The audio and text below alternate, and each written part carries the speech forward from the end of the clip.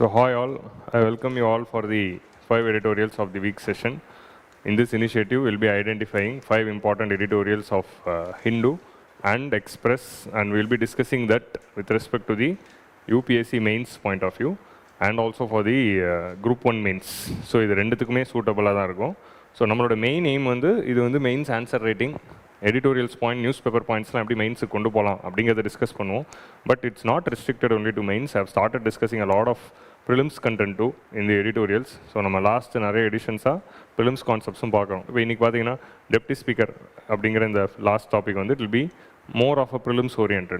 So அப்படி இருக்கிறதுனால I am going to cover both the aspects, but predominantly it's going to be for mains point of view also. So we are starting after a gap. So இந்த number வந்து 175 176 177 அப்படிங்கிற ஒரு confusion இருக்கும். அது ஒன்றும் இல்லை. 175th வீக் அன்றைக்கி நம்ம பட்ஜெட் பண்ணோம். 176th வீக் அன்றைக்கி எக்கனாமிக்ஸ் கரண்ட் அஃபேர்ஸ் கிளாஸ் வச்சேன். ஸோ அந்த நம்பர்ஸ் கணக்கிட்டு தான் இது 177ன்னு போடணும். பட் இட்ஸ் ஓகே, எடிட்டோரியல் ஃபார்மேட்டில் நம்ம 175 அப்படின்னு வச்சுப்போம். So will start the session. So before we could start, group 1 இப்போ ப்ரிலிம்ஸ் போயிட்டு இருக்கிறதுனால நிறைய பேர் வரமாட்டீங்கன்னு நினச்சேன். பட் இட்ஸ் குட், இத்தனை பேர் வந்திருக்கீங்க.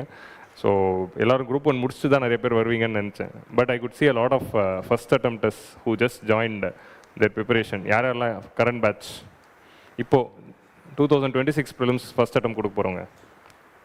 Okay, it's good to see you all. Hi. யாரெல்லாம் 2026ல் யாரெல்லாம் 2025ல் ஃபஸ்ட் அட்டம் கொடுத்தவங்க? Okay, nice. 2024ல் ஃபஸ்ட் அட்டம் கொடுத்தவங்க? இப்படி தான் கேட்கணும், கொஞ்சம் பக்குவமாக.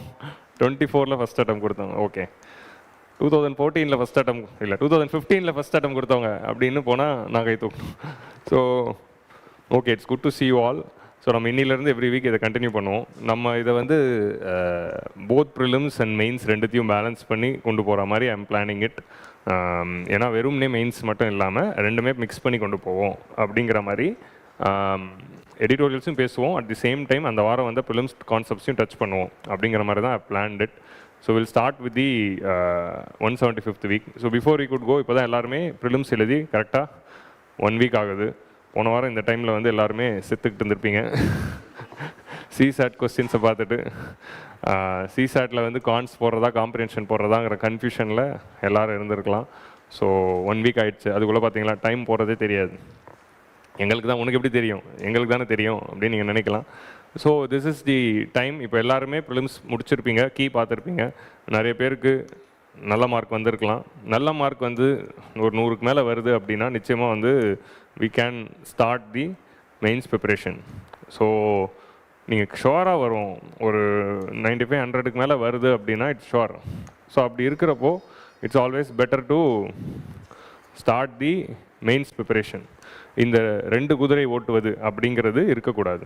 குரூப் 1 ப்ரிலிம்ஸ் பாதி மெயின்ஸ் பாதி படிக்கிறேன் அப்படின்னு இல்லாமல் ஷுவராக வருதுன்னு தெரிஞ்சால் கண்ணை மூடிட்டு யூபிஎஸ்சி மெயின்ஸ் படிங்க. நல்ல ஸ்ட்ராட்டஜியில் நல்ல எஃபர்ட் போட்டால் நிச்சயமாக வரும். ரெண்டுமே ட்ரை பண்ணிவிட்டு இந்த ஏர்லி மூவர், இந்த 10 டே அட்வான்டேஜை மிஸ் பண்ணக்கூடாது. பட் அதுவே வந்து நமக்கு ஒரு 70 கீழே வருது அப்படியே ஒரு கவலைக்கிடமான நிலைமை அப்படின்னா நம்ம வந்து ஷுவராக வந்து குரூப் 1 ப்ரிலிம்ஸ் படிக்க ஆரம்பிச்சிடலாம். ஓகே. ஆனால் இந்த 70 to 95க்குள்ளே இருக்கிறவங்களுக்கு என்னால் எதுவுமே சொல்ல முடியாது. ஸோ அப்படி இருக்கிறப்போ we can't decide anything. நான் 95 வரைக்கும் சேர்த்துக்கிறேன். ஏன்னா no one can predict cut off. Actually it's a very difficult thing. அப்படி இருக்கிறப்போ ப்ளஸ் இன்றைக்கி இருக்கிற காலகட்டத்தில் இன்ஸ்டியூட்ஸும் தப்பான கீ கொடுப்பாங்க, யூபிஎஸ்சியும் தப்பான கீ கொடுக்குறாங்க. ஸோ அந்த காலகட்டத்தில் வந்து நம்ம வந்து இந்த கட் ஆஃப்ஸ்லாம் கால்குலேட் பண்ணி போகிறதுங்கிறது கஷ்டமாக இருக்குது. ஸோ அப்படி இருக்கிறப்போ இந்த 70 to 95க்குள்ளே இருக்கிறவங்க வந்து ரெண்டுத்தையும் பிளான் பண்ணுறது தான் it's the good option at this moment. So நீங்கள் வந்து நல்லா வரா மாதிரி இருக்குது ஆனால் வராத மாதிரி இருக்குது அப்படின்னா மெயின்ஸ் ப்ரிப்பரேஷனை டோட்டலாக விட்டுறாதீங்க. அட்லீஸ்ட் ஆப்ஷனலையாவது எடுத்து படிங்க, ஆர் எத்திக்ஸ் எடுத்து படிங்க. ஸோ குரூப் 1 ப்ரிப்பரேஷன் போகிறவங்களுக்கு நான் இப்போ தான் ஒரு ஸ்ட்ராட்டஜி வீடியோ போட்டேன். ஸோ அந்த வீடியோ எல்லோரும் பாருங்கள். 15 டேஸ்க்கு என்ன பெட்டராக பண்ணலாம் அப்படிங்கிறத ஐ ஹவ் டிஸ்கஸ்ட். ஸோ அந்த வீடியோவில் சொன்ன அந்த 15 டேஸ் ஸ்ட்ராட்டஜி ப்ளஸ் பிரபா சாரோட செஷனும் இருக்குது. ஸோ இது ரெண்டுத்தையும் வந்து நீங்கள் வந்து கம்பைன் பண்ணி ஒரு இன்டெகிரேட்டடாக ஒரு mind settle you can take. Okay. So அந்த பிரபா சார் நோட்ஸில் உங்களுக்கு ரிவிஷனும் இருக்கும், நோட்ஸும் இருக்கும், ப்ளஸ் யூனிட் 8 9 நல்லபடியாக பார்த்துருங்க. ஸோ பார்த்துட்டு and you have to prepare maths also. So மேக்ஸும் ப்ரிப்பேர் பண்ணிவிட்டு குரூப் 1 கொடுங்க. ஸோ இதுதான் வந்து ஓவரால் ஐடியா.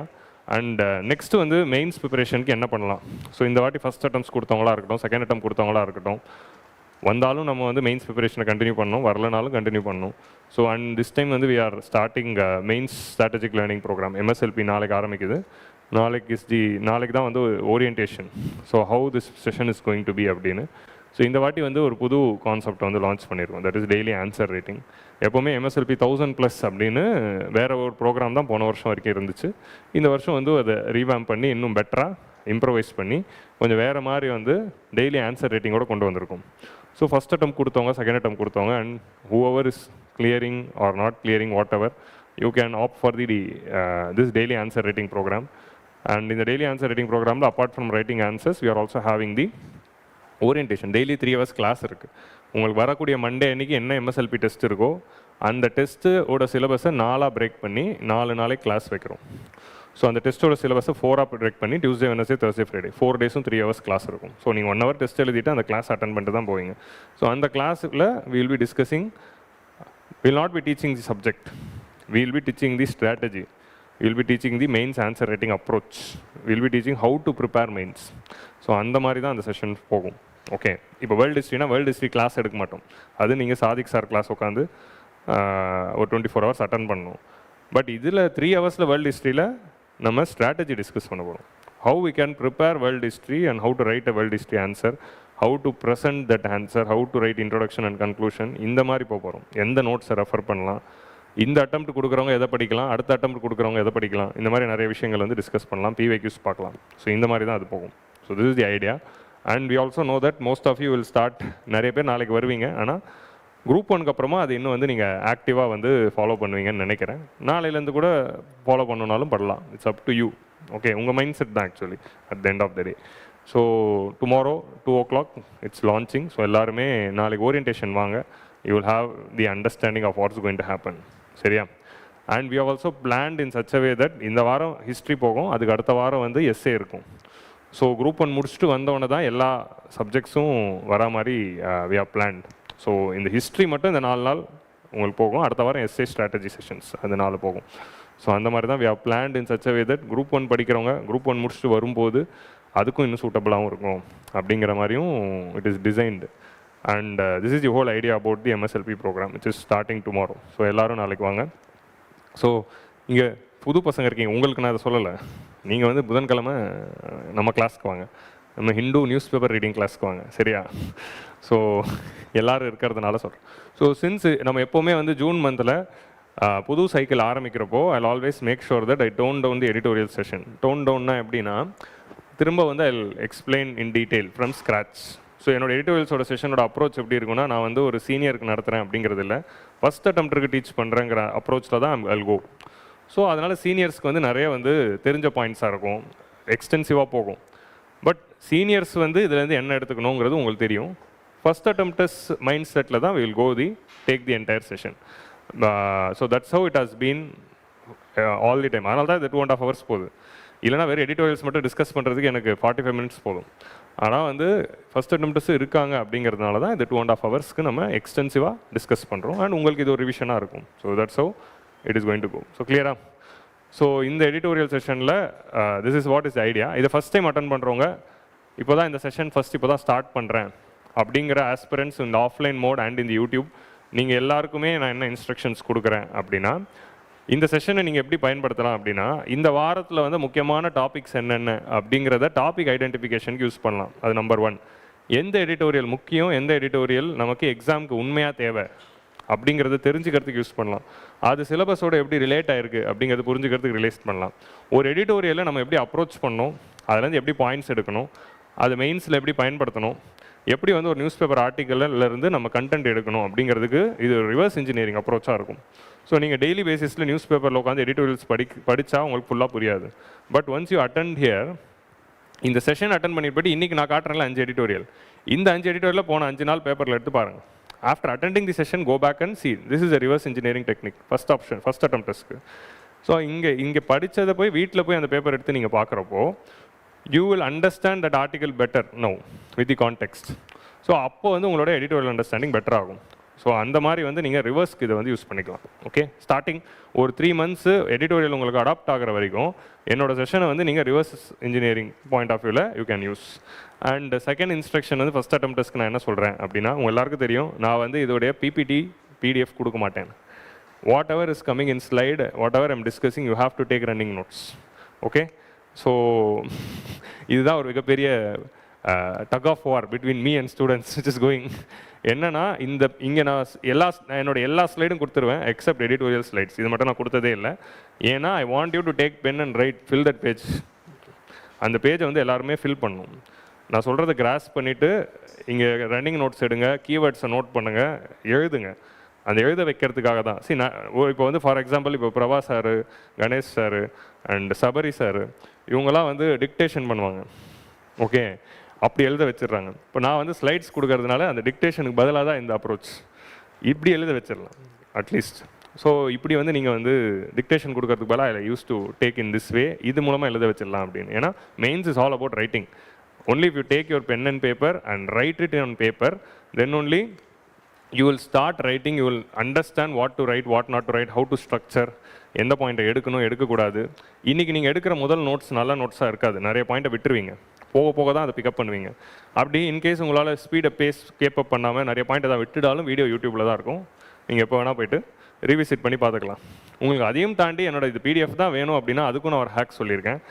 செஷன் முடிகிறப்போ ஸ்க்ரீன்ஷாட் எடுத்துக்கோங்க. ஐ மீன் என்ன ஃபோட்டோ இங்கே இதை ஃபோட்டோ எடுக்காதீங்க, யூடியூப்பில் ஸ்க்ரீன்ஷாட் எடுத்து வச்சு 5 ஸ்க்ரீன்ஷாட் இருக்கும், அவ்வளோதான். That 5 screenshot is nothing but 5 notes. இப்படி கூட பண்ணிக்கோங்க, அது உங்களோட சாமர்த்தியம். But take running notes, that's the best way. That's how many people who have used this editorial in actual mains have done it. So இந்த editorial session use பண்ணி mains எழுதி அது மெயின்ஸில் பயன்படுத்திக்கிட்டவங்களாம் இதை வந்து நோட்ஸ் ஃபார்மேட்டில் எடுத்து அது படித்தது தான் பெட்டராக இருந்திருக்கு அப்படிங்கிறது தான் ஃபீட்பேக் வந்திருக்கு. So since not most of the aspirants have not written mains, so அந்த ஒரு விஷயத்தில் தான் அந்த ஒரு அண்டர்ஸ்டாண்டிங் வந்து உங்களுக்கு வராமல் இருக்குது. But once if you are writing that year's mains you will understand why you have taken the notes. So அதுதான் வந்து அந்த ஒரு கேப்பை தான் வந்து ஃபில்அப் பண்ணுறதுக்கு கொஞ்சம் கொஞ்சமாக every year we are filling. இந்த வருஷம் இன்னும் நிறைய பேர் வந்து அந்த ஃபீலிங்கை வந்து பெறணும் அப்படின்னு நான் வாழ்த்துக்களை தெரிவிச்சுக்கிறேன். இந்த எடிட்டோரியலை இந்த வருஷம் மெயின்ஸுக்கு நான் பயன்படுத்தணும் அப்படிங்கிற மாதிரி நீங்கள் பயன்படுத்துவீங்க அப்படின்னு நம்புகிறோம். So this is the idea. So இதுதான் இன்ஸ்ட்ரக்ஷன். ஃபஸ்ட் டைம் வரதுனால தான் இவ்வளோ நேரமாக கதை சொல்கிறேன். சீனியர்ஸ்லாம் எத்தனை வாட்டியா இதையே கேட்குறது, முன்னதையே சொல்லிக்கிட்டு இருக்கு. வேறு வழி இல்லை, நம்ம எப்போவுமே வந்து புதுசாக பார்க்குறவங்களுக்காக தான் அட்ரஸ் பண்ண வேண்டியதாக இருக்குது. And because it's also live அப்படிங்கிறதுனால. ஸோ அதனால் நான் நோட்ஸ் போட மாட்டேன். நீங்கள் ரன்னிங் நோட்ஸ் எடுங்க, இல்லை பாஸ் பண்ணி நோட் பண்ணிக்கோங்க, சரியா? அண்ட் நான் இதில் வந்து நிறைய சைடு ஒர்க்ஸ் கொடுப்பேன். இதை போய் பாருங்கள், இதை போய் பாருங்கள், இதை போய் பாருங்கள். நான் எதை போய் பாருங்கன்னு சொல்கிறேனோ அது பக்கத்தில் எழுதி வச்சுக்கிட்டு வீட்டுக்கு போய் அன்றைக்கே பார்த்துருங்க. ஸோ அந்த ஒர்க்கும் வந்து you have to do. So கிளியரா? ஸோ கிங் மேக்கர் ஸ்டூடெண்ட்ஸாக இல்லாமல் இந்த செஷனுக்காக மட்டும் வந்தது யார்? Okay, so hi, welcome you all, வாங்க. ஸோ எல்லா வாரமும் வாங்க, ஜாலியாக இருக்கும். So okay, this is the idea. Okay, now we'll start the session. So இதான் ஓவரால் இன்ஸ்ட்ரக்ஷன்ஸ். இவ்வளோ சொல்லியும் பார்த்தீங்கன்னா இந்த வீடியோக்களில் கமெண்ட்ஸில் இருக்கும், சார் ப்ளீஸ் புட் PDF அப்படிங்கிற நோட்ஸ் அப்படிங்கிற ஒரு கமெண்ட் இருக்கும், அது எனக்கு தெரியும். So this is the idea, சரியா? now we'll start the session. இன்னைக்கு இந்த வாரத்தில் வந்து நம்ம வந்து என்ன நடந்துச்சு ஈவெண்ட்ஸ் அப்படின்னா பெரிய ஈவெண்ட்ஸ் எதுவுமே இல்லை.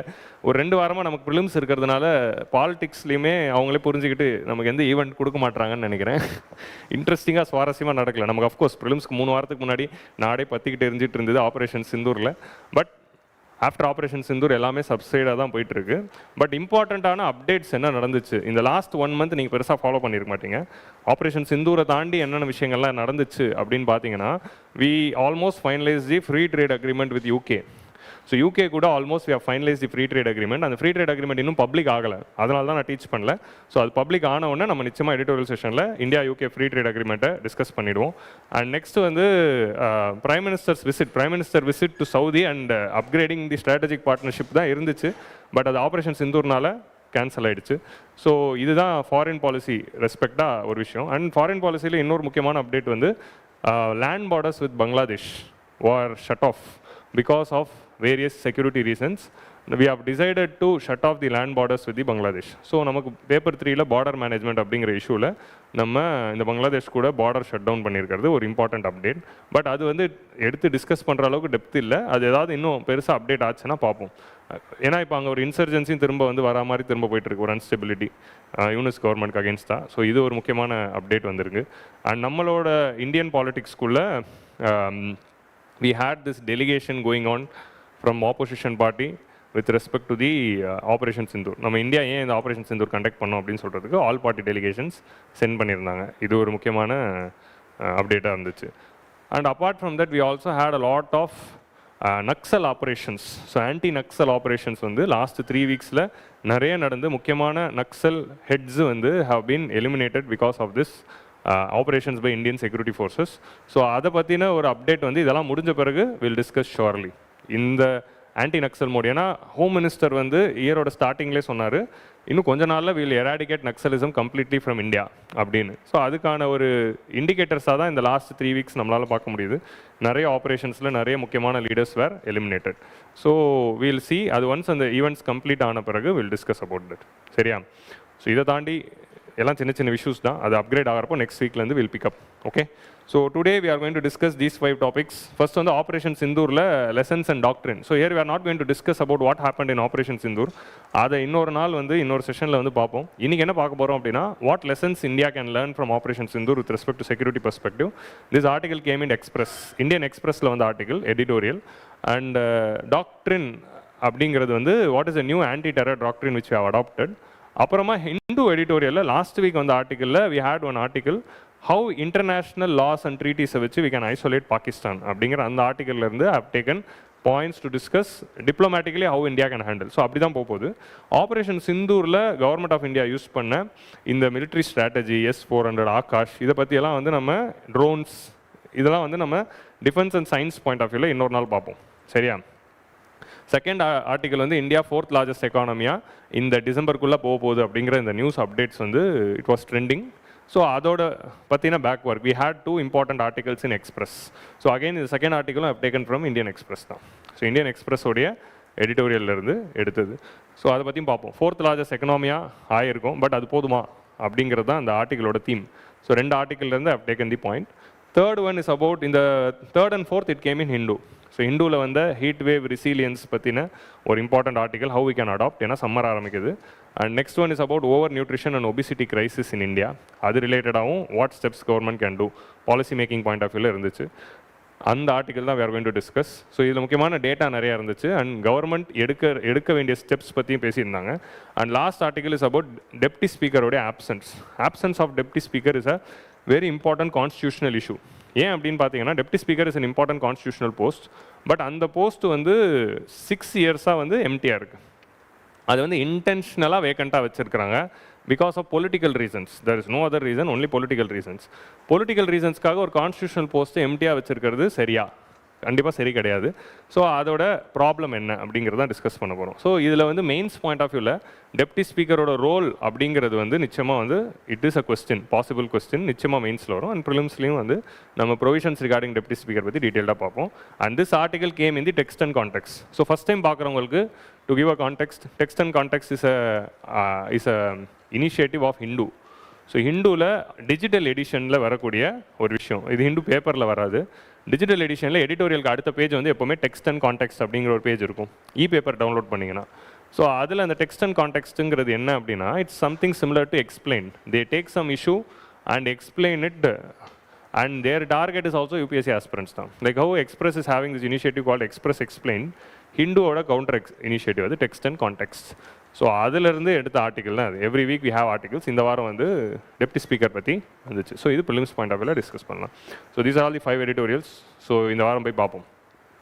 ஸோ ஃபஸ்ட் ஆர்டிக்கல் வந்து 9 lessons ஃப்ரம் ஆப்ரேஷன் சிந்தூர் அப்படிங்கிற இந்த article.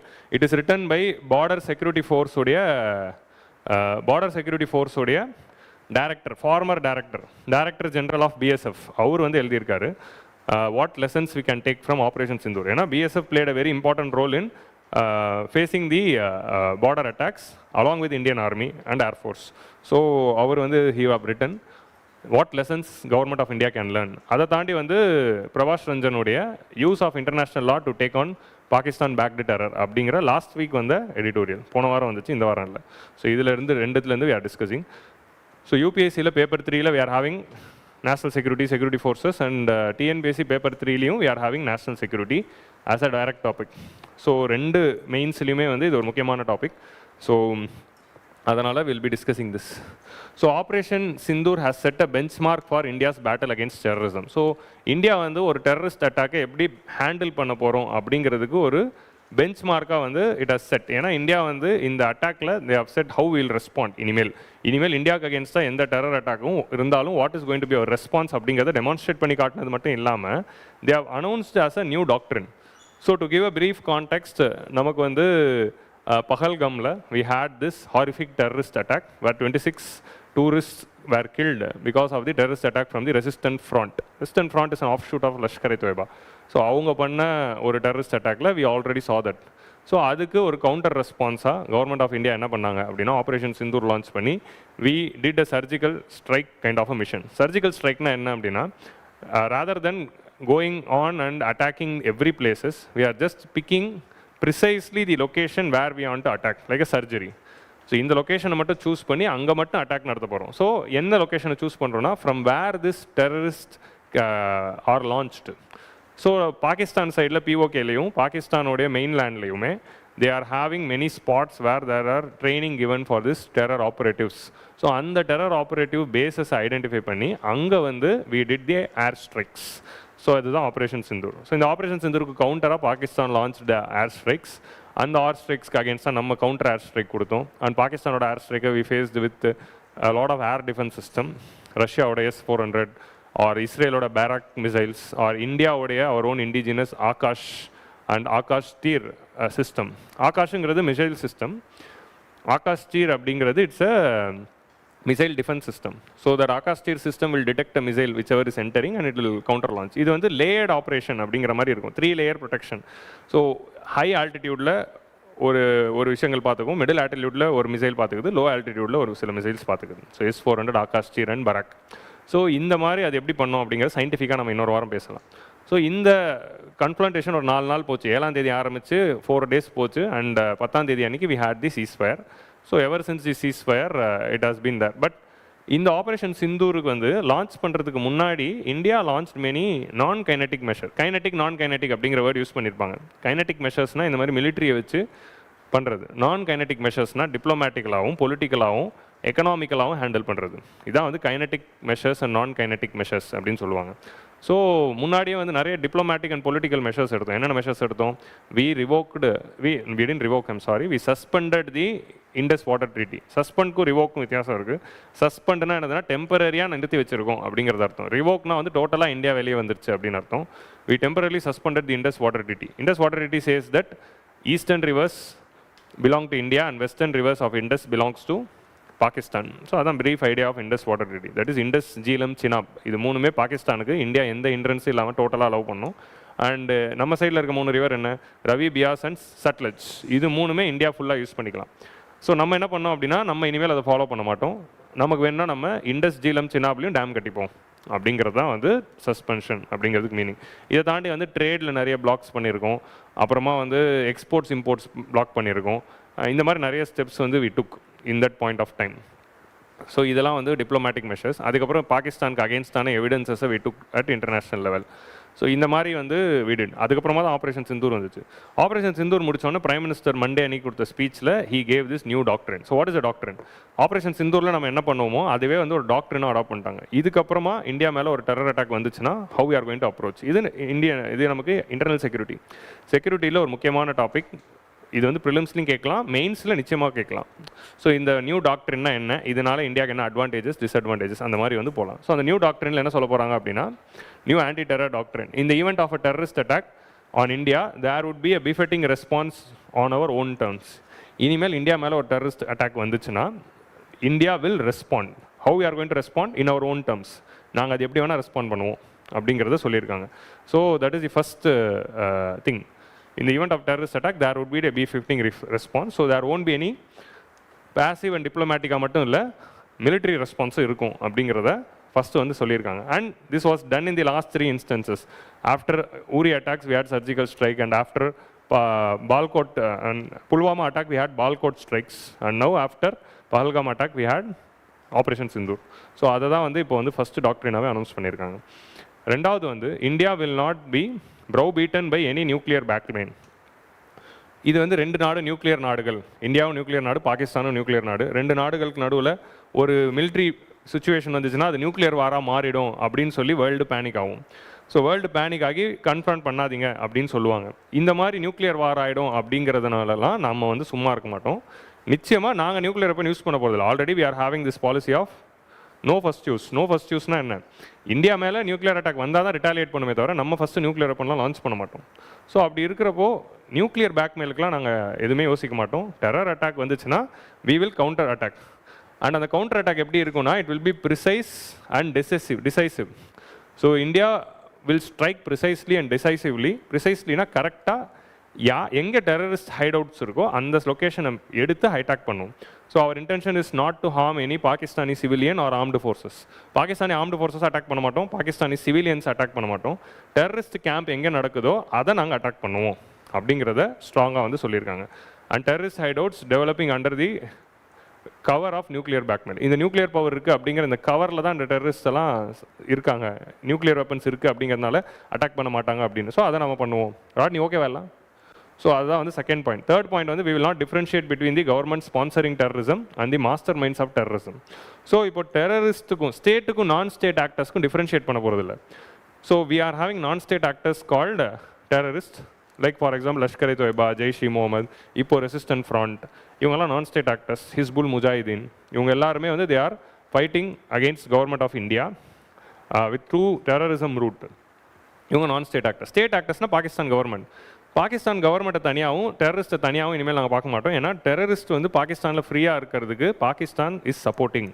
They are not taking actions against them. They are not arresting the people against whom we are giving the evidences அப்படின்னு சொல்கிறதுனால நம்ம டெரரிஸ்ட் அட்டாக் பண்ணால் நம்ம டெரரிஸ்ட் தனி பாகிஸ்தான் கவர்மெண்ட் தனின்னு இல்லாமல் ரெண்டு பேருமே ஒன்றா ட்ரீட் பண்ணி தான் அட்டாக் பண்ணுவோம்.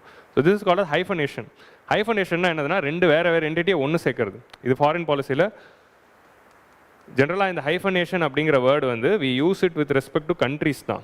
India, Pakistan, Israel, Palestine. So இந்த மாதிரி யூஸ் பண்ணுறது. ரஷ்யா, யூஎஸ்ஏ, ஆர் இப்போ ரஷ்யா, உக்ரைன், ரெண்டு நாடுகளையும் வந்து ஒன்றா பார்த்து இந்த இஷ்யூவை வந்து ரெண்டு நாடையும் மைண்டில் வச்சுக்கிட்டு எடுக்கிறது தான் ஹைஃபனேஷன். ஹைஃபனேஷன்னா ரெண்டு நாட்டையும் தனித்தனியாக ஹேண்டில் பண்ணுறது. ஸோ நம்ம வந்து ஹைஃபனேஷன் பிட்வீன் ஸ்டேட் அண்ட் நான் ஸ்டேட் ஆக்டர்ஸ் ஆஃப் பாகிஸ்தான் அப்படின்னு சொல்லியிருக்கோம். பாகிஸ்தான் கவர்மெண்ட்க்கு அகேன்ஸ்டும் நாங்கள் ரெஸ்பான்ஸ் பண்ணுவோம் அப்படிங்கிறது தான் we have said. But Pakistan கவர்மெண்ட்டை விட Pakistan military is the main problem. Because Pakistan military is not under the control of their own government.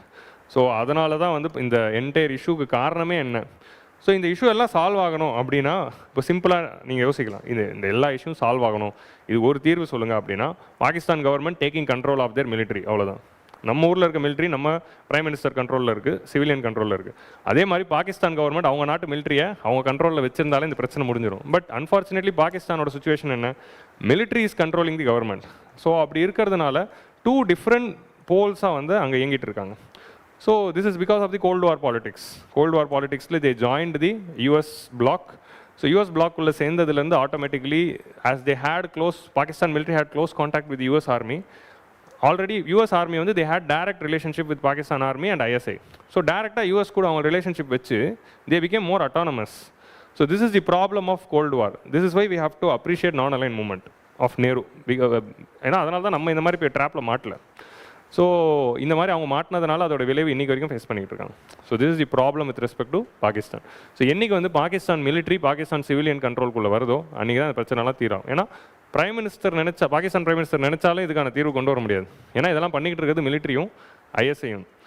So அப்படி இருக்கிறப்போ அதனால் Pakistan prime minister also force to swallow everything and accept it and settle அவங்களும் வந்து இருந்துட்டு போகுது அப்படிங்கிற மாதிரி ஒரு மைண்ட் செட்டில் இருக்காங்க. So that is the complexity here. Okay, இதான் அந்த ஆன்டி டெரர் டாக்ட்ரின். இப்போ வந்து will see the lessons from operation Sindoor. So இதுலேருந்து என்னென்ன லெசன்ஸ் வந்து லேர்ன் பண்ணிக்கலாம். ஸோ ஃபஸ்ட்டு வந்து we need to strengthen our intelligence. So இப்போ ஆப்ரேஷன் சிந்தூர்லேருந்து நம்ம ஃபஸ்ட்டு கற்றுக்க வேண்டிய விஷயம் என்ன அப்படின்னா, இதில் நம்ம இஷ்யூவாக இதை பார்ப்போம். சரி, இதில் வந்து எப்படின்னா நம்ம யூபிஎஸ்சி ஆஸ்பிரன்ஸாக நம்ம ஒன்று நடந்து முடிஞ்சோடனே வி ஹேவ் டு இன்ட்ராஸ்பெக்ட். எல்லாமே பாசிட்டிவாக க்ளோரியாக ஃப்ளவர்ஸாக அப்படின்னு இல்லை, எல்லாத்தோட பாசிட்டிவ் நெகட்டிவ்ஸும் பார்க்கணும். ஸோ ஆப்ரேஷன் சிந்தூரில் இப்போ என்ன பிரச்சனைகள் இருந்துச்சு அப்படின்னு பார்த்தீங்கன்னா, ஃபஸ்ட்டு பஹல்காம் அட்டாக்கே. ஸோ அந்த ஒரு டெரர் அட்டாக் வந்து நடந்திருக்க கூடாது அப்படின்னா யாரோட பொறுப்பு அது அப்படின்னு எடுத்தால் intelligence agencies. So we have intelligence agencies, intelligence bureau and research and analysis wing. So அப்போது இன்டெலிஜென்ஸ் ஃபெயிலியர்னால தான் இந்த பஹல்காம் டெரர் அட்டாக்கே நடந்திருக்கு. ஏன்னா a few terrorists randomly entered into a tourist spot and totally they were attacking the innocent tourists for 20 minutes. So it took more than half an hour for the forces to respond. So அப்படி இருக்கிறப்போ அந்த 20 minutes they had their own control of the region. So அப்போது most secured and armed region of India அப்படின்னு பார்த்தா காஷ்மீர் தான். அங்கே தான் இந்தியாவோட எல்லா ஆர்மியும் இருக்குது. ஸோ அப்படி இருக்கிறப்போ அந்த ரீஜன்லேயே ஒரு 20-25 மினிட்ஸ்க்கு ஆர்ம்டு ஃபோர்ஸஸால் எதுவும் பண்ண முடியாத அளவுக்கு ஒரு அட்டாக் நடந்திருக்கு அப்படிங்கிறது ஒரு இன்டெலிஜென்ஸ் ஃபெயிலியர். ஸோ அப்போ இந்தியா இன்டெலிஜென்ஸ் ஏஜென்சிஸை வந்து ஸ்ட்ரென்தன் பண்ண வேண்டியது இருக்குது. So that is the first lesson which we are taking. And note down this article is written by director general of border security force. Okay, next வந்து statehood should be restored to Jammu and Kashmir. So இந்த Pahalgam terror attack நடத்துகிறப்போ அந்த resistant front அப்படிங்கிற இந்த organisation தான் இதை பண்ணியிருக்காங்க. இந்த organisation இந்த அட்டாக் பண்ணும்போது இதோட இன்வெஸ்டிகேஷனில் நமக்கு என்ன தெரியுதுன்னா, நிறைய local residents of Jammu and Kashmir also have supported the terrorists before this attack. Like no region can have insurgency without the support of local people. ஒரு இடத்துல ஒரு இன்சர்ஜென்சி இருக்குது. இப்போ நக்சலிசமில் ரீஜனில் நக்சல் பாரி மூவ்மெண்ட் நடக்குது, நக்சல்ஸ் இருக்காங்க, ஆர் காஷ்மீரில் டெரரிஸ்ட் இருக்காங்க, இன்சர்ஜென்ஸ் இருக்காங்க, ஆர் மணிப்பூரில் இந்த மாதிரி வந்து இன்சர்ஜென்சி இருக்குது அப்படின்னா லோக்கல் பீப்புளோட சப்போர்ட் இல்லாமல் இருக்க முடியாது. ஸோ அப்போ லோக்கல் பீப்புளோட ட்ரஸ்ட்டை வந்து நம்ம எப்படி திரும்ப ரீகெயின் பண்ணலாம் அப்படின்னா by restoring the statehood. Prime minister, home minister ரெண்டு பேருமே ஸ்டேட்ஹுட்டை ரீஸ்டோர் பண்ண போகிறதா தான் பிளான் பண்ணியிருக்காங்க. அது சீக்கிரமாக பண்ணிட்டா people will be more having trust with respect to government of India and they will be with us and not supporting the terror operations. So அதுதான் வந்து we have to understand. So statehood should be restore to J and K sooner the better to win over the support of the locals. So இதுதான் வந்து ஒரு முக்கியமான point which we are taking. Resistant front அப்படிங்கிறது வந்து it's a new terror organisation. New டெரரில் இது வந்து ஒரு 5 வருஷம் ஆயிடுச்சு. 2019 உருவாக்கப்பட்டது த ரெசிஸ்டன்ஸ் ஃப்ரண்ட். ஸோ இந்த ரெசிஸ்டன்ட் ஃப்ரண்ட் பற்றின ஒரு ப்ரீஃப் ஐடியா, ஏன்னா நான் ஸ்டேட் ஆக்டர்ஸ் பற்றி நம்ம படிக்கணும். ஸோ லஷ்கர் இ தொய்பா வந்து it's an old terror organisation which is fighting for breaking away the Kashmir from India and integrating it with Pakistan. அதான் Lashkar e தொய்பாவோட objective, which is a designated terror organization in India and in United Nations. So இந்த organisations மேலே action எடுக்கணும் அப்படிங்கிற கட்டாயம் பாகிஸ்தான் மேலே வருது because of FATF grey லிஸ்ட்டில் பாகிஸ்தானை 2019 சேர்க்குறாங்க. இந்த ரெசிஸ்டன்ட் ஃப்ரண்ட் பின்னாடி ஹிஸ்ட்ரி போகிறேன் ஏன் இது வந்துச்சுன்னு. FATFல பாகிஸ்தான் மேலே ஆக்ஷன் எடுத்து 2019 you have to take action against the terror financing. Jaish e Mohammed, Lashkar e Taiba மேலே ஆக்ஷன் எடுத்து அதோட ஆப்ரேட்டிவ்ஸ்லாம் ஃப்ரீயாக பாகிஸ்தானில் சுற்றுறாங்களா, அவங்கள ஜெயிலில் போடுங்க அப்படின்னு சொன்ன உடனே கிரே லிஸ்ட்டில் வச்சுட்டாங்க. ஸோ அப்போ என்ன ஆயிடுச்சு, டேரெக்டாக இனிமேல் இந்த நேம்ஸில் அவங்களால ஆப்ரேட் பண்ண முடியாது அப்படின்னு ஒன்று என்ன பண்ணுவாங்க, இருக்கிற பழைய கடையை மூடி அதே கடையை திரும்ப புது பேரில் இன்னொன்று ஆரம்பிக்கிறது. உங்களுக்கு புரியுதா? அவ்வளோதான். அதுதான் வந்து இந்த resistant front. Nothing but it just rebranded themselves into a new organisation. So it's just an offshoot of Lashkar e Taiba. So Lashkar e Taiba is operating from Pakistan அப்படிங்கிறதுக்கு India has submitted enough evidences to United Nations and it is being proven. அப்படி இருக்கிறப்போ லஷ்கர் இ தொய்பா இந்த FATF grey லிஸ்ட்லேருந்து Pakistan வெளியே வரணும்னா அவங்க action எடுத்த மாதிரி காட்டணும். ஸோ லஷ்கர் இ தொய்பா இனிமேல் இல்லை அப்படின்ட்டாங்க. ஆனால் இந்த ஆப்ரேஷன்ஸை கண்டினியூ பண்ணுறதுக்கு என்ன பண்ணுறாங்க, ரெசிஸ்டன்ட் ஃப்ரண்ட் அப்படிங்கிற புது ஆர்கனைசேஷனை 2019 கிரியேட் பண்ணி அது இந்தியாவிலே உருவான ஆர்கனைசேஷன், காஷ்மீர்லேயே காஷ்மீரி மக்கள் இன்சர்ஜென்ஸால் உருவானது அப்படிங்கிற ஒரு இமேஜில் ரெசிஸ்டன்ட் ஃப்ரண்ட் அப்படிங்கிற பேரில் they have rebranded it. So அப்போது லஷ்கர் இ தொய்பா பாகிஸ்தானோட பாயிண்ட் ஆஃப் வியூவில் இது எங்கள் சப்போர்ட்டில் இல்லைப்பா, அது இந்தியாவிலே உருவானுச்சு அப்படிங்கிறதுனால இது பாகிஸ்தானி சப்போர்ட்டட் இல்லை அப்படிங்கிறது அவங்களோட argument. But we have again submitted the clear evidence which says that resistant front is having direct contacts with Lashkar e Toiba. So இதுதான் வந்து இதில் இருக்க லிங்க். உங்களுக்கு புரிஞ்சிச்சா? ஸோ அதுதான் வந்து the whole link. So Pakistan மேலே வந்து கிரே லிஸ்ட்டில் வச்சுட்டு ஒரு 27 செட் ஆஃப் ஆக்ஷன்ஸ் சொல்லியிருந்தாங்க. இது எடுத்தால் தான் உங்களை நாங்கள் கிரே லிஸ்ட்லேருந்து வெளியே எடுப்போம். So financial action task force FATF அப்படிங்கிற இன்டர்நேஷனல் ஆர்கனைசேஷன் வந்து terrorism financing and money laundering அகேன்ஸ்டாக ஆக்ஷன் எடுப்பாங்க. ஸோ டெரரிசம் ஃபினான்சிங்கை கண்ட்ரோல் பண்ணால் மட்டும்தான் we will remove you from grey list, இல்லைனா பிளாக் லிஸ்ட்டுக்கு போய்டும். ஸோ இப்போ பிளாக் லிஸ்ட்டில் யார் இருக்கா, ஈரான், நார்த் கொரியா, மியான்மர் 3 நாடுகள் பிளாக் லிஸ்ட்டில் இருக்குது. ஸோ இந்த மாதிரி பாகிஸ்தான் பிளாக் லிஸ்ட்குள்ளே போயிடுச்சுன்னா பாகிஸ்தான் கேனாட் ஹேண்டில் தி any existing financial network globally. Exports, imports, foreign investments எதுவுமே வராது, இன்டர்நேஷனல் எய்டு எதுவுமே வராது, எந்த கண்ட்ரியும் அவங்க ஊரில் வந்து பிஸ்னஸ் பண்ண மாட்டாங்க, எதுவுமே நடக்காது. ஸோ அப்படி இருக்கிறப்போ அதுலேருந்து வெளியே வர்றதுக்காக பண்ண ஒரு ட்ராமா தான் இந்த ரெசிஸ்டன்ட் ஃப்ரண்ட். அண்ட் இந்த ரெசிஸ்டன்ட் ஃப்ரண்ட் வந்து ஆரம்பிக்கிறதுக்கு சாதகமாக அவங்க பயன்படுத்திக்கிட்ட சுச்சுவேஷன் என்ன அப்படின்னா 2019 நடந்த நம்ம ஆர்டிகல் 370யோட ஸ்கிராப்பிங். ஸோ ஆர்டிகல் 370 நம்ம கவர்மெண்ட் ஆஃப் இந்தியா ரிவோக் பண்ணி ஜம்மு அண்ட் காஷ்மீரை கம்ப்ளீட் இந்தியன் டெரிட்டரின்னு இன்டெகிரேட் பண்ண உடனே இதுக்கு அகேன்ஸ்டாக போராடுறதுக்கு காஷ்மீரில் ஒரு இயக்கம் வந்திருக்கு அப்படிங்கிற ஒரு காரணத்தை பயன்படுத்திக்கிட்டாங்க. ஸோ இதுதான் Pakistan point of view. But again and again அந்த கிரியேட் ஆனதுலேருந்து கவர்மெண்ட் ஆஃப் இந்தியா இந்த 5 வருஷமாக we have collected enough evidence and submitted to United Nation counter terrorism committee UNCTC. அந்த கவுண்டர் டெரரிசம் கமிட்டி பற்றி போய் படிங்க. சரி இதுதான் நான் சொல்லுவேன். போய் படிங்கன்னு சொன்னால் நோட் பண்ணி வச்சு போய் படிக்கணும். UN கவுண்டர் டெரரிசம் கமிட்டி அதில் போய் நம்ம எவிடன்ஸ் சப்மிட் பண்ணோம். ஆனால் இன்சிடென்டலி 2021-22 அப்போது அந்த கவுண்டர் டெரரிசம் கமிட்டியோட ஹெட்டாக இந்தியா தான் இருந்துச்சு. ஸோ அப்போது we said that it is an offshoot of Lashkar and there is a link அப்படிங்கிறத கொடுத்துருக்கோம். ஸோ ஒரு டெரர் ஆர்கனைசேஷனோட ஹிஸ்ட்ரியெல்லாம் படிக்கணுமா அப்படின்னா இன்டர்னல் செக்யூரிட்டியில் நிச்சயமாக படிக்கணும். அதுவும் லேட்டஸ்ட்டாக கரண்ட் அஃபேர்ஸில் இருக்குது. ஏன்னா ஓவர் த கிரவுண்ட் ஒர்க்கர்ஸ்னால் யார், how it is creating problems இன் காஷ்மீர் அப்படிங்கிறது ஒரு PYQ. ஸோ OGWனா என்ன அப்படின்னு ஒரு கொஸ்டின் வந்திருக்குன்னா அப்போ நிச்சயமாக இந்த மாதிரி விஷயங்கள்லாம் படித்து வச்சுக்கிறது இட்ஸ் நெசசிட்டி. உங்களுக்கு புரியுதா? PYQ is the reference for us, எது படிக்கணும் எது படிக்க வேணாம் அப்படிங்கிறது. ஸோ புதுசாக இருக்கவங்களாம் கவலைப்படாதீங்க. இன்டர்னல் செக்யூரிட்டி கிளாஸில் டீட்டெயில்டாக காஷ்மீர் கதையெல்லாம் பேசுவோம். சரியா? ஸோ ஜஸ்ட் இப்போதைக்கு கதை கேளுங்க. It's an offshoot of Lashkar branded as terrorist organisation in UN counter terrorism. So இல்லை இது என்னென்னா இந்த கதையில் நான் என்ன சொல்ல வரேன் அப்படின்னா இது அப்படியே இது பார்த்தீங்கன்னா இது படித்தா உங்களுக்கு புரியாது, நான் சொன்னால் தான் உங்களுக்கு புரியும். அதில் என்ன சொல்ல வரேன்னா Lashkar e Taiba is a terrorist organisation. இன்னும் ரெசிஸ்டன்ட் ஃப்ரண்ட்டை வந்து இன்னும் ரெக்கக்னைஸ் பண்ணல. இந்தியாவில் அன்லாஃபுல் ஆக்டிவிட்டி ப்ரிவென்ஷன் ஆக்டில் we designated them as terrorist organisation. But United Nation counter terrorism committee இன்னும் அவங்கள டெரரிஸ்ட் ஆர்கனைசேஷனாக டிக்ளேர் பண்ணலை. ஸோ ஆப்ரேஷன் சிந்தூரில் லான்ச் பண்ண உடனேவே within 2 days our Indian foreign service team they went to United Nation with the evidences and we have filed a new application. இதை recognise பண்ணுங்க அப்படின்னு. மேபி நெக்ஸ்ட் செஷனில் it will be taken up. So இன்னும் அவங்கள UN counter CTC வந்து பண்ணல. நம்ம ஊப்பால பண்ணியாச்சு. அன்லாஃபுல் ஆக்டிவிட்டி ப்ரிவென்ஷன் ஆக்டில் we have designated them as terrorist organisation. So இப்போ திரும்ப வந்து பாகிஸ்தானை கிரே லிஸ்ட்டுக்குள்ளே கொண்டு வரணும் அப்படிங்கிறது இந்தியா திரும்ப ஆரம்பிச்சிருக்காங்க அகெயின்ஸ்ட் பாகிஸ்தான். ஸோ கிரே லிஸ்ட்டுக்குள்ளே கொண்டு வந்து இன்னும் வந்து ப்ரெஷர் கொடுக்கலாம். ஏன்னா இந்தியா கொண்டு வர ஆர்குமெண்ட் என்ன அப்படின்னா கிரே லிஸ்ட்டில் இருந்து வெளியே போகணும் அப்படிங்கிற போது அப்போ பாகிஸ்தானுக்கு விட்ட ஒரு இன்ஸ்ட்ரக்ஷன் என்ன அப்படின்னா they should bring in anti terrorism law. Anti terrorism and anti terrorism ஃபினான்சிங்க்கு தனி லா கொண்டு வரணும் அப்படிங்கிறது ஒரு க்ரைட்டீரியாவை வச்சு தான் அவங்கள கிரே லிஸ்ட்லேருந்து வெளியே எடுத்தாங்க. பட் பாகிஸ்தான் கிரே லிஸ்ட்லேருந்து வெளியே எடுத்து 3 வருஷம் ஆகுது. 2022 போனாங்க. பட் 3 வருஷமாக இன்னும் அந்த லா பாஸ் ஆகலை. ஸோ அப்போ திரும்ப கிரே லிஸ்ட்டில் வைங்கிறது தான் இந்தியாவோட இப்போ திரும்ப நியூ ஆர்குமெண்ட். ஸோ அதுதான் we have to note here.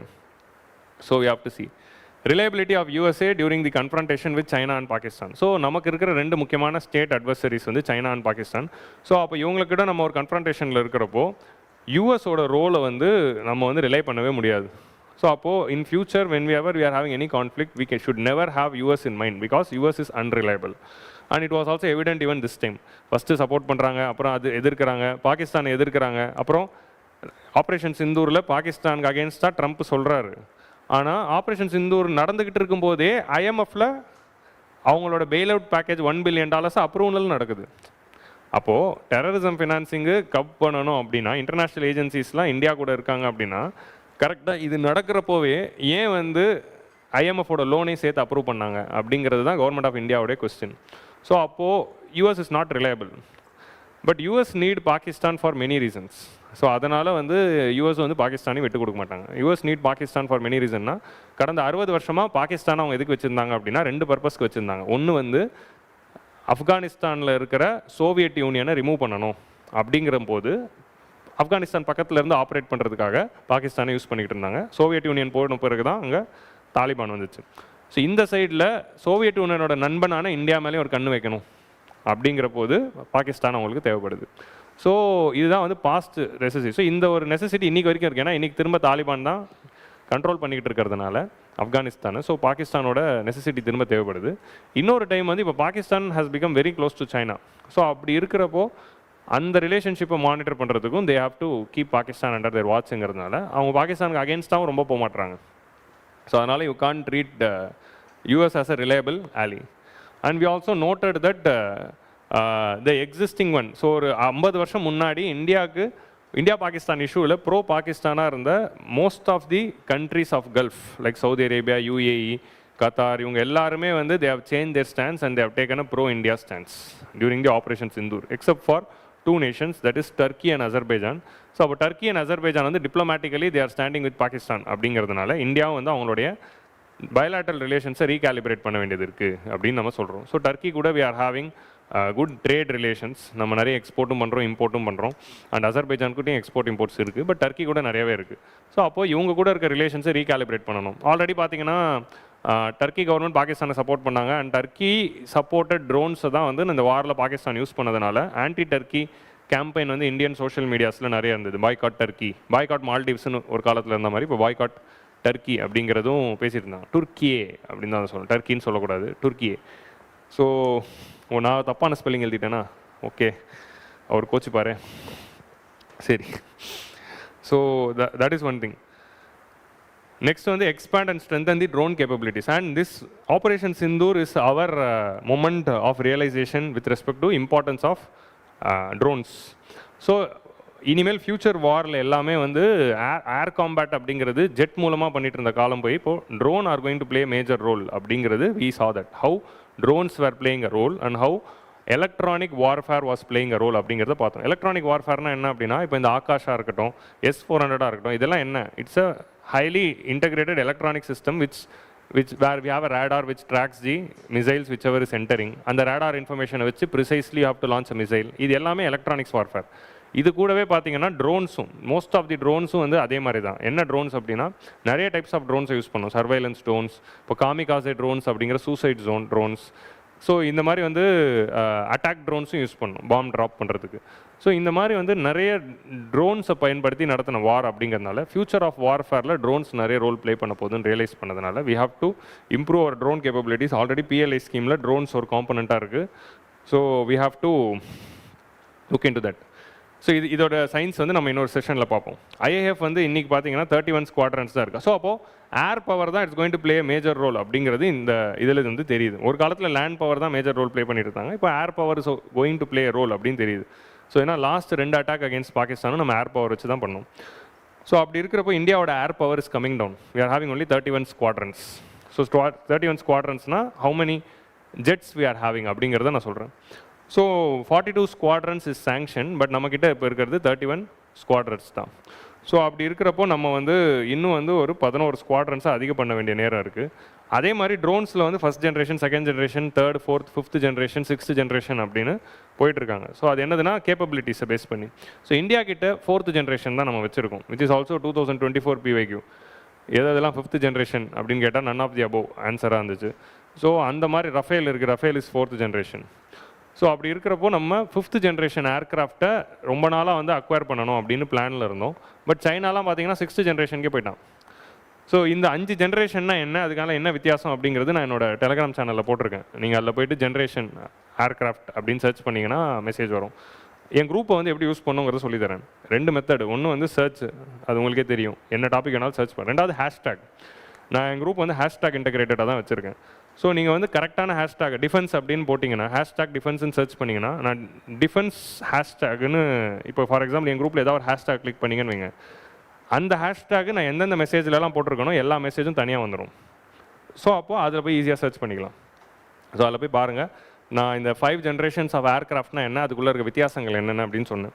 So அதில் அட்வான்ஸ் மீடியம் காம்பேட் ஏர்க்ராஃப்ட் அப்படிங்கிற 5th ஜென்ரேஷன் ஏர்க்ராஃப்ட் வந்து நம்ம டெவலப் பண்ணுறதுல டிலேஸ் இருக்குது. 2 days பேக் கூட we had an article regarding this. So அப்போ நம்மளோட ஏர் பவரை இன்னும் வந்து அதிகப்படுத்தணும். ஓகே, அண்ட் ஃபைனலாக வந்து இன்னுமே வந்து அந்த பஹல்காம் அட்டாக்கில் ஆன் கிரவுண்டில் வந்து அசால்ட் பண்ண அந்த டெரரிஸ்ட்க்கு அகேன்ஸ்டாக ஆக்ஷன்ஸ் இன்னும் எடுக்கலை. அண்ட் இதை டோட்டலாக ஃபண்ட் பண்ணி இந்த எல்லா ஆப்ரேஷன்ஸும் நடத்தின ரெசிஸ்டன்ட் ஃப்ரண்ட்டோ அதோட தலைவரோ அந்த ஆர்கனைசேஷன் மேலே இந்த என்ன ஆக்ஷனும் நடத்தலை. ஸோ ஆப்ரேஷன் சிந்தூர்னு ஒன்று நடந்திருக்கே தவிர இந்த ரியல் அக்யூஸ்டும் இதோட ஆப்ரேட்டிவ்ஸ் மேலே இன்னும் எதுவுமே பண்ணல. ஸோ அப்போ அதை பண்ண வேண்டியது தான் வந்து real justice. So that has to be done. So அது நடக்கணும். ஸோ இப்போ ஃபார் எக்ஸாம்பிள் இப்போ ரீசெண்டாக Netflix documentary Osama bin Laden நல்லா இருந்தது. அதில் பார்த்தீங்கன்னா 9/11 அட்டாக் நடந்து கிட்டத்தட்ட 10 வருஷம் கழித்து தான் they are able to capture Osama bin Laden. So அந்த மாதிரி real person behind it and the people, the organisation which launched it, அதை ரிமூவ் பண்ணால் தான் வந்து த ரியல் சக்ஸஸ் அப்படிங்கிறது we have to realise. Okay, so அதுவும் வந்து நம்ம பண்ணணும் அப்படிங்கிறது தான் அடுத்த லெசன்ஸ். ஸோ கிளியரா? So this is Express article, how we can use international law to take on Pakistan. So இது வந்து 2வது எடிட்டோரியல். இது வந்து ஒரு குட்டி எடிட்டோரியல் தான். இதுலேருந்து நம்ம என்ன நோட் பண்ண போகிறோம் அப்படின்னா, மெயின்ஸ் ஆன்சர் ரைட்டிங்கில் இதுவே ஒரு கொஸ்டினாக இருக்கலாம். How India can use diplomatic measures and international legal conventions to counter Pakistan. இதுவே ஒரு மெயின்ஸ் கொஸ்டினாக இருக்கலாம். உங்களுக்கு புரியுதா? ஸோ இந்த மாதிரி மெயின்ஸ் கொஸ்டின் வரும்போது நம்ம என்ன எழுதலாம் அப்படின்னா, நம்ம ஆன்சரில் இருக்க வேண்டிய முக்கியமான கன்வென்ஷன்ஸ் என்ன. நம்ம ஜென்ரலாக எழுதிடலாம், யூஎனில் போய் பேசலாம், FATFல போய் பேசலாம். யூஎன் FATF 2, அப்புறம் யூஎன் கவுண்டர் டெரரிசம் கமிட்டி தெரியும், FATF தெரியும். இதை தாண்டி வேறு என்னென்ன கன்வென்ஷன்ஸ் இருக்குது அப்படிங்கிறத பிரபாஷ் ரஞ்சன் மென்ஷன் பண்ணியிருந்தார். So he's an international law expert Prabhash Ranjan. So அந்த 3 கன்வென்ஷன்ஸை மட்டும் படித்து வச்சுக்கிட்டா போதும். அதை படித்து வச்சுக்கிட்டு ஆன்சரில் வரும்போது, இந்தியா பாகிஸ்தான் ரிலேட்டட் ஆன்சர் வரும்போது, வெறும் India must use diplomatic measures to counter Pakistan அப்படின்னு மொட்டையாக எழுதாமல், நம்ம ஆன்சரில் இந்த கன்வென்ஷனோட நேம் இருந்துச்சுன்னா அதுதான் value addition in the answer. அவ்வளோதான். இந்த எடிட்டோரியல்லேருந்து அந்த 3 கன்வென்ஷன் நேம்ஸ் தான் நம்ம எடுக்கிறோம், வேறு எதுவுமே எடுக்கல. சரியா? So an impactful approach in this strategy is lawfare. warfare அப்படிங்கிறது நம்ம யூஸ் பண்ணுற மாதிரி lawfare அப்படிங்கிற ஒரு வேர்டை வந்து இவர் சொல்கிறாரு. lawfareனா சட்டத்து மூலமாக தண்டிக்கிறது, அதுதான் lawfare. ஸோ இது ஒரு innovative word which we can use in the answer writing. diplomatic means அப்படின்னு எழுதுறாம வெறும் lawfare அப்படின்னு எழுதுனா அது ஒரு வித்தியாசமான ஒரு விஷயம். இந்த மாதிரி கீவேர்ட்ஸ் வந்து நம்ம எடிட்டோரியல்ஸ் வந்து எடுக்கலாம். Okay, leveraging international law to confront the adversaries to accomplish strategic and diplomatic objectives. So India வந்து இந்த using diplomacy to counter Pakistan அப்படிங்கிறது எப்போ ஆரம்பித்தோம் அப்படின்னா 26/11 அட்டாக்ஸ்க்கு அப்புறம். 26/11 அட்டாக்ஸ் ஆஃப் பாம்பே 2008 நடந்தப்போ அதுக்கு கவுண்டராக வந்து நம்ம எந்த ஒரு அட்டாக்கும் லான்ச் பண்ணல, like operation Sindoor or what happen in the recent times. அப்போது கவர்மெண்ட் ஆஃப் இந்தியா அடாப்ட் பண்ண மெத்தட் என்ன அப்படின்னா, பக்காவாக அந்த அட்டாக்கை லான்ச் பண்ணது பாகிஸ்தான் அப்படிங்கிறது 100% எவிடன்ஸோட கண்டுபிடிச்சாச்சு. ப்ளஸ் ஒருத்தனை உயிரோட பிடிச்சிட்டோம். ஒருத்தனையாவது உயிரோட பிடிக்கணுங்கிறது தான் மிஷனாக இருந்தது. அஜ்மல் கசாப் அப்படிங்கிற ஒரு டெரரிஸ்ட்டை பிடிச்சாச்சு. So he was the evidence that he came from Pakistan and he was supported by Pakistan. So அப்படி இருக்கிறப்போ கிளியர் கட்டாக இந்த எவிடன்ஸை கொண்டு போய் நம்ம இன்டர்நேஷ்னல் அரீனாவில் கொண்டு போய் எல்லா நாடுகள்கிட்டையும் சேர்த்தோம் அடுத்த ஒரு 3-4 years. And diplomatic isolation of Pakistan அப்படிங்கிறது தான் கவர்மெண்டோட ஸ்ட்ராட்டஜியாக இருந்தது. டிப்ளமேட்டிக் ஐசோலேஷன்னா இப்போ இன்னைக்கு இஸ்ரேல் இஸ் ஃபைண்டிங் இட். இன்னைக்கு இஸ்ரேல் எப்படி டிப்ளமேட்டிக் ஐசோலேஷனில் இருக்கு? ஏன்னா every nation has condemned Israel because of their actions in Gaza and because of breaching of ceasefire. So அதே மாதிரி டிப்ளமேட்டிக் ஐசோலேஷன் ஆஃப் பாகிஸ்தானை பண்ணணும்னு சொல்லி we took a lot of efforts to send this evidences. And அதோட விளைவு தான் Obama வந்து he decided to cut the funding to Pakistan. Obama decided to reduce the defense spending in Pakistan. And அதோட இன்னொரு extension தான் ஜெய்ஷி முகமதோட ஹெட்ஸான மசூத் அசார் இவங்களெல்லாம் வந்து டெரரிஸ்டாக designate பண்ணாங்க. ஆர் FATF கிரே லிஸ்ட்லேயே பாகிஸ்தான் வந்துச்சு. ஸோ 2008க்கு அப்புறமா கவர்மெண்ட் ஆஃப் இந்தியா எடுத்த ஸ்டெப்பு தான் 2018 அது FATFல பாகிஸ்தான் கிரே லிஸ்ட்டில் வர்றதுக்கு ஒரு காரணமாக இருந்துச்சு. ஸோ இதே மெத்தட்ஸ் இன்னும் இன்டென்சிஃபையாக எப்படி போகலாம் அப்படிங்கிறது தான் இந்த ஆர்டிக்கலில் we are seeing. So regional and international treaty. First ஒரு ரீஜனல் ட்ரீட்டி ஆல்ரெடி இருக்குது, SAARC regional convention on suppression of terrorism 1988. So சார்க்குள்ளேயே ஒரு டெரரிசம்ஸ் கன்வென்ஷன் இருக்குது. இதில் ஸோ ஒரு கன்வென்ஷன் எப்போ யூஸ் பண்ண முடியும்னா, இந்தியாவும் சிக்னேட்டரியாக இருக்கணும், பாகிஸ்தானும் சிக்னேட்டரியாக இருக்கணும். அப்போ தான் அந்த கன்வென்ஷன் மேலே வச்சுக்கிட்டு பாகிஸ்தான் மேலே நம்மளால் ஒரு கேஸ் லான்ச் பண்ண முடியும். ஸோ அப்போது அந்த மாதிரி 2 பேருமே சைன் பண்ண கன்வென்ஷன்ஸை 3 ஐடென்டிஃபை பண்ணி சொல்லியிருக்காரு. ஒன்று SAARC regional convention on suppression of terrorism, with year வந்து நோட் பண்ணிக்கோங்க 1988. இப்போது UPSC ஃபேக்ட்ஸ் எல்லாம் போயிட்டு இருக்கிறதுனால இதெல்லாம் தேவைப்படுது. So what is this convention say? So actually இந்த 3 கன்வென்ஷனும் சொல்ல வேண்டிய ஒரு காமன் தீம் என்ன அப்படின்னா, any nation they should bring in a law to counter terrorism. Terrorism அகேன்ஸ்டாக ஒரு லா கொண்டு வரணும். நம்ம ஊரில் வந்து அன்லாஃபுல் ஆக்டிவிட்டி ப்ரிவென்ஷன் ஆக்ட் நம்ம 60களிலே கொண்டு வந்தாச்சு. அப்புறம் இன்னொரு லா எது கொண்டு வரணும் அப்படின்னா, டெரரிசம் ஃபினான்சிங்கை கர்வ் பண்ணுறதுக்கு ஒரு லா கொண்டு வரணும். அதை ஒரு க்ரைம் ஆக்கி அது மேலே ஆக்ஷன் எடுக்கணும். நம்ம ஆல்ரெடி ஊப்பாலையும் அது இருக்குது, ப்ரிவென்ஷன் ஆஃப் மணி லாண்ட்ரிங் ஆக்ட்லேயும் இருக்குது, தட் டெரரிசம் ஃபினான்சிங்கை கர்வ் பண்ணுறதுக்கு. ஸோ இந்த மாதிரி 2மே பாகிஸ்தானில் இல்லை அப்படிங்கிறது தான் நம்மளுடைய கன்டென்ஷன். ஸோ அதுக்கு லீகலாக நம்ம யூஸ் பண்ணலாம் இந்த ப்ரொவிஷனை அப்படிங்கிறது தான் they are telling. The convention defines that specific acts including those involving violence as terrorist act. So இந்த ஆக்ட் வந்து சார்க் கன்வென்ஷன் வந்து it is defining what is terrorism.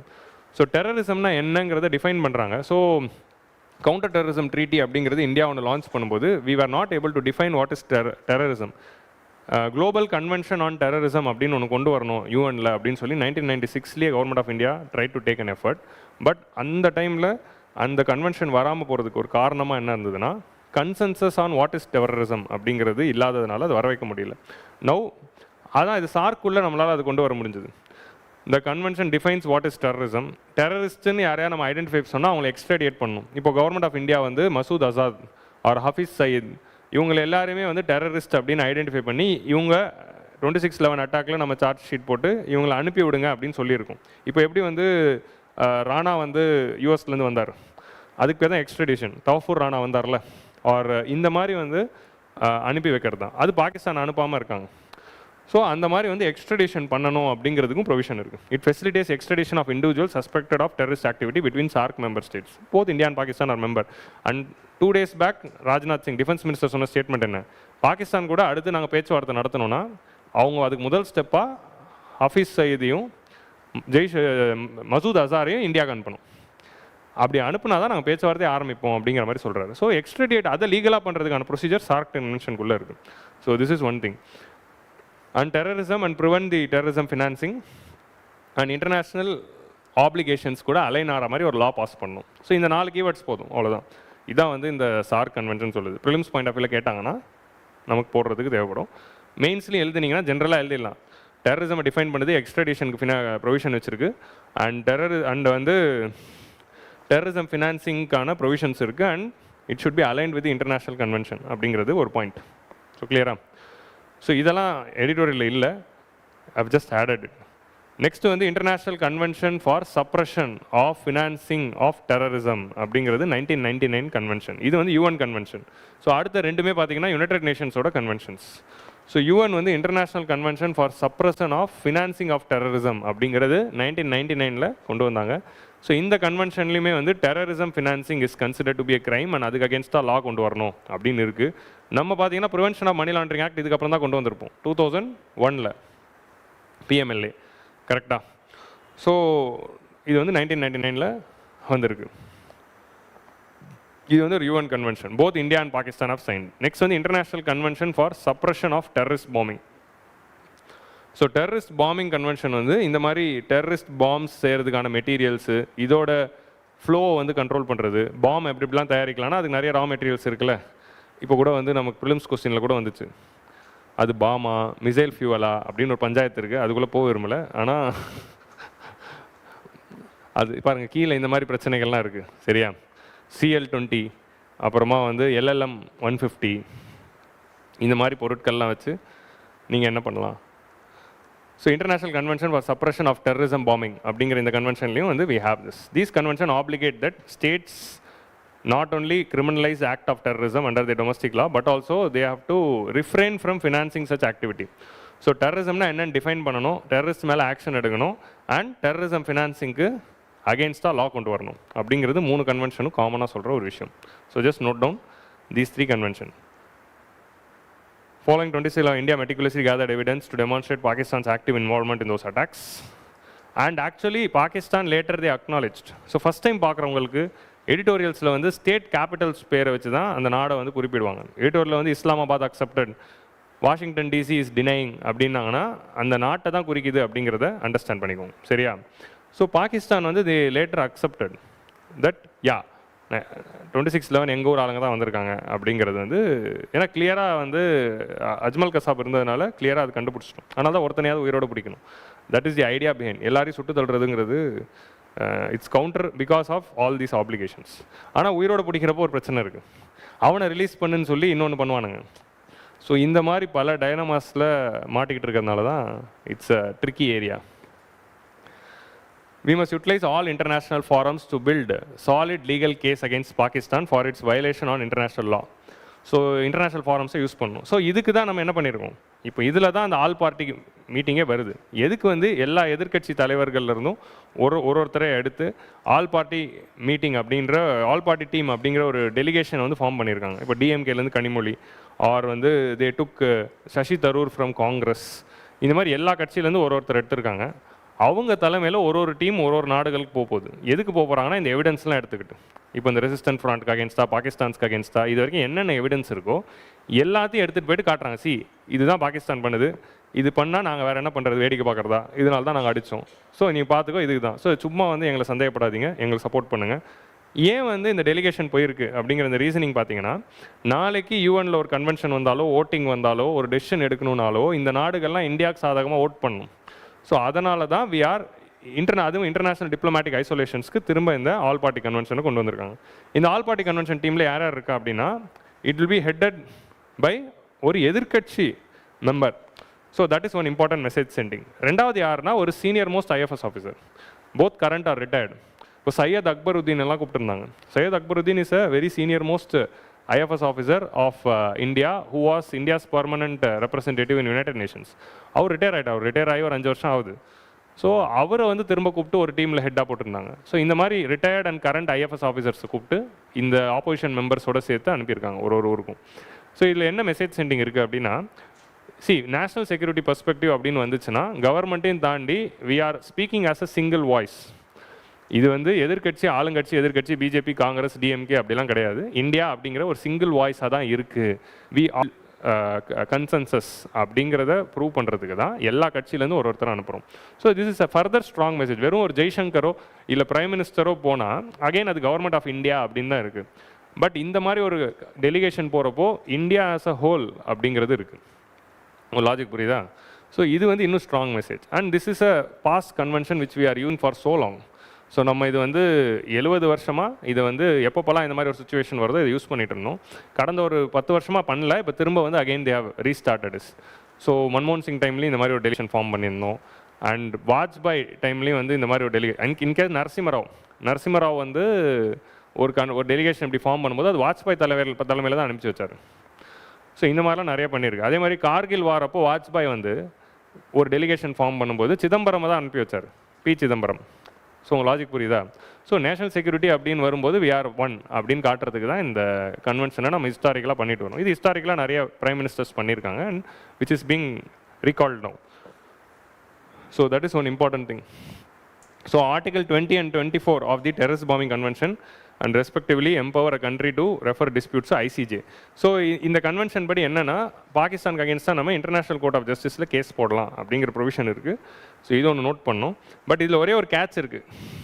Countries that are signatories to this treaties are bound by ICJ jurisdiction unless they make specific reservations. So அவங்க என்ன தான் sign பண்ணியிருந்தாலும் sign பண்ணிட்டாலே அவங்க அந்த jurisdiction கீழே வராங்களான்னா கிடையாது. அவங்க வந்து ஏதாவது ஒரு கிளாஸ் சொல்லி ரிசர்வேஷன் சொல்லியிருந்தாங்கன்னா அவங்க மேலே கேஸ் போட முடியாது அப்படிங்கிற மாதிரி ஒரு கிளாஸ் இருக்குது. ஸோ இதில் என்ன பிரச்சனை ஆயிடுச்சுன்னா, இந்த ஒரு நிமிஷம் இருங்க, எந்த கன்வென்ஷனில் எதுன்னு டக்குன்னு மறந்துட்டேன்.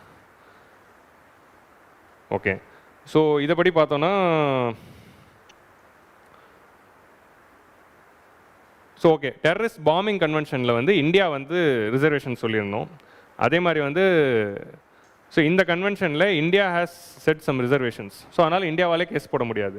இந்த கன்வென்ஷனில் Pakistan has set some reservation. So Pakistan மேலே கேஸ் போட முடியாது.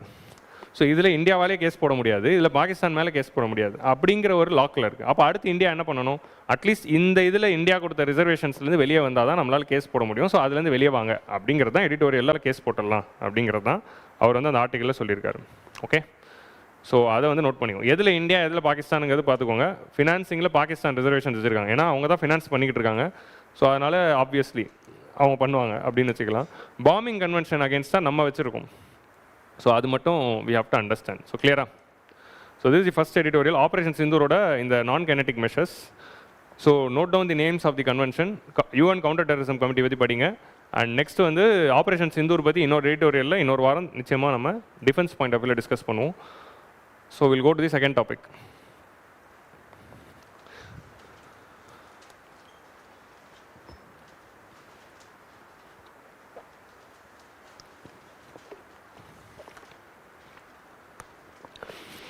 ஸோ நீத்தி ஆயோகோடைய ஒரு மெம்பர் வந்து இந்தியா பிகேம் 4th largest எக்கானமின்னு சொல்லிட்டாரு. அப்புறமா அதை பார்த்துட்டு இந்த நியூஸ் சேனல்லாம் வெரிஃபை பண்ணாமல் நியூஸ் போட ஆரம்பிச்சிட்டாங்க. அப்புறம் நீத்தி ஆயோகே வந்து அஃபிஷியலாக சொன்னாங்க, இல்லை இன்னும் ஆகலை, நம்ம வந்து டிசம்பருக்குள்ளே ஆகிடுவோம், அது ஒரு ப்ரொஜெக்ஷன் தான் அப்படிங்கிற மாதிரி சொல்லியிருந்தாங்க. But still soon will become 4th largest by December. And டிசம்பரில் தான் ஆக போகிறோம், இன்னும் ஆகலை. 4th largest by December. And 2027 we will become 3rd largest. So நம்ம வந்து 3rd largest-ஆகவும் ஆகிடுவோம். ஸோ அதில் எந்த டவுட்டும் இல்லை. ஸோ அதில் எந்த ப்ராப்ளமும் இல்லை. பட் அதை இந்த நியூஸ் வரும்போது it was celebrated throughout the country and everyone were posting and fire அதெல்லாம் விட்டுட்டு இருந்தாங்க. ஸோ 4th லார்ஜஸ்ட் போனது ஒரு சாதனையா அப்படின்னு பார்த்தா இந்தியாவோட ஹிஸ்ட்ரியை எடுத்துக்கிட்டால் அது ஒரு சாதனை தான், சந்தோஷம் தான், நம்ம 4th லார்ஜஸ்ட் போயிட்டோம். ஆமாம், ஆனால் whether this 4th largest GDP translates into dignified life to people or whether it is providing development. So again, growth versus development அப்படிங்கிற அந்த டிபேட்டை தான் எழுப்புறாங்க. So GDP growth is not an indicator for country's development. So இது வெறும் GDP growth தான். So GDP growth நம்ம எடுக்கிறப்போ நம்ம ஓவர்டேக் பண்ண நாடு யார் அப்படின்னு பார்த்தா ஜப்பான். ஸோ அப்போது இவ்வளோ பெரிய நிலப்பரப்பு 150 கோடி மக்கள் இருக்கிற ஒரு நாடு ஒரு ஜிடிபி உருவாக்குது. இந்தியாவிலேருந்து 10 மடங்கு குட்டியான ஒரு லேண்டை வச்சுக்கிட்டு 10 மடங்கு கம்மியாக பாப்புலேஷன் வச்சுக்கிட்டு ஜப்பானும் அதே ஜிடிபி தான் உருவாக்குது. அப்படி இருக்கிறப்போ that is obvious answer. So அப்போது அந்த நாட்டோட கேப்பபிலிட்டியை நம்ம இன்னும் ரீச் பண்ணல, நம்பர்ஸில் தான் அதிகமாக இருக்கும் because of the size and population. So still a long way to go in capability. So GDP க்ரோத்தில் தான் 4வது இடம், டெவலப்மெண்ட்டில் 130வது இடம் தான். ஸோ ஜிடிபி க்ரோத்தை நினச்சி பெருமைப்பட வேணாம், டெவலப்மெண்ட்டில் நம்ம டாப் 50க்குள்ளே வரணும் அப்படிங்கிறது தான் எய்மாக இருக்கணும் அப்படிங்கிறத இந்த 2 ஆத்தர்ஸும் இதில் எழுதியிருந்தாங்க. So that's what we are discussing in economics also. So எக்கனாமிக்ஸ்லையும் நம்ம ஜென்ரலாக டிஸ்கஸ் பண்ணுறதே என்னென்னா GDP growth is not at all an indicator for, அதாவது GDP value is not an indicator for development அப்படிங்கிறத நம்ம ஷோராக வச்சுருக்கோம். So that's what they have discussed here.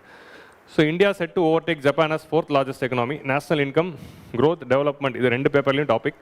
So அதனால் யூபிஎஸ்சி அண்ட் டிஎன்பிசி ரெண்டுத்துலேயும் it's a potential question. So every year மெயின்ஸில் 11th question இந்த மாதிரி ஜிடிபி growth அண்ட் டெவலப்மெண்ட்டை வச்சு தான் ஒரு 15 மார்க் கேட்குறாங்க. நீங்கள் எவ்ரி இயர் ட்ரெண்ட் எடுத்து பார்த்தீங்கன்னா 15 mark question 11th question which is a 15 mark always comes from India's GDP performance or GDP growth or economic performance and most probably from economic survey. Historically, nations that led the world economically were also those that led the scientific endeavor. So ஹிஸ்டாரிக்காக பார்த்தீங்கன்னா இந்த மாதிரி economic super power அப்படின்னு சொல்கிற நாடுகள் எல்லாமே வெறும் economic super பவராக மட்டும் இருந்ததில்லை, அவங்க சயின்ஸ் அண்ட் டெக்னாலஜி இனோவேஷன்லேயும் சூப்பர் பவராக சைமல்டேனியஸாக இருந்திருக்காங்க. That has been the case. UK economic super பவராக இருந்தப்போ அவங்களும் சயின்ஸ் அண்ட் டெக்னாலஜி இனோவேஷனில் இருந்தாங்க. அதுக்கப்புறம் US became the economic super power, அவங்களும் சயின்ஸ் டெக்னாலஜி இனோவேஷனில் இருந்தாங்க. லேட்டஸ்ட்டாக China became economic super power and they are leading the science technology and innovation. So அந்த மாதிரி கெப்பாசிட்டியில் வரும்போது இந்தியா சயின்டிஃபிக் சூப்பர் பவரா அப்படிங்கிற இந்த கொஸ்டினையும் ரைஸ் பண்ணுறோம். So not yet, long way to go. So அதுதான் they have discussed here. So US investments in the innovation from transistor to GPS to human genome product, இன்றைக்கி ஆர்டிஃபிஷியல் இன்டெலிஜென்ஸ் எல்லாமே யூஎஸ்லேருந்து தான் வந்திருக்கு. So economic super power, science super power. ஏன்னா technological supremacy தான் அதை டெவலப்மெண்ட்டாக கன்வெர்ட் பண்ணுது. ஓகே, ஸோ இன்வெஸ்ட்மெண்ட்ஸ் இனோவேஷன், அவங்க தான் டிரான்சிஸ்டரையும் கண்டுபிடிச்சாங்க, ஜிபிஎஸ்ஸையும் கண்டுபிடிச்சாங்க, ஹியூமன் ஜீனோம் ப்ராஜெக்டையும் கொண்டு வந்தாங்க. இப்போ ஆர்டிஃபிஷியல் இன்டெலிஜென்ஸும் லீடராகவும் இருக்கிறது யார்? யூஎஸ் தான். ஏன்னா all the major artificial intelligence companies, that is Google or chat GPT or Microsoft or whatever you name, எல்லாமே யூஎஸ்லேருந்து தான் இருக்குது. ஸோ அது கவுண்டராக இப்போ டீப் சீக்கு சைனாவில் இருக்குது. ஸோ அதுதான் we have to note. Next China's high tech ambitions. So China economic super பவராக second largest economy of the வேர்ல்டாக மாறுறாங்க. ஸோ அவங்க second largest economy of the வேர்ல்டாக வரும்போது they also are having state driven R&D and long term scientific planning. So science and technology and இனோவேஷன்லையுமே they are leading the role with various interventions. But இந்தியாவுடைய growth நம்ம இப்போ எக்கனாமிக்கலாக ஒரு growth and development வந்திருக்கோம். But நம்மளுடைய growth எல்லாமே science technology innovation சார்ந்தது இல்லை, ஐடி எக்ஸ்போர்ட்ஸ் அண்ட் கன்சம்ஷன் சார்ந்து தான் இருக்குது. ஷியர் பாப்புலேஷன்ஸ் 140 கோடி மக்கள் கிரியேட் பண்ணுற டிமாண்ட், அதுதான் ஜிடிபி க்ரோத்தை ப்ரொபல் பண்ணியிருக்கு. அண்ட் ஐடி எக்ஸ்போர்ட்ஸ் இது ஜிடிபி க்ரோத்தை ப்ரொபல் பண்ணியிருக்கே தவிர it's not technological supremacy. So technological supremacy தான் என்ன பண்ணோம் அப்படின்னா இந்த க்ரோத்தை டெவலப்மெண்ட்டாக கன்வெர்ட் பண்ணி it will take to masses and இந்த க்ரோத்தை லாங் டேர்மில் சஸ்டைனபிளாக இருக்கும். இந்த க்ரோத்தை ப்ரொடக்டிவாக மாற்றும். ஸோ அந்த ப்ரொடக்டிவ் க்ரோத்தை நம்ம நோக்கி போகணும் அப்படிங்கிறத இந்த எடிட்டோரியலில் பேசியிருக்காங்க. ஸோ அதுக்கு என்ன பண்ணலாம் India, what India can do. இப்போ நம்ம எக்கனாமிக்கில் 4th லார்ஜஸ்ட்டாக வரப்போகிறோம், இன்னும் கொஞ்சம் வருஷங்களில் 3rd லார்ஜஸ்ட் ஆகிடுவோம். ஆனால் அதை நம்ம டெக்னாலஜிக்கல் சூப்பர் பவராக சேஞ்ச் பண்ணோன்னா வாட் வி நீட் அப்படிங்கிறதுல தான் ஒரு சில பாயிண்ட்ஸ் கொடுத்துருக்காங்க. ஸோ இது நமக்கு எக்ஸாமில் எப்படி கொஸ்டினாக வரும்னா இப்படி லிட்ரலி வராது. ஸோ இந்தியா இனோவேஷனில் லேக் ஆகிட்டு இருக்கு. 174th எடிஷன்லையும் நம்ம இனோவேஷன் பற்றி பார்த்தோம், இன்றைக்கும் இனோவேஷன் பற்றி பார்க்குறோம். இந்தியா வந்து டெக்னாலஜிக்கல் சூப்பர் பவராக இருக்குது. சார் சூப்பர் பவராக இல்லை, அது ஆகணும்னா என்ன பண்ணணும்? இந்தியா வந்து இனோவேஷன் அண்ட் க்ரோத் அண்ட் டெவலப்மெண்ட்டில் இன்னும் இம்ப்ரூவ் பண்ணணும்னா என்ன பண்ணணும்? அந்த மாதிரி வரலாம். ஆர் இந்த மாதிரி டேரெக்டாக கூட they can ask. India is currently investing only 0.7% of GDP in R&D, which is far below South Korea. This is a very important data. இது சீனியர்ஸ் நிறைய பேர் பார்த்துருப்பீங்க. இந்த டேட்டா மனப்பாடம் பண்ணி வச்சுக்கோங்க. எப்போ R&D, இனோவேஷன், சயின்ஸ், ரிசர்ச் பற்றி கொஸ்டின் வந்தாலும் நம்ம எழுத வேண்டிய ஒரு விஷயம். இதுதான் வந்து கிராஸ் எக்ஸ்பெண்டிச்சர் ஆன் R&D, ஜர்ட் அப்படின்னு சொல்லுவோம். Cross expenditure on R&D. Okay, so இது என்ன அப்படின்னா நாட்டோடைய ஜிடிபியில் எத்தனை பர்சன்டேஜ் வந்து நம்ம R&Dயில் செலவு பண்ணுறோம் அப்படின்னா இந்தியாவோட வேல்யூ வந்து 0.7%, not even 1%. But South Korea is spending 5%, Israel 6.3%, China 2.6%. So இதில் செகண்ட் லார்ஜஸ்ட் எக்கனாமி சைனா வந்து 2.6% பண்ணுறாங்கன்னா இந்த 2.6% in 15 trillion. Then imagine the amount of value which is going on. உங்களுக்கு புரியுதா? ஸோ அப்படி இருக்கிறப்போ தன்னோட ஜிடிபியில் எத்தனை பர்சன்டேஜ் இனோவேஷனுக்கு போகுது அப்படிங்கிறது தான் இட்ஸ் இம்பார்ட்டன்ட் இண்டிகேட்டர். ஸோ இதில் வந்து still we have a long way to go. This is very important point. இது வந்து மெயின்ஸில் நிச்சயமாக எழுதலாம். ஸோ அப்போ இதுதான் நம்மளுடைய அடுத்த அஜெண்டாவாக இருக்கும். ஸோ இதுக்கு சப்போர்ட் பண்ணுறதுக்கு தான் we have brought in this initiative called Anusandhan national research foundation. 2023 பட்ஜெட்டில் அனௌன்ஸ் பண்ணப்பட்ட ஒரு முக்கியமான ஸ்கீம் தான் இந்த Anusandhan national research foundation, ANRF. So இந்த Anusandhan national research foundation could be a turning point if it is backed by sustainable funding, transparent governance and right priority. So Anusandhan national research foundation bill அப்படிங்கிற ஒரு பில்லே வந்து government வந்து launch பண்ணாங்க. So இந்த பில்லை வந்து என்ன கொண்டு வராங்க அப்படின்னா they are planning to bring they are creating a body called Anusandhan national research foundation, ANRF அப்படிங்கிற அந்த பாடியை வந்து கிரியேட் பண்ணுறாங்க. ஸோ இந்த பாடி என்ன பண்ண போகுது அப்படின்னா it is going to fund. எதுக்கு ஃபண்ட் பண்ண போகிறாங்க அப்படின்னா R&D அண்ட் இனோவேஷனுக்கு ஃபண்ட் பண்ண போகிறாங்க.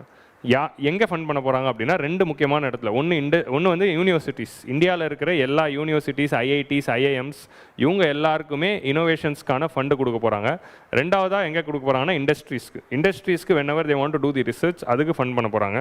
ஸோ இதுக்கு வந்து they have created a body called Anusandhan national research foundation and it is headed by Prime Minister.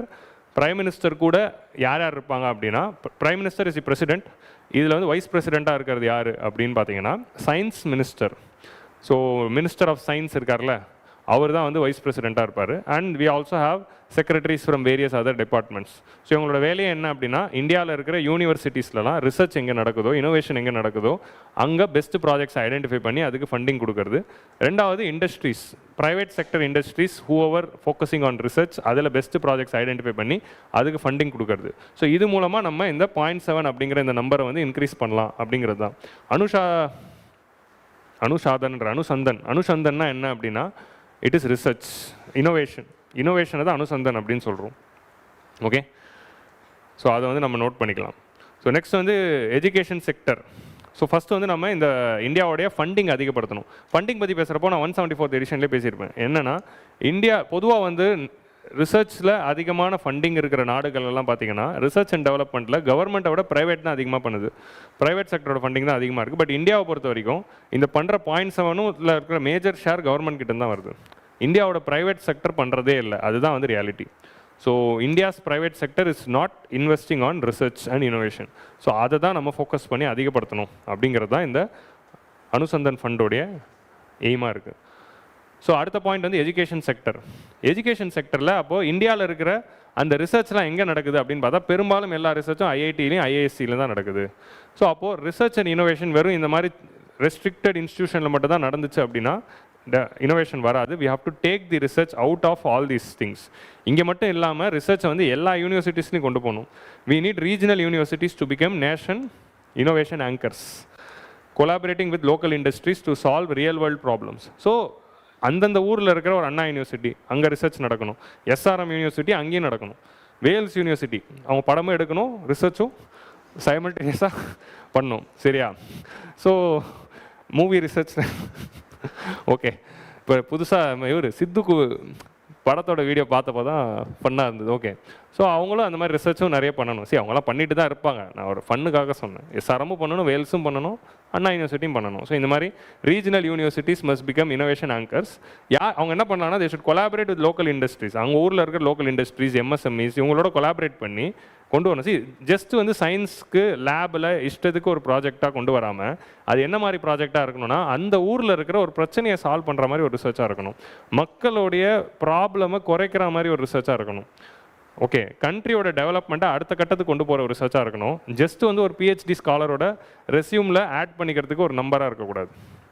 Dummy papers, சும்மா பேப்பர்ஸாக இல்லாமல், நீங்கள் ஃபைனல் இயர் ப்ராஜெக்டில் பண்ண மாதிரி பேப்பர்ஸாக இல்லாமல், அது எப்படிப்பட்ட பேப்பர்ஸாக இருக்கணும் அப்படின்னா, ஜஸ்ட் ஜோக்கிங், மெஜாரிட்டி அப்படி தான் பண்ணியிருப்பீங்க, அதனால் சொல்கிறேன். ஒரு சிலர் உண்மையாக பண்ணியிருக்கலாம். ஸோ அந்த மாதிரி இல்லாமல் it should be real world ப்ராப்ளம்ஸை சால்வ் பண்ணணும், மக்களுக்கான பிரச்சனைகளை சால்வ் பண்ணணும். அண்ட் இப்போ எம்எஸ்எம்இ செக்டர் இப்படி எடுத்துக்கலாம் சிம்பிளாக. இப்போ ஒரு எம்எஸ்எம்இ செக்டர் இருக்கும். அந்த எம்எஸ்எம்இ செக்டர் ஒரு பேட்ரி தயாரிக்கலாம், மேபி எல்லாம் பேட்ரிக்கான கேத்தோடு தயாரிக்கலாம். நிக்கல், கோபால்ட், ஆன்சர் சொல்லாதீங்க அப்படின்னு என்ன, லீத்தியம். ஸோ இந்த மாதிரி பல கிராஃபைட், சரி சொல்லிடுறேன், நாளைத்தையும் சொல்லிடுறேன், அப்போ தான் வந்து ஸ்பாய்லர் இருக்கா. ஸோ இந்த மாதிரி வந்து கேத்தோடு தயாரிக்கிற ஒரு எம்எஸ்எம்இயாக இருக்கலாம். அந்த எம்எஸ்எம்இ வந்து இப்போ என்ன பண்ணலான்னா அந்த ஒரு மெட்டலை வந்து கேத்தோடாக மாற்ற முடியாமல் ஏதோ ஒரு இடத்துல போய் ஸ்டக்காக இருக்கலாம். இப்போது ஒரு யூனிவர்சிட்டி என்ன பண்ணணும்னா அந்த எம்எஸ்எம்இக்கு எப்படி வந்து அந்த கேத்தோட தயாரிக்கலாம். ஸோ அப்போ எம்எஸ்எம்இ கிட்ட போய் உன் பிரச்சனை என்னன்னு கேட்டு அதுக்கான ரிசர்ச் வந்து அண்ணா யூனிவர்சிட்டிலையோ ஐஐடிலையோ நடக்கணும். ஸோ இப்படி பண்ணும்போது தான் என்ன ஆகுது, நம்மளோட மேனுஃபேக்சரிங் கெப்பாசிட்டி அதிகமாகுது. ஸோ இதைத்தான் இந்த பாயிண்டில் வந்து மீன் பண்ணுறாங்க. உங்களுக்கு புரியுதா? ஸோ சால்விங் ரியல் வேர்ல்ட் ப்ராப்ளம்ஸாக இருக்கணும். ஸோ இதுக்கு என்ன பண்ணணும்னா we have to reform autonomy in the governance, creative pedagogy. So first வந்து கவர்னன்ஸில் நம்ம ரிஃபார்ம்ஸ் பண்ணணும். யூனிவர்சிட்டியோட அட்மினிஸ்ட்ரேஷன் கவர்னன்ஸ் வந்து ரியல் இன்ஸ்டிடியூஷனல் பில்டர்ஸ் வந்து நம்ம வந்து யூனிவர்சிட்டிஸ் ஹெட்டாக போடணும். அரசியல் காரணத்தினால அரசியல்வாதிகளை வந்து நம்ம இன்ஸ்டிடியூஷன்ஸ் ஹெட்டாக போடும்போது வர பிரச்சனை. ஒரு இன்ஸ்டிடியூஷன் பில்டரை போடணும். ஒரு ஹோமி பாபா மாதிரி ஒரு பர்சன், ஒரு சதீஷ் ஜவான் மாதிரியான பர்சன் கையில் ஒரு யூனிவர்சிட்டி இருக்கணும். உங்களுக்கு புரியுதா? ஸோ அரசியல் கட்சியில் எலெக்ஷனில் தோற்ற ஒரு எம்எல்ஏவோட தெரிஞ்சவருக்கு கொடுக்குறப்போ என்ன ஆகுது அப்படின்னா ஒரு எம்பியோட சொந்தக்காரர் இல்லை ஒரு இந்த மாதிரி கட்சியில் முக்கியமான ஒரு ஆள் இப்படி கொடுக்குறப்போ அவங்களுக்கு என்ன தெரிய போகுது. ஸோ இங்கே தான் வந்து இங்கே இருக்குது ஒரு இன்ஸ்டிடியூஷன் பில்டர்ஸ் வந்து நமக்கு தேவைப்படுது. நெக்ஸ்ட் வந்து கிரியேட்டிவ் பெடகாகி. கிரியேட்டிவ் பெடகாகினா pedagogy is education, teaching, how you teach அப்படிங்கிறது தான் பெடகாகி. ஸோ அந்த பெடகாகியில் கிரியேட்டிவிட்டி கொண்டு வரணும். ஃபேக்கல்ட்டி எவாலுவேஷன் மெட்ரிக்ஸ் கொண்டு வரணும். ஃபேக்கல்ட்டிஸை வந்து எல்லா ஃபேக்கல்ட்டிஸும் எப்படி கிளாஸ் எடுக்கிறாங்க அப்படிங்கிறதுக்கு நம்ம இண்டிகேட்டர்ஸ் அண்ட் மெட்ரிக்ஸை கொண்டு வந்து அதை வச்சு ரிவார்ட்ஸ் கொடுக்கணும். ஸோ நல்ல கிளாஸ் எடுத்தால் அவங்களுக்கு வந்து நல்ல சன்மானங்கள் கொடுத்து அவங்களுக்கு வந்து ஒரு புல்லட் வண்டி வாங்கி கொடுக்கணும் அப்படிங்கிறது கொடுக்குறது. நெக்ஸ்ட் வந்து problem solving and community engagement. So problem சால்விங்காக இருக்கணும். மக்கள் கூட கம்யூனிட்டி என்கேஜ்மெண்ட் பண்ணி பீப்புள்ஸோட ப்ராப்ளமை சால்வ் பண்ணணும் அப்படிங்கிறது தான் இதோட கீவேர்ட். ஸோ இந்த மாதிரி வேர்ட்ஸ் எல்லாம் நீங்கள் நோட் பண்ணி வச்சுக்கோங்க. இப்போ இந்த வேர்டு வந்து இந்த கொஸ்டினில் இனோவேஷன் சார்ந்தது மட்டும் இல்லை. ஒரு யூனிவர்சிட்டியில் என்ன பிரச்சனை, ஜென்ரலாக யூனிவர்சிட்டியில் என்ன பிரச்சனை, எஜுகேஷன் செக்டரில் என்ன பிரச்சனைன்னு எந்த கேள்வி வந்தாலும் இதை திரும்ப எழுதி வச்சுட்டு வரலான்றேன். அதுதான் அந்த மாதிரி தான் வந்து we have to see holistically. Innovation goals must be tied to our unique social needs.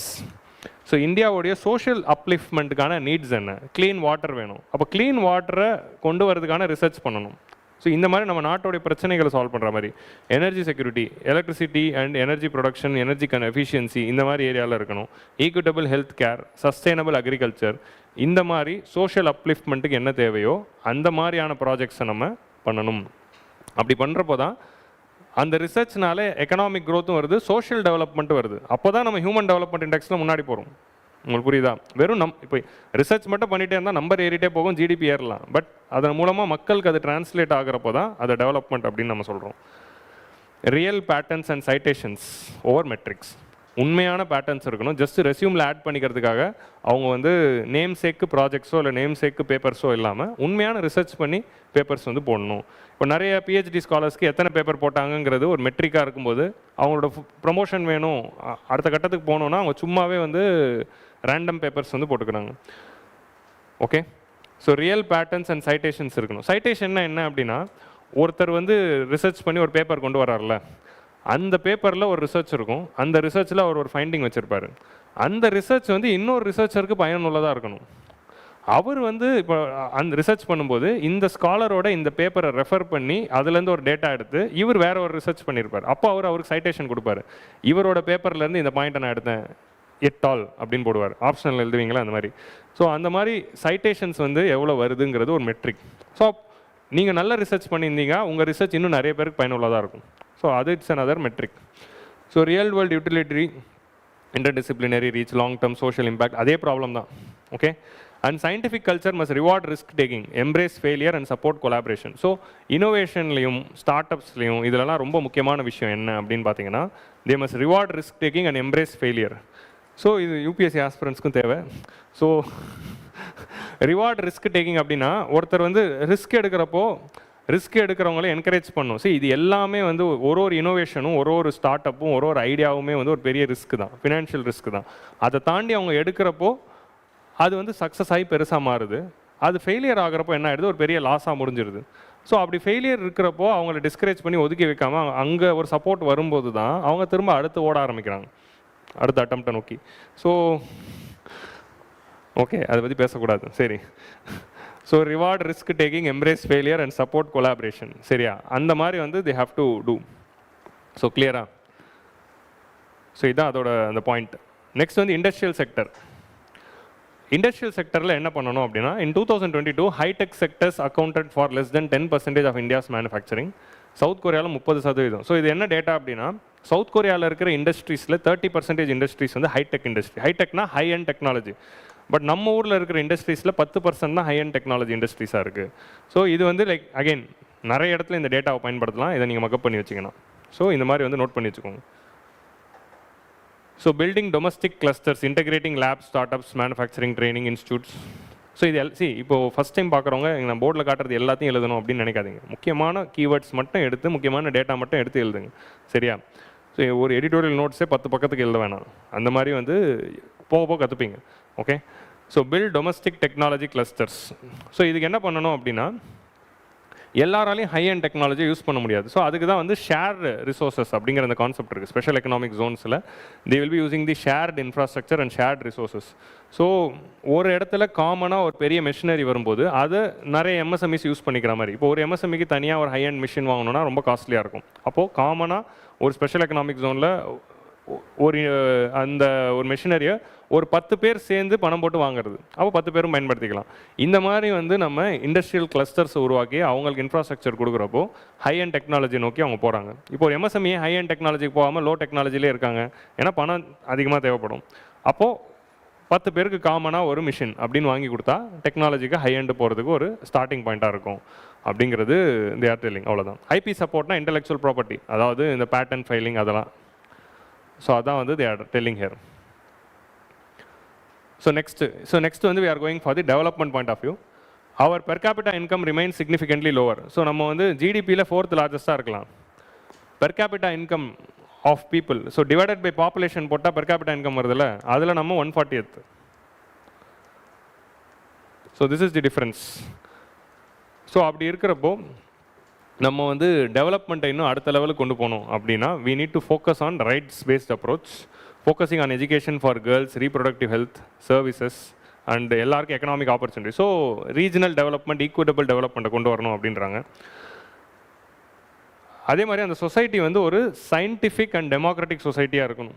ஓவராலாக வெறும் வந்து கவர்மெண்ட் மட்டும் சயின்ஸ் ப்ராஜெக்ட் அப்படின்னு இல்லாமல் என்டையர் சொசைட்டியே ஒரு சயின்டிஃபிக் சொசைட்டியாக இருக்கணும், டெமோக்ராட்டிக் சொசைட்டியாக இருக்கணும். அங்கே தான் இனோவேஷன் வந்து த்ரைவ் ஆகும். மக்கள் வந்து இனோவேஷனாக யோசிப்பாங்க. ஸோ அப்போ சயின்டிஃபிக் டெம்பர் நம்மளோட எந்த ஆர்டிக்கிளில் இருக்குது, every one should strive to develop scientific temper. Fundamental duties 51H இருக்கும் சயின்டிஃபிக் டெம்பர். ஸோ அது எல்லாருமே science must be seen not just as an engine for economic growth but as a cornerstone of democratic vitality. A society that values curiosity, evidence and experimentation is better equipped to solve problems and they can question authority. So question அத்தாரிட்டினா இந்த மாதிரியான ஒரு scientific society தான் டெமோக்ரஸிக்கே முக்கியன்றாங்க. ஏன்னா scientific சொசைட்டினா யோசிக்கிற பீப்புளாக இருப்பாங்க. யோசிக்கிற பீப்புளை எந்த கவர்மெண்ட்டும் ஏமாற்ற முடியாது. ஸோ அவங்க தான் வந்து டெமோக்ராட்டியை இன்னும் ஸ்ட்ரென்தன் பண்ணுவாங்க. ஸோ அப்போது இனோவேட்டிவ் சயின்டிஃபிக் திங்கிங் பீப்புளை நம்ம உருவாக்கணும் அப்படின்னு சொல்கிறது தான் இந்த எடிட்டோரியலோடைய பாயிண்ட்டாக இருக்குது. ஸோ இதில் ரெண்டாவதாக எழுதின இன்னொரு ஆத்தர் வந்து இதே தீமில். ஸோ எக்ஸ்பிரஸில் அதுக்குள்ளே 2 வந்துடுச்சு. ஹிண்டுவில் வரதுக்கு இன்னும் ஒரு 1 வீக் ஆகும். எக்ஸ்பிரஸில் வந்து அப்பப்போ வந்துடும். ஸோ எக்ஸ்பிரஸில் ஆன்லைனில் பிரிண்ட்டில் எக்ஸ்பிரஸ்லையும் கம்மியாக தான் வரும். பட் ஆன்லைனில் வந்து எக்ஸ்பிரஸில் வந்து நிறைய எடிட்டோரியல்ஸ் வந்து ஆட் ஆகிட்டே போகும். ஒரு ஃபஸ்ட் அட்டம்ப்டாக நீங்கள் போய் எல்லா எக்ஸ்பிரஸ் எடிட்டோரியல்ஸும் படிங்க அப்படின்னு நான் சொல்லவே மாட்டேன். ஏன்னா ஒரு நாளைக்கு அங்கே வந்து 10 எடிட்டோரியல்ஸ் வரும் எக்ஸ்பிரஸில். நம்ம ஹிந்துவில் இருக்க 4 படிக்க முடியாது, இல்லை எங்கேருந்து போய் 10 படிக்கிறது. அந்த வேலையை தான் நான் பண்ணித்தரேன், பண்ணி எடுத்து முக்கியமாக இருந்தால் எடுத்து நடத்திடுறேன் அப்படின்னு சொல்கிறேன். Okay, so don't have the FM. Next வந்து இதே தீமில் வந்து எக்கனாமிக் பாயிண்ட் ஆஃப் வியூவில், இப்போ இனோவேஷன் பாயிண்ட் ஆஃப் வியூ பார்த்தோம், எக்கனாமிக் பாயிண்ட் ஆஃப் வியூவில் என்னென்ன சொல்கிறாங்க. இப்போ இது ஃபுல்லாகவே வந்து டேட்டா தான். இப்போ நம்ம இவ்வளோ நேரம் என்ன பார்த்தோம், இந்தியா வந்து 4th largest எக்கனாமி ஆனது பெருமை இல்லை, அது ஒரு இனோவேட்டிவ் சயின்டிஃபிக் லீடராக மாறணும் அப்படின்னு சொல்கிறோம். இதில் என்ன சொல்கிறோம் அப்படின்னா 4th largest எக்கனாமியாக ஆக்குனது திரும்ப பெருமை இல்லை, அந்த எக்கனாமிக் க்ரோத் எல்லா மக்களுக்கும் போய் சேர்றதுல தான் பெருமை இருக்குது. ஸோ க்ரோத்துக்கும் டெவலப்மெண்ட்டுக்குள்ளே இருக்க difference. So when growth is inclusive it is called as development.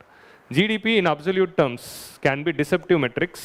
A nation's strength is not solely determined by size, but its tangible benefit it delivers to its populace. Populaceனா வந்து மக்களை தான் வந்து பாப்புலஸ் அப்படின்னு சொல்கிறாங்க. So இந்த மாதிரி words எப்போ வந்தாலும் என்ன பண்ணணும், கீவேர்ட்ஸ் எப்போ வந்தாலும் படித்து வச்சுக்கணும். ஏன்னா இந்த பாப்புலஸ் அப்படிங்கிற வேர்டு ஒரு கொஸ்டினில் வந்தாலோ இல்லை எஸ்ஏல வந்தாலோ எத்திக்ஸில் வந்தாலோ கொஸ்டினே புரியாமல் போயிடும். ஸோ அதனால தான் whenever you find new word, learn the meaning and try to understand it. So மக்களுக்கு பெனிஃபிட் கொடுக்குற ஒரு எக்கானமி தான் வந்து ரியல் டெவலப்மெண்ட் அப்படின்னு சொல்கிறாங்க. Despite 10 times smaller in population and land. So Japan வந்து நம்மளை விட 10 மடங்கு லேண்டும் கம்மி, பாப்புலேஷன்லையும் கம்மி. ஸோ இந்தியாவோட பாப்புலேஷன் 1.4 பில்லியன், ஜப்பானோட பாப்புலேஷன் 124 மில்லியன் தான். நம்ம பில்லியனில் இருக்கோம், அவங்க மில்லியனில் தான் இருக்காங்க. ஆனால் அவ்வளோ கம்மி பாப்புலேஷன் கம்மி லேண்டாக இருந்தாலும் they are generating same GDP, ஒரே ஜிடிபி தான் 2 பேருக்கும். So that is the difference. அவ்வளோ பாருங்கள், இவ்வளோண்டு ஒரு ஐலாண்டு தான் அது. ஸோ ஹியூமன் டெவலப்மெண்ட் இண்டெக்ஸில் ஜப்பான் வந்து 23rd இருக்குது, இந்தியா வந்து 130th இருக்குது. ஸோ அப்படி இருக்கிறப்போ யூ கம்பேர் திஸ் அப்படின்னு சொல்கிறாங்க. நெக்ஸ்ட் வந்து ஐஎம்எஃபோட per capita இன்கமில் 2800 அப்படிங்கிறது தான் இந்தியாவுடைய per capita income. And India ranks 140th globally in per capita income. BRICS நேஷன்ஸில் கடைசியாக இருக்கிறதும் நம்ம தான் அமாங் தி 5 நேஷன். இப்போ பிரிக்ஸில் வந்து நிறைய பேர் வந்துட்டாங்க. ஸோ இந்தோனேஷியாவும் வந்துட்டாங்களா இல்லையா அப்படின்னு கண்டுபிடிக்கணும். ஸோ பிரிக்ஸில் நிறைய பேர் வந்துட்டாலும் இந்த 5 நாடுகளில் வந்து 5 நாடுகளில் வந்து இந்தியா தான் 5ஆவதுல இருக்குது. So that is another important thing. So Brazil is 10,000, Russia is 14,000, சைனாவில் வந்து 12,000, சவுத் ஆஃப்ரிக்காவில் ஒரு 6,000. ஆனால் இந்தியாவோட per capita இன்கம் வந்து 2,800. So still a long way to catch up. Next வந்து எக்கனாமிக் இன்இக்வாலிட்டி. ஸோ அப்போ ஜிடிபி க்ரோத்தில் இவ்வளோ ஹை ஜிடிபி ப்ரொடியூஸ் பண்ணுறோம்ல, இது எல்லாமே it's concentrated in few pockets. It is not equally distributed to all. So இது வந்து நம்ம poverty chapter பார்க்குறப்பே பார்ப்போம். 1% of the people are having 40% of nation's wealth. இது நம்ம பாவர்ட்டி கிளாஸ்லேயே டிஸ்கஸ் பண்ணது தான், அதே பாயிண்ட் தான். So 1% of the population, top 1% rich people கிட்ட தான் இந்தியாவுடைய 40% ஆஃப் வெல்த் இருக்குது. ஸோ அப்போது இந்த development GDP growth 4th largest எல்லாமே அந்த டாப் 1% கிட்ட தான் இருக்குது. ஸோ அப்போது மிச்சம் இருக்கிற அந்த 99%க்கு போய் சேரல அப்படிங்கிறது தான் இந்த ஆக்ஸ்ஃபார்முடைய இன்இக்வாலிட்டி ரிப்போர்ட் சொல்லுது. So it carries profound implications on social cohesion, political stability and long-term economic sustainability. So actually வந்து என்ன அப்படின்னா economic inequality will create problems with respect to social cohesion. இந்த economic inequality widen ஆகிட்டே போகிறப்போ தான் majority of the பாப்புலேஷன்ஸ்க்கு ஒரு வெறுப்பு வருது. ஏன்னா நிறைய பேரோட லைஃப் இன்னும் இம்ப்ரூவ் ஆகலை அப்படிங்கிற போது தான் அதுதானே ஃப்ரஸ்ட்ரேஷனாக மாறுது. Frustrated people is always dangerous for the nation security it self. So அதான் வந்து நம்ம அண்டர்ஸ்டாண்ட் பண்ணணும். Social cohesion, political stability and long term economic sustainability. Long டேர்மில் அது இந்தியன் எக்கனாமிக்கே நல்லதில்லை. Inequality is not good in long term. ஏன்னா majority of the பாப்புலேஷன்ட்ட பணம் இல்லைன்னா அப்போ எப்படி டிமாண்ட் உருவாகும்? ஸோ அதுதான் வந்து இங்கே இருக்க பிரச்சனை. Regional disparities. So economic inequality ஒன்று தான், இந்தியாவில் ரீஜனல் டிஸ்பாரிட்டி இருக்குது. சதர்ன் ஸ்டேட்ஸும் வெஸ்டர்ன் ஸ்டேட்ஸில் தான் டெவலப்மெண்ட் இருக்குது. அகெயின் இந்த டெவலப்மெண்ட் வந்து நீங்கள் ஸ்டேட் வைஸ் எடுத்து பார்த்தீங்கன்னா southern states like Tamil Nadu, Kerala, Andhra, Karnataka இவங்ககிட்ட தான் அது போய் அட்டாச் ஆகிருக்கு. இல்லை western state like Maharashtra, Gujarat. So அப்போ இந்த ஃபியூ பாக்கெட்ஸில் தான் எல்லா டெவலப்மெண்ட்டும் இருக்குது, ரெஸ்ட் ஆஃப் தி இந்தியாவில் டெவலப்மெண்ட் இல்லை அப்படிங்கிறதும் ஒரு பிரச்சனை. Southern state and western states have better human development scores and per capita income, while large population in the central and eastern regions they are having developmental backlog. So regional disparity ஒரு problem. So இது ஒரு நல்ல லைனாக இருந்துச்சு. இந்த மாதிரி lines தான் வந்து நீங்கள் வந்து ஆன்சர் ரைட்டிங்கில் எழுதுறப்போ பெட்டராக இருக்கும். growth is lopsided geographically, socially and sectorally. லாப்சைடட்னா என்ன அப்படின்னா இம்பேலன்ஸ்டாக இருக்கிறது, டிஸ்ப்ரொபோர்ஷனேட்டாக இருக்கிறது. ஒரு சைடில் அதிகமாகவும் இன்னொரு சைடில் ரொம்ப கம்மியாகவும் இருக்கிறது தான் லாப்சைடட். ஓகே, இந்தியாவுடைய க்ரோத் இஸ் லாப்சைடட் ஜாகிரபிக்கலி. ஜாகிரபிக்கலியும் பார்த்தீங்கன்னா சவுத்துலேயும் வெஸ்ட்லேயும் தான் இருக்குது, சென்டர்லையும் ஈஸ்ட்லேயும் இல்லை. Socially அப்படின்னு பார்த்தாலும் it is having a lot of implication.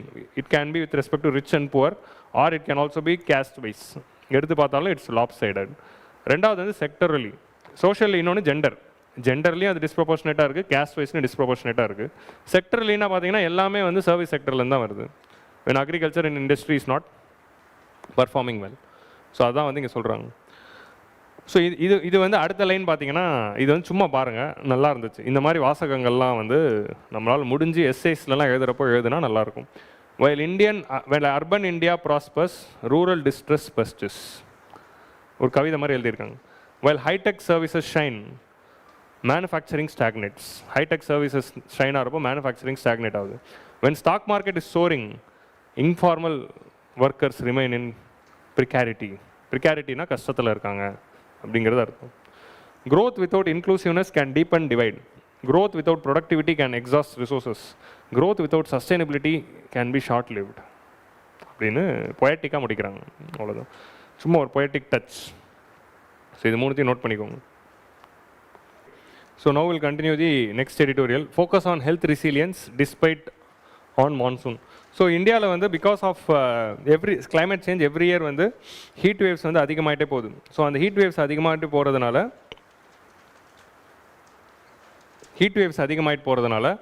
It is affecting the people. So நம்ம இந்த ஹீட் வேவ்ஸ்லேருந்து பீப்புளை எப்படி ப்ரொடெக்ட் பண்ணலாம் அப்படிங்கிறதா இந்த ஆர்டிக்கலோட சிக்னிஃபிகன்ஸ். ஸோ இது வந்து GS3ல டிசாஸ்டர் மேனேஜ்மெண்ட்டில் நமக்கு டைரெக்டாக ரெலவன்ஸ். ஸோ ஹீட் வேவ்ஸ்லேருந்து எப்படி பீப்புளை ப்ரொடெக்ட் பண்ணுறது அப்படிங்கிற ஒரு இம்பார்ட்டண்ட்டான article. Okay, so first what is heat wave? இதுதான் பேக்ரவுண்ட் ஒர்க். ஹீட் வேவ்ஸ்னால் என்னங்கிறதுலேருந்து ஆரம்பிக்கணும். What is the definition? So இதான் ப்ரிலிம்ஸ் பாயிண்ட் ஆஃப் வியூவில் முக்கியம். ஸோ ஹீட் வேவ்னா என்ன அப்படின்னா, when the temperature in a region is becoming inhospitable or fatal to human being. நம்ம heat வேவ்ங்கிறது எதை வச்சு டிஃபைன் பண்ணுறோம் அப்படின்னா, ஹியூமன் பீயிங்கால் அதை சமாளிக்க முடியுதா இல்லையா அப்படிங்கிறத வச்சு தான் we are defining it. So when a temperature in a region is becoming inhospitable and fatal to human health, then that is called as heat wave. Okay, so அந்த ஹீட் வேவ் வந்து நான் இப்போது வேர்டாக டிஃபைன் பண்ணணும்னா எப்படி பண்ணேன், டெக்னிக்கலாக define பண்ணுறதுக்கு IMD release பண்ண டேட்டா. IMDயோட பழைய க்ரைட்டீரியா இன்னும் நிறைய வெப்சைட்ஸில் இருக்கும், அதனால் அதை பார்த்துட்டு கன்ஃபியூஸ் ஆகாதீங்க. இதான் வந்து correct data. Okay, heat wave is considered to be a maximum. இப்போ வந்து எப்போ வந்து ஹீட் வேவ் வந்து IMD டிக்ளேர் பண்ணோம் அப்படின்னா, 2 நாளைக்கு வந்து இந்த கண்டிஷன்ஸ்லாம் மீட் ஆச்சுன்னா டிக்ளேர் பண்ணும். இதான் வந்து ப்ரிலிம்ஸில் கேட்கலாம். சரியா, நானும் ஒரு 3 வருஷமாக சொல்லிக்கிட்டு இருக்கேன். 2026 நிச்சயமாக கேட்பாங்க. சரியா, இனிமேல் 2020. So heat wave is considered to be maximum temperature. So ஒரு ரீஜனில் ஹீட் வேவ் அப்படின்னு நம்ம டிக்ளேர் பண்ணோம்னா அந்த ஊருடைய மேக்ஸிமம் டெம்பரேச்சர் 40 டிகிரி செல்சியஸுக்கு மேலே போயிருக்கணும். அட்லீஸ்ட் அண்ட் ஹில்லி ரீஜனில் அது 30 டிகிரிஸ்க்கு மேலே போயிருக்கணும். ஸோ ஒரு பிளெயின் ரீஜனில் 40 டிகிரி ரீச் ஆச்சுன்னா தான் ஹீட் வேவ் டிக்ளேர் பண்ணலாமா வேணாமா அப்படின்னு பார்ப்பாங்க. இதுதான் ஃபஸ்ட் க்ரைட்டீரியா. 40 ரீச் ஆயிடுச்சுனாலே அவங்க அடுத்து அதை யோசிக்க ஆரம்பிச்சிருவாங்க. அதே ஒரு ஹில்லி ரீஜனில் 30 ரீச் ஆச்சுனாலே யோசிக்க ஆரம்பிச்சிருவாங்க. இது முதல் க்ரைட்டீரியா. ரெண்டாவது க்ரைட்டீரியா வந்து என்ன அப்படின்னா, டிபார்ச்சர் ஃப்ரம் நார்மல். சரியா, ஸோ 40-13 வந்துச்சுன்னா கன்சிடர் பண்ண ஆரம்பிப்பாங்க அப்படிங்கிறத நம்ம புரிஞ்சுக்கிறோம். ஆனால் ரெண்டாவது பாயிண்ட் பாருங்கள், அதுவே வந்து 45க்கு மேலே போயிடுச்சுன்னா நிச்சயமாக வந்து டிக்ளேர் பண்ணிவிடுவாங்க ஹீட் வேவ் அப்படின்னு. ஒரு ரீஜனோட டெம்பரேச்சர் 45க்கு மேலே போயிடுச்சுன்னா நிச்சயமாக டிக்ளேர் பண்ணிவிடுவாங்க. So this is based on temperature. இப்போ based on departure from normal அப்படின்னா, இப்போ சென்னையில் வந்து 40 ஆயிடுச்சு. அடுத்து என்ன பண்ணுவாங்க அப்படின்னா, சென்னையோடைய ஆவரேஜ் டெம்பரேச்சர் வந்து எவ்வளோ அப்படின்னு பார்த்துட்டு அந்த ஆவரேஜ் டெம்பரேச்சர்லேருந்து ப்ளஸ் 4.5 to 6.4 போயிருக்கா. ஆவரேஜ் டெம்பரேச்சர் ஆஃப் சென்னை வந்து 37 அப்படின்னு வச்சுக்கலாம். ஸோ 37 ப்ளஸ் இப்போ நம்ம டெம்பரேச்சர் வந்து 41 காட்டுது. ஸோ 37ங்கிற நான் சும்மா ரஃபாக சொல்கிறேன். 37ங்கிறது ஆவரேஜ் சென்னை டெம்பரேச்சர். இப்போ வந்து அது வந்து நமக்கு வந்து 41 அப்படின்னு காட்டுதுன்னா ப்ளஸ் எவ்வளோ ஆயிருக்கு, 4 ஆயிருக்கு. 42 ஆயிருக்குன்னா ப்ளஸ் 5 ஆயிருக்கு. ஸோ அப்போ ப்ளஸ் 5 ஆயிடுச்சுன்னா இந்த க்ரைட்டீரியாக்குள்ளே வந்துடும். So average temperature of the ரீஜன்லேருந்து ப்ளஸ் 4.5 to 6.4 போச்சுன்னா அதை வந்து ஹீட் வேவ்னு சொல்கிறாங்க. ப்ளஸ் 6.4க்கு மேலே போச்சுன்னா அதை சிவியர் ஹீட் வேவ் அப்படின்னு சொல்கிறாங்க. This is first criteria. Okay, ரெண்டாவது வந்து ஆக்சுவல் மேக்ஸிமம் டெம்பரேச்சர் 45க்கு மேலே போயிட்டாலே அது ஹீட் வேவ்னு சொல்லிடுவாங்க. 47 மேலே போனால் சிவியர் ஹீட் வேவ் அப்படின்னு சொல்லுவாங்க. Actually we had severe heat wave in Jaipur, Rajasthan கிட்ட recently we had, and Delhi ரீஜன்லேயும் இருந்துச்சு. Next, if above criteria met at least for 2 stations. So இது எப்போ வந்து டிக்ளேர் பண்ணுவாங்கன்னா, அந்த ஊரில் இருக்கிற 2 மெட்ரலாஜிக்கல் ஸ்டேஷன்ஸில் ஃபார் அட்லீஸ்ட் 2 consecutive days. 2 நாளைக்கு இந்த கண்டிஷன்ஸ் இருக்கும்போது 2வது நாள் டிக்ளேர் பண்ணுவாங்க. இதுதான் ப்ரிலிம்ஸில் வரும். when it is coming for 2 days, second day it will be declared. What is the criteria for declaring heat wave? Coastal ரீஜனில் வந்து பார்த்தீங்கன்னா 4.5க்கு மேலே போகணும், 37 வந்துட்டாலே கன்சிடர் பண்ணுவாங்க. இப்போ வந்து ஃபார் எக்ஸாம்பிள் பிளெயின்ஸில் 40, ஹில்லியில் 30 அப்படின்னா ஒரு கோஸ்டல் ரீஜன் லைக் சென்னையில் 37லேயே கன்சிடர் பண்ண ஆரம்பிச்சிருவாங்க. ஏன்னா கோஸ்டல் ரீஜன் ஏன் கம்மியாக வச்சுருக்காங்க அப்படின்னா because of moderating influence of ocean. So GS3யில் வந்து டிசாஸ்டர் மேனேஜ்மெண்ட் அப்படிங்கிற டாப்பிக்கில் ஹீட் வேவை எப்படி மேனேஜ் பண்ணணும் அப்படிங்கிறதுல சொல்கிறாங்க. ஸோ இந்த ரிப்போர்ட்லாம் தேவையில்லை, சும்மா பாருங்கள். ஒரு நேஷனல் கான்ஃபரன்ஸ் இந்தியா 2047 பில்டிங் அ கிளைமேட் ரெசிலியன்ட் ஃபியூச்சர் அப்படிங்கிறதுல வந்து ட்ரேட், இது வந்து சும்மா கேளுங்க, இதெல்லாம் நோட் பண்ணிக்க தேவையில்லை. ஒரு ட்ரேட் யூனியன் லீடர் வந்து பேசிகிட்டு இருக்கிறப்போ கார்மெண்ட் ஃபேக்ட்ரிஸில் இருக்கிற ஒர்க்கர்ஸ்லாம் வந்து ஹீட் வேவ்னால எப்படி சஃபர் ஆகிறாங்க அப்படின்னு அவர் பேசினார். ஹீட் வேவ்ஸ் அதிகமாகிட்டே போகிறப்போ ஒரு ஃபேக்ட்ரியில் இருக்கிற ஒர்க்கர்ஸ்க்கு வந்து அதை டாலரேட்டே பண்ண முடியல அப்படிங்கிற ஒரு டாக் கொடுத்துருக்காங்க. அண்ட் இதோட இன்ட்ரோடக்ஷன் இப்படி ஆரம்பிச்சது. அப்புறம் இன்னொரு கிளைமேட் ஸ்பெஷலிஸ்ட் வந்து வெட் பல்பு டெம்பரேச்சர் பற்றி பேசியிருக்காரு. அந்த லைன் நல்லா இருந்தது, அதனால தான் நான் அதை எடுத்து இன்சிடென்ட்லி பார்த்தீங்கன்னா ப்ரிலிம்ஸ் முடிஞ்ச அடுத்த வாரத்தில் நியூஸ் பேப்பரில் வெட் பல்பு டெம்பரேச்சர் வருது, நம்ம கண்ணுக்கு அதுப்படுது, இந்த மாதிரி தான் நடக்கும். இன்னொரு காமெடி தெரியுமா, ப்ரிலிம்ஸ் அன்றைக்கி ஹிண்டு FAQவில் இன்கம்ஸ் ஆஃப் RBI அப்படிங்கிறது தான் அன்றைக்கி ஆர்டிக்கிளே. நான் அதே இன்றைக்கி எடுக்கலான்னு இருந்தேன், பட் ரொம்ப புண்படுத்த வேணாம் தான் இன்றைக்கி எடுக்கல. சரியா? அதாவது அன்றைக்கி ப்ரிலிம்ஸ் அன்றைக்கி காலையில் ஹிண்டுவில் ஆர்டிக்கிளில் RBIயோட இன்கம் என்னன்னு மென்ஷன் பண்ணுற ஒரு ஆர்டிக்கிள் இருக்குது. ஸோ பார்த்தீங்களா காலம் எப்படி விசித்திரமானதுன்னு. ஸோ ஒரு கிளைமேட் எக்ஸ்பர்ட் வந்து வெட் பல்பு டெம்பரேச்சர் பற்றி பேசுகிறாங்க. ஸோ வெட் பல்ப் டெம்பரேச்சர்னால் என்ன அப்படின்னா, இது இப்போ வந்து சொல்கிறியே, இனிமேல் நீ சொன்னா என்ன சொல்ல வேணாம்.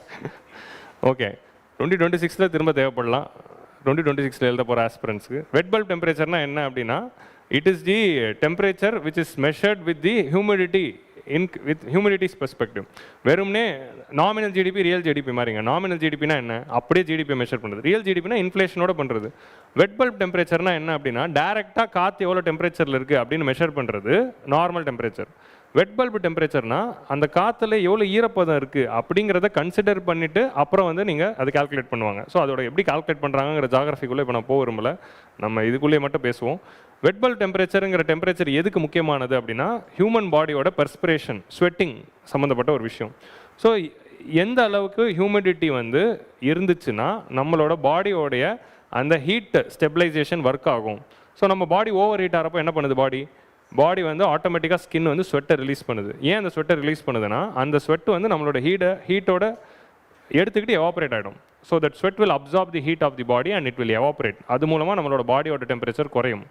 ஸோ எவாப்ரேஷன் எப்போ நடக்கும் அப்படின்னா, ஏரில் ஹியூமிடிட்டி கம்மியாக இருந்தால் தான் நடக்கும். ஏரில் ஆல்ரெடி ஹியூமிடிட்டி அதிகமாக இருக்கிறப்போ எவாப்ரேஷன் நடக்காது. ஹியூமிடிட்டி லெவல் ஆல்ரெடி 95% இருக்குன்னா ஏரில் வந்து வாட்டர் வேப்பர் போய் சேர்றதுக்கு இடமே இல்லை. ஸோ அப்படி இருக்கிறப்போ எவாப்ரேஷன் ஓன்ட் ஒர்க். அதனால தான் ஹியூமிடிட்டி அதிகமாக இருக்க ரீஜனில் போகிறப்போ நம்மளோட ஸ்வெட் எவாப்ரேட் ஆகாமல் நமக்கு வேர்த்து கொட்டிக்கிட்டே இருக்குது. Second statement. ஸோ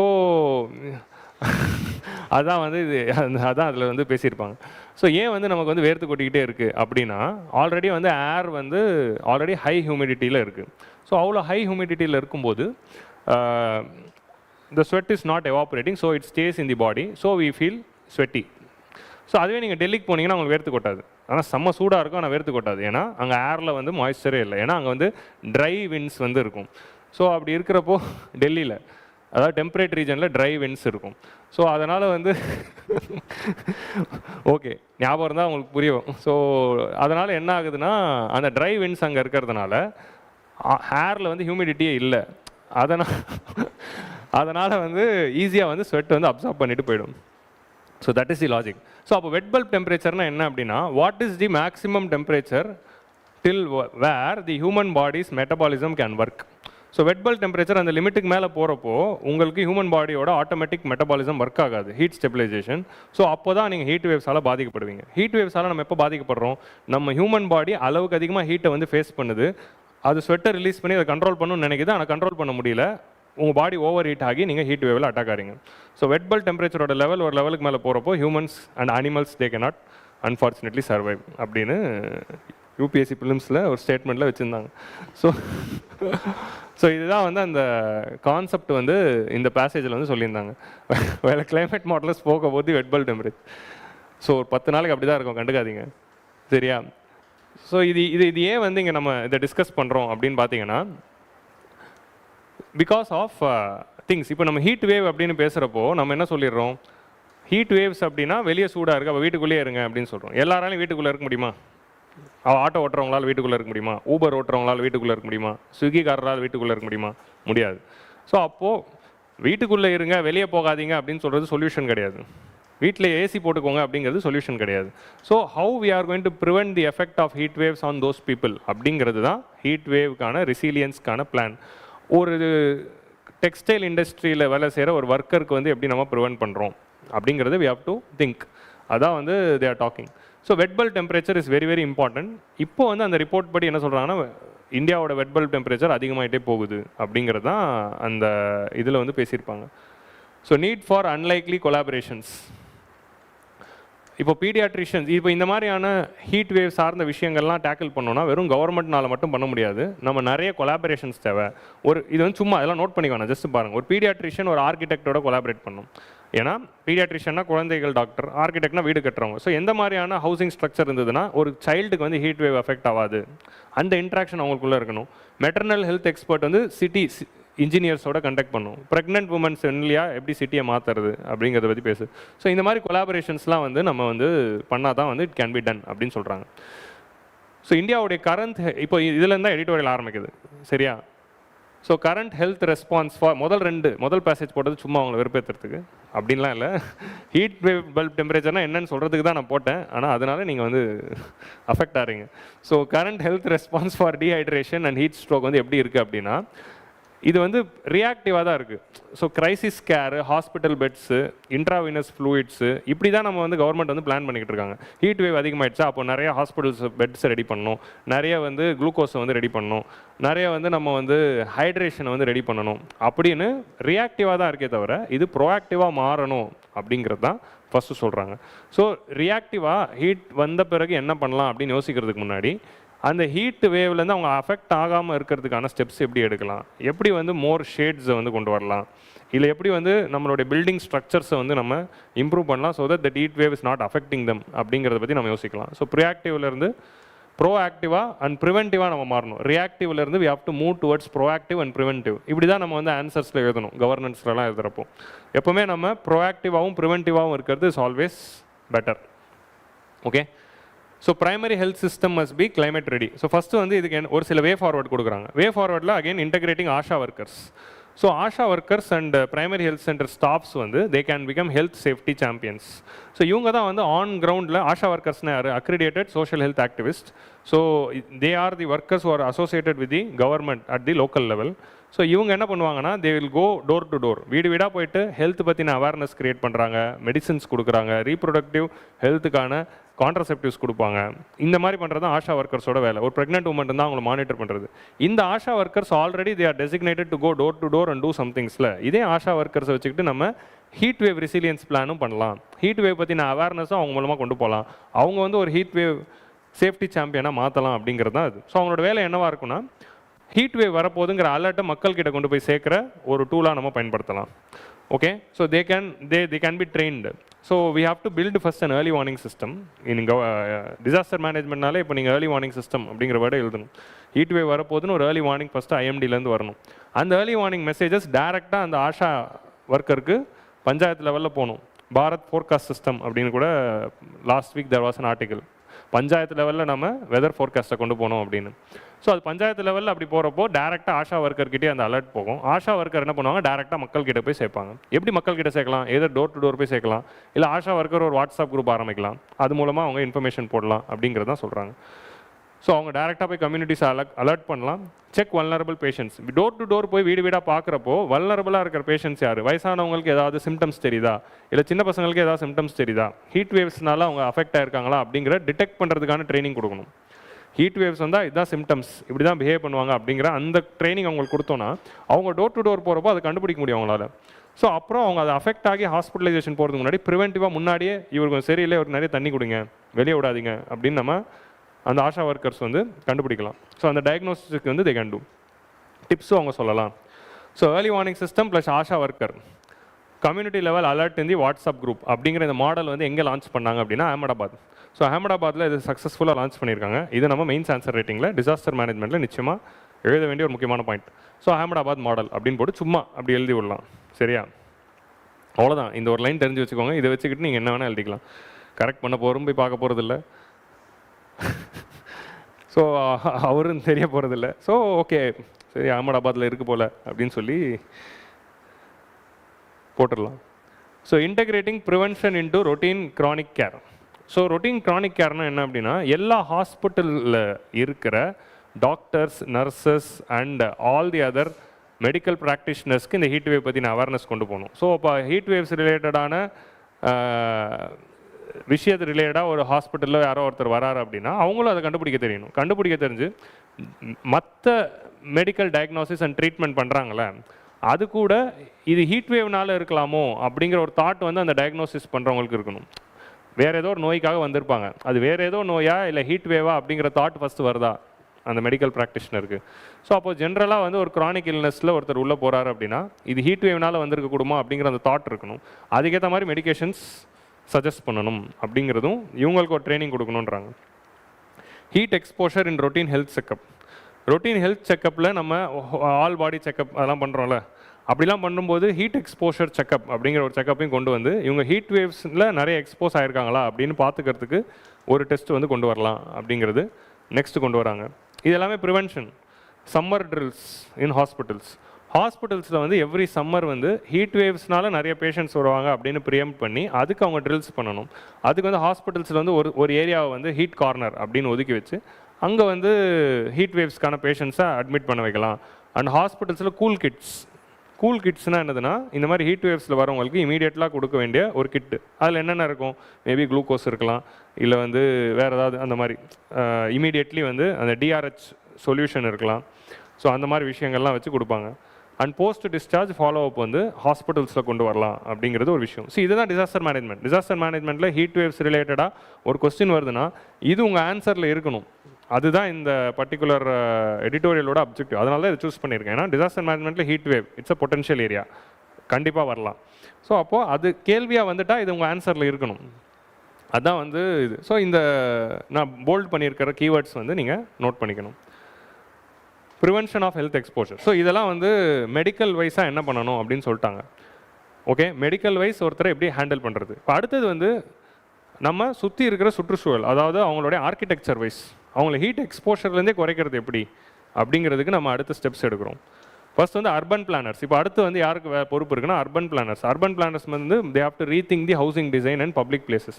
இனிமேல் எந்த பில்டிங் கட்டினாலும் வீடு கட்டினாலும் ஹீட் வேவ் பாயிண்ட் ஆஃப் வியூவில் யோசிச்சு கட்டணும். அதிக வென்டிலேஷனோட, இல்லை வென்டிலேஷன்ஸ் வந்து கரெக்டாக ஹேண்டில் பண்ணி என்ன மெட்டீரியல் யூஸ் பண்ணுறோம், நேச்சுரல் கூலிங் மெட்டீரியல்ஸை வச்சு கட்டி ஹீட் வேவ்ஸ் எப்படி ப்ரிவென்ட் பண்ணலாம் அப்படிங்கிறத யோசிக்கணும்.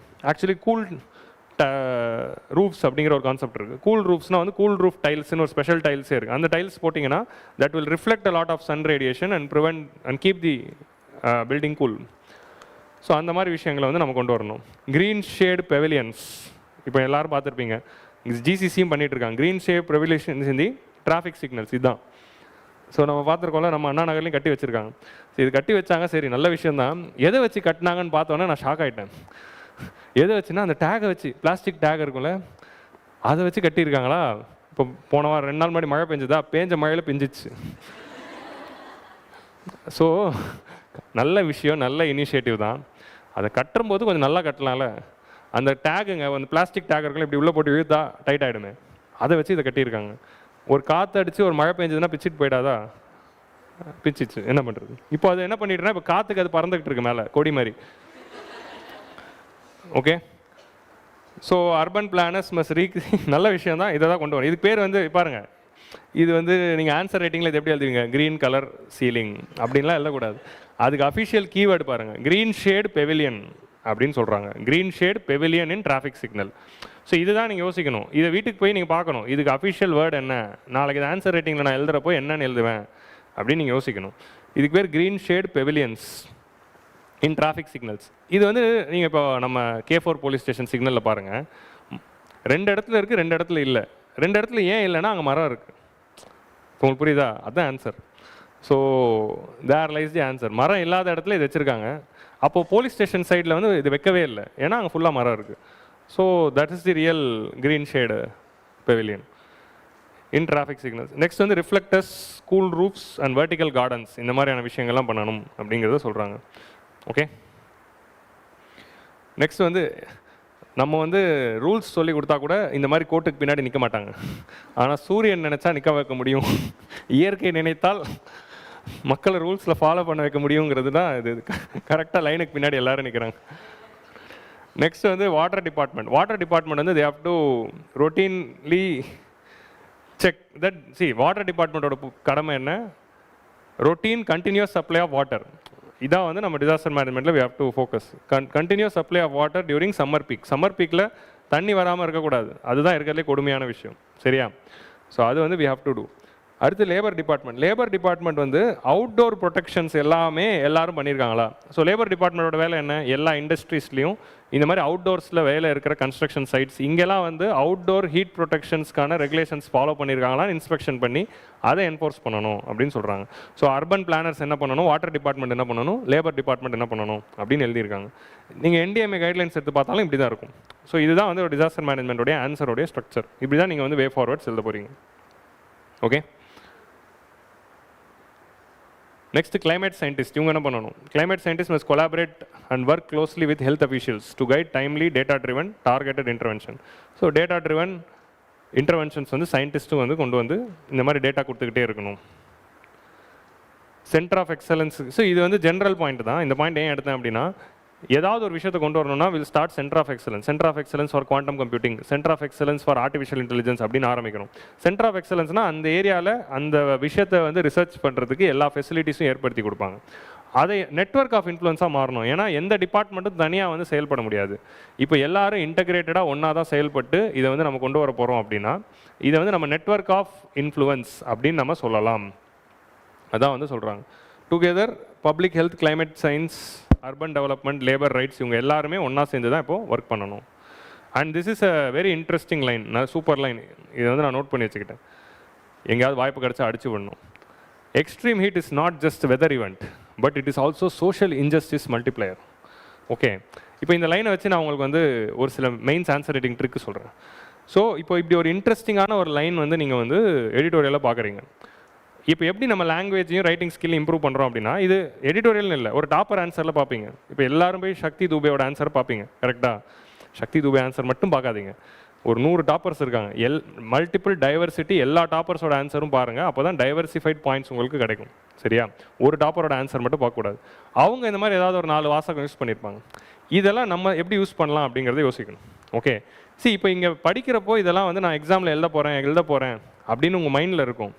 அது எக்ஸாமில் நாளைக்கு நீங்கள் அடுத்த வாரம் MSLPயில் எழுதும்போது உங்களால் எழுத முடியுமா அப்படின்னா முடியாது. ஏன்னா அப்போ ஞாபகம் வராது.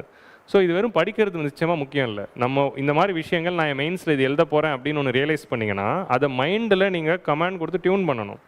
உங்கள் மைண்டுக்கு இன்ஸ்ட்ரக்ஷன் கொடுக்கணும். ஓகே, இது நான் எழுத போகிறேன்னு. இது எப்போ ஞாபகம் வரணும்னா திரும்ப அந்த மெயின்ஸுக்கு முந்தின நாள் இந்த மாதிரி விஷயங்கள்லாம் எடுத்து பார்த்துட்டு சொல்லணும். ஓகே, நாளைக்கு இதெல்லாம் நம்ம எழுத போகிறோம், எது வந்தாலும் இதை நான் புகுத்த போகிறேன் அப்படின்னு சொல்லி ஃபோர்ஸ்ஃபுல்லாக புகுத்து நம்ம வந்து இதை வந்து வர வைக்கணும். உங்களுக்கு புரியுதா?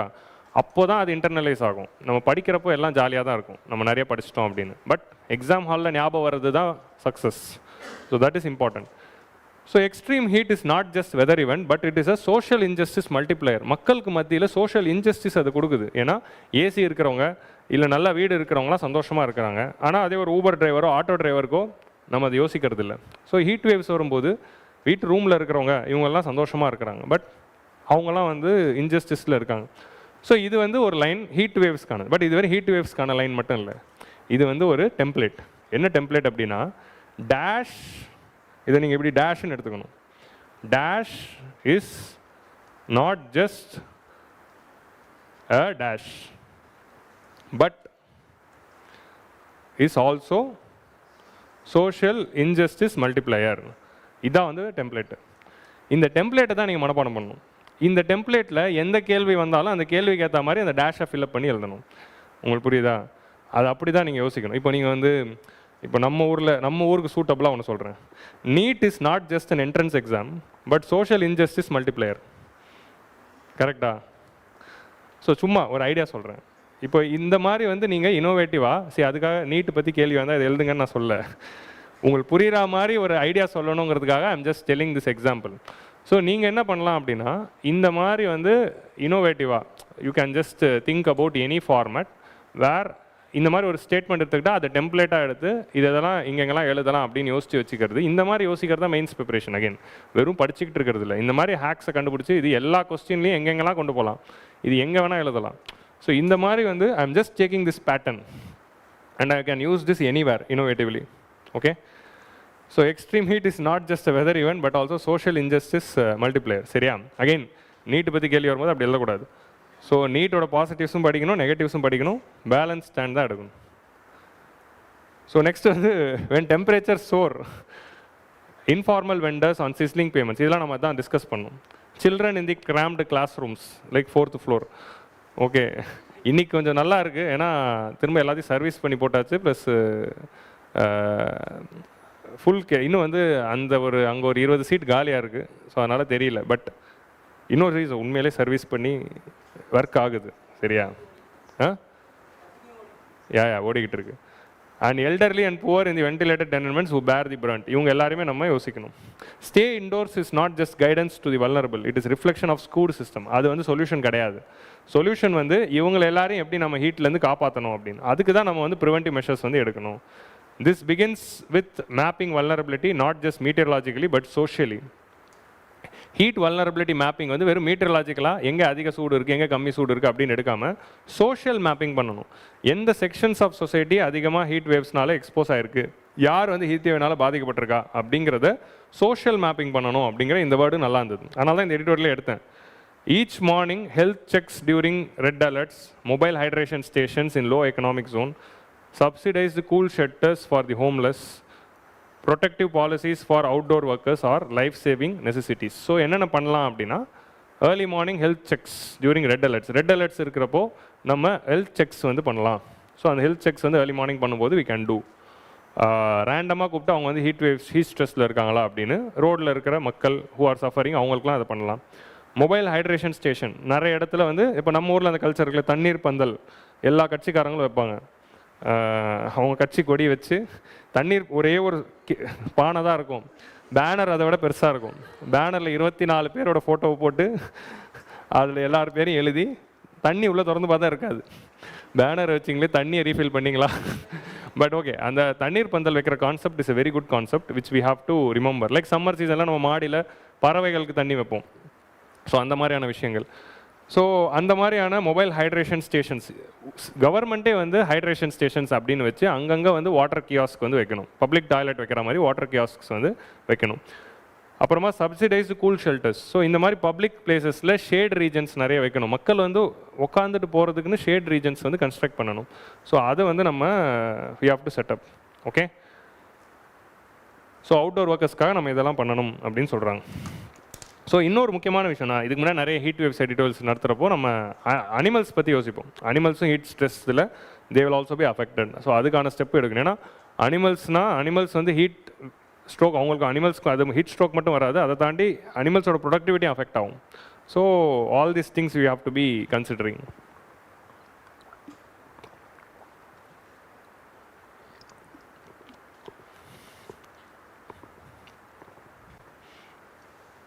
ஸோ நெக்ஸ்ட் வந்து India's new urban worry. So heat waves வந்துச்சா? ஸோ ஹீட் வேவ்ஸ்னு 8th படித்தோடனே ஃபஸ்ட் அட்டெம்ப்டஸ் ஹீட் வேவ்ஸோட டெஃபினிஷன் போய் படிக்கணும். இதுதான் வந்து முக்கியம், பேக்ரவுண்ட் ஒர்க். அப்புறம் வந்து இந்த இது, ஸோ இந்த ஆன்சர் தான் வந்து this is how you have to prepare for disaster management. இதே மாதிரி சைக்ளோனுக்கு என்னென்ன பண்ணணும், எர்த்குவைக்கு என்னென்ன பண்ணணும், இந்த மாதிரி ரெடி பண்ணி வச்சுக்கிறது தான். டிபார்ட்மெண்ட் வைஸாக ஒருத்தர் என்ன பண்ணணும் அப்படின்னு நம்ம யோசிக்கிறது. ஸோ நெக்ஸ்ட் வந்து India's new urban worry, rising over nutrition. So நம்ம மால் நியூட்ரிஷன் பற்றி தான் வந்து most of the time we are focusing. Now we are going to focus on over nutrition. Over நியூட்ரிஷன்னா வந்து தேவைக்கு அதிகமாக வந்து நியூட்ரிஷன் போகிறப்போ வரக்கூடிய பிரச்சனைகள். ஸோ அதை பற்றி வந்து ஒரு டாக்டர் எழுதியிருக்காரு. சரி, நெக்ஸ்ட் வந்து GS2ல் நமக்கு ஹெல்த் இருக்குது, டிஎன்பிஎஸ்சியில் பேப்பர் 3ல் வந்து ஹெல்த் இருக்குது, ஹெல்த் அண்ட் டிசீசஸ்.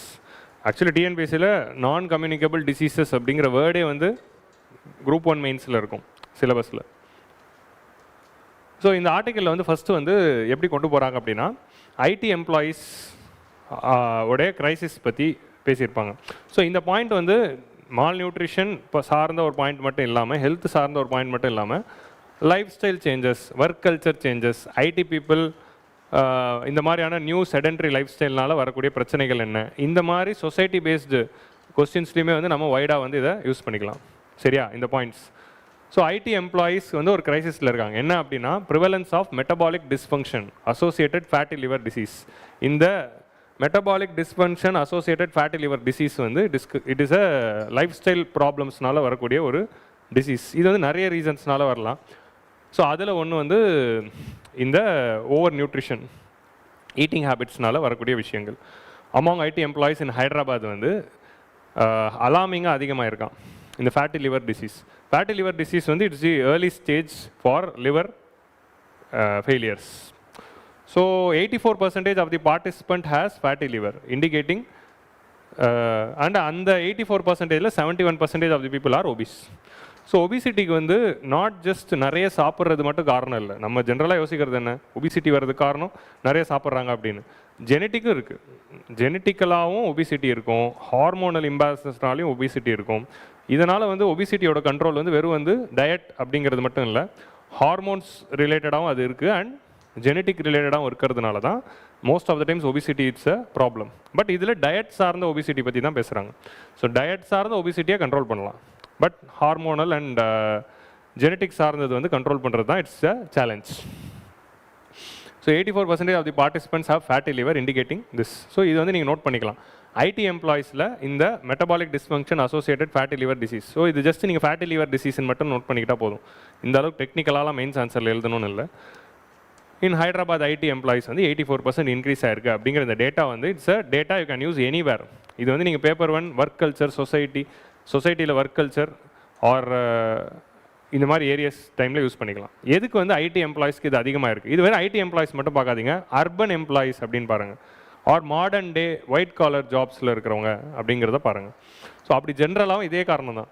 ஓகே, இதுக்கான காரணம் என்ன அப்படின்னா க்ரானிக் ஸ்ட்ரெஸ், எப்போவுமே ஸ்ட்ரெஸ்ஸில் இருக்கிறாங்க.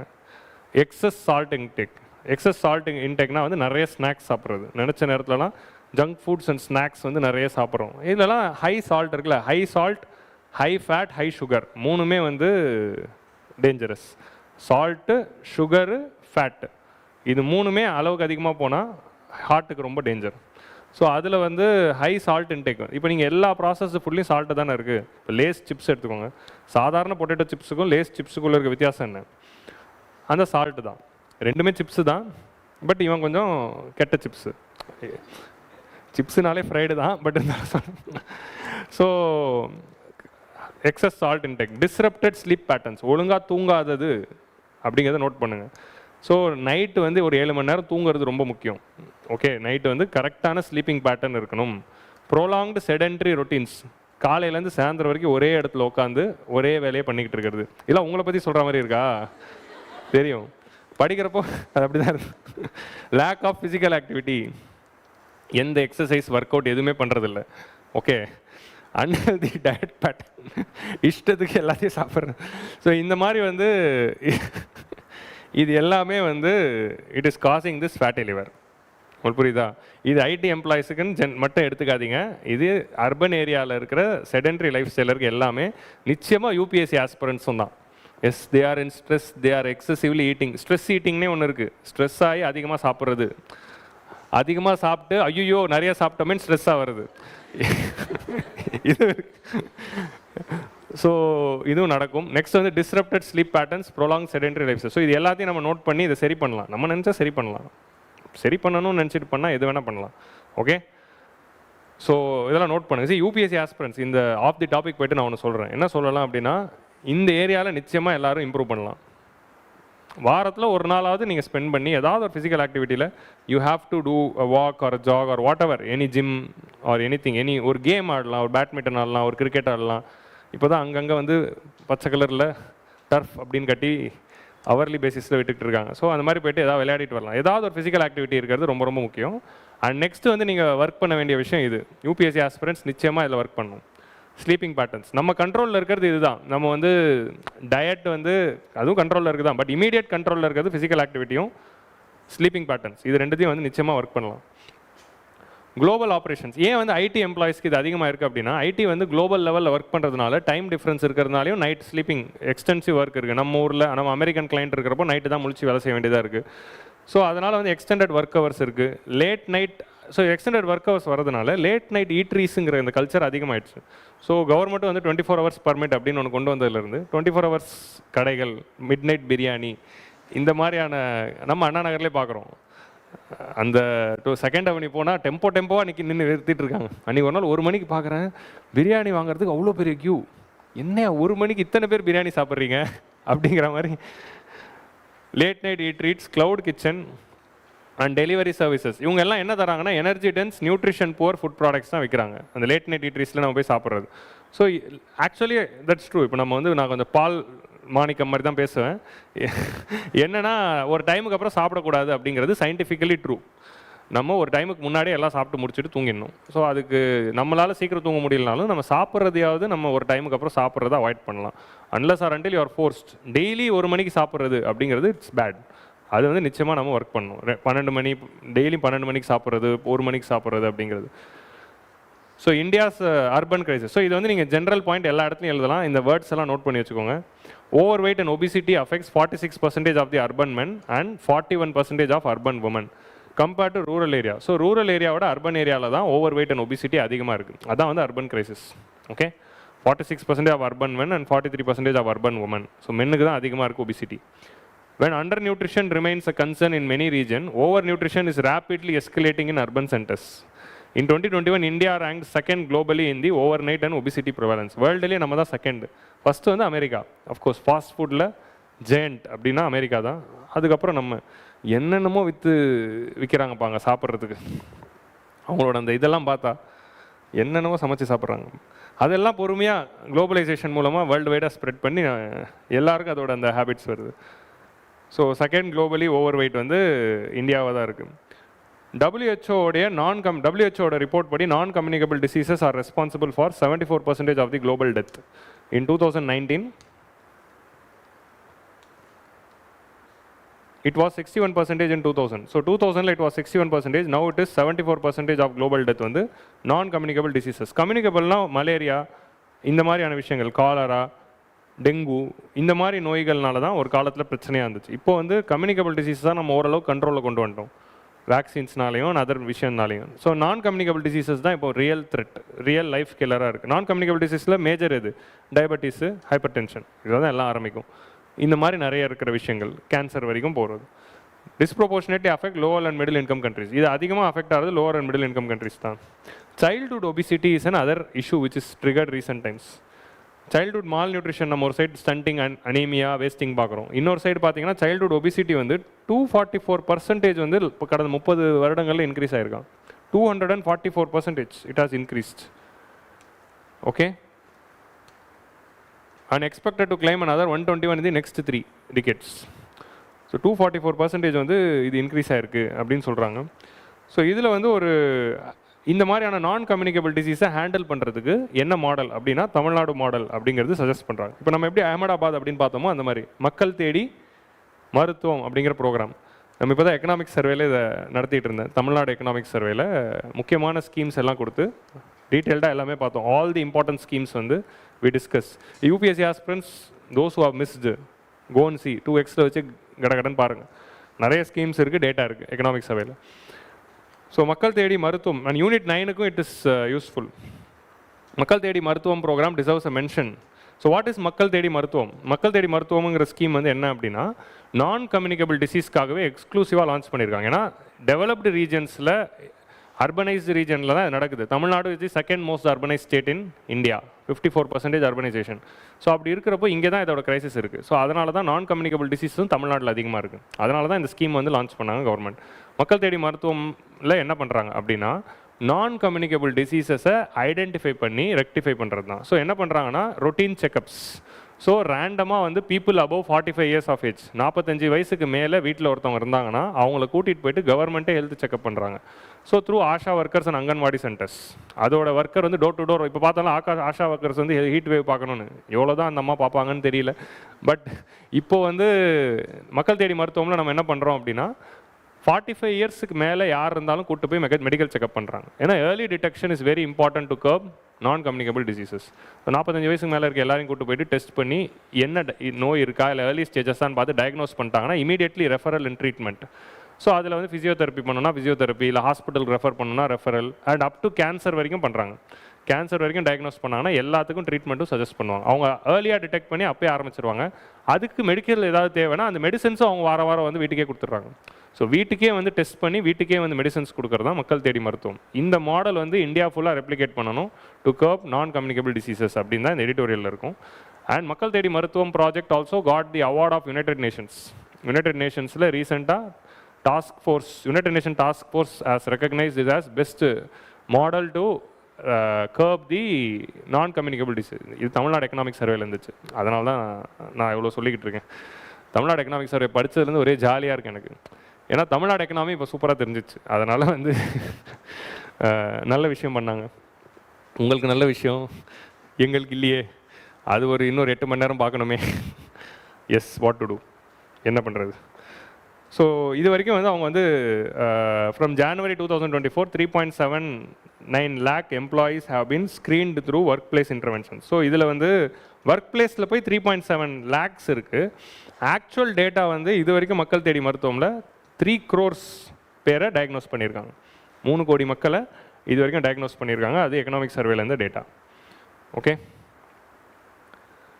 இல்லம் தேடி கல்வி அதுவும் அந்த மாதிரி தான் இருக்கும். தேடின்னு வருது. ஸோ அதுவும் படிங்க. இல்லம் தேடி கல்வி வந்து நம்ம எக்கனாமிக் சர்வேலே பார்த்தோம். யூனியன் எக்கனாமிக் சர்வேலே அது இருந்துச்சு. It's a model which should be replicated அப்படின்னு சென்ட்ரல் கவர்மெண்டோட எக்கனாமிக் சர்வேலே அதை நம்ம பார்த்தோம். ஸோ அடுத்தது வேறு என்னென்ன ஸ்டெப்ஸ் எல்லாம் வந்து இந்த நியூட்ரிஷனுக்காக எடுத்திருக்காங்க அப்படின்னா 8 kilometre health walk, eat right challenge அப்படிங்கிற இந்த மாதிரியான இனிஷியேட்டிவ்ஸ்லாம் எஃப்எஸ்எஸ்ஐ எடுத்திருக்காங்க. ஸோ 8 கிலோமீட்டர் ஹெல்த் வாக்னா என்ன அப்படின்னா எவ்ரி மந்த் ஒரு வாட்டி 8 கிலோமீட்டர் வாக் வந்து அந்த ஊரில் இருக்கிற லோக்கல் அத்தாரிட்டிஸ் வந்து கண்டக்ட் பண்ணுறாங்க. ஸோ மக்கள் எல்லாருமே வர வச்சு மேரத்தான் மாதிரி இல்லை, ஒரு வாக் மாதிரி அப்படியே சண்டே அன்னைக்கு. ஈட் ரைட் சேலஞ்ச் அப்படிங்கிறது government ministry of health FSSAI சேர்ந்து எடுத்த ஒரு இனிஷியேட்டிவ். ஸோ மக்கள் வந்து சரியான ஃபுட்டை வந்து சாப்பிடணும் அப்படிங்கிற இந்த விஷயம். ஸோ இதில் வந்து ஈட் ரைட் இந்தியா மூவ்மெண்ட் அப்படிங்கிறதுல எஃப்எஸ்எஸ்ஐ வந்து என்ன பண்ணுறாங்க அப்படின்னா சேஃப், ஹெல்த்தி அண்ட் சஸ்டைனபிள் ஃபுட்டை ப்ரொமோட் பண்ணுறாங்க. It includes hygiene ratings. So இந்த ஈட் ரைட் இந்தியா மூவ்மெண்ட் கீழே என்னென்னலாம் பண்ணியிருக்காங்க, ஹைஜீன் ரேட்டிங்ஸ், ஒரு ஃபுட்டை வந்து நம்ம ரேட்டிங்ஸ் கொண்டு வரோம், சர்டிஃபிகேஷன் ப்ரோக்ராம்ஸ், ஆத் சே தோடா கம் அப்படிங்கிற ஒரு கேம்பெயின், இன்னிலேருந்து கொஞ்சம் கம்மி, அதான் வந்து ஹாத் சே தோடா கம். ஆத் சே தோடா கம் அப்படின்னா என்னென்னா இன்னிலேருந்து கொஞ்சம் கம்மியாக, அவ்வளோதான் அதோட மீனிங். கொஞ்சம் கம்மியாக சாப்பிடணும், அதுதான் வந்து ஹாத் சே தோடா கம், which encourages the consumers to gradually reduce their intake of fat, sugar and salt. இன்னிலேருந்து கொஞ்சம் கம்மியாக நான் வந்து ஃபேட், சுகர், சால்ட் கண்டென்ட்டை சாப்பிட்ணும். ஓகே, ஸோ இதுதான் வந்து இந்த campaign. FSSAI also bringing in labelling high fat, salt, sugar food. HFSS ஃபுட்டை வந்து லேபிளிங் கொண்டு வந்திருக்கோம். லேபிளிங் கொண்டு வந்து அது லேபிளில் பெருசாக மென்ஷன் பண்ணணும் அப்படிங்கிற ஆர்டரும் எஃப்எஸ்எஸ்ஐ கொண்டு வந்திருக்காங்க. Food safety and standards authority தான் இந்த பேக்கிங் ரெகுலேஷன்ஸ்லாம் கொடுக்குறாங்க, அவங்க கொண்டு வந்தது. Next in 2022 FSSI proposed health star rating. Health star rating அப்படின்னா இப்போ நம்ம வந்து ஃபேனுக்கு ஏசிக்கெலாம் ஸ்டார் ரேட்டிங் இருக்குல்ல, 3 ஸ்டார் 4 ஸ்டார்னு, அந்த மாதிரி ஃபுட்டுக்கு கொண்டு வராங்க. இது வந்து 5 ஸ்டார் ஃபுட்டு, இது 1 ஸ்டார் ஃபுட்டு, இது அரை ஸ்டார் தான் சாப்பிடாதீங்க, அந்த மாதிரி வந்து they are giving. So health star rating வந்து ஃபுட்டுக்கு கொண்டு வரணும் அப்படின்னு சொல்லியிருக்காங்க. சுப்ரீம் கோர்ட்டு ரீசெண்டாக எஃப்எஸ்எஸ்ஐ வந்து ஒரு எக்ஸ்பர்ட் கமிட்டியை வந்து கான்ஸ்டியூட் பண்ணி submit scientific and technical advice on food safety matters அப்படின்னு ஆர்டர் போட்டிருக்காங்க.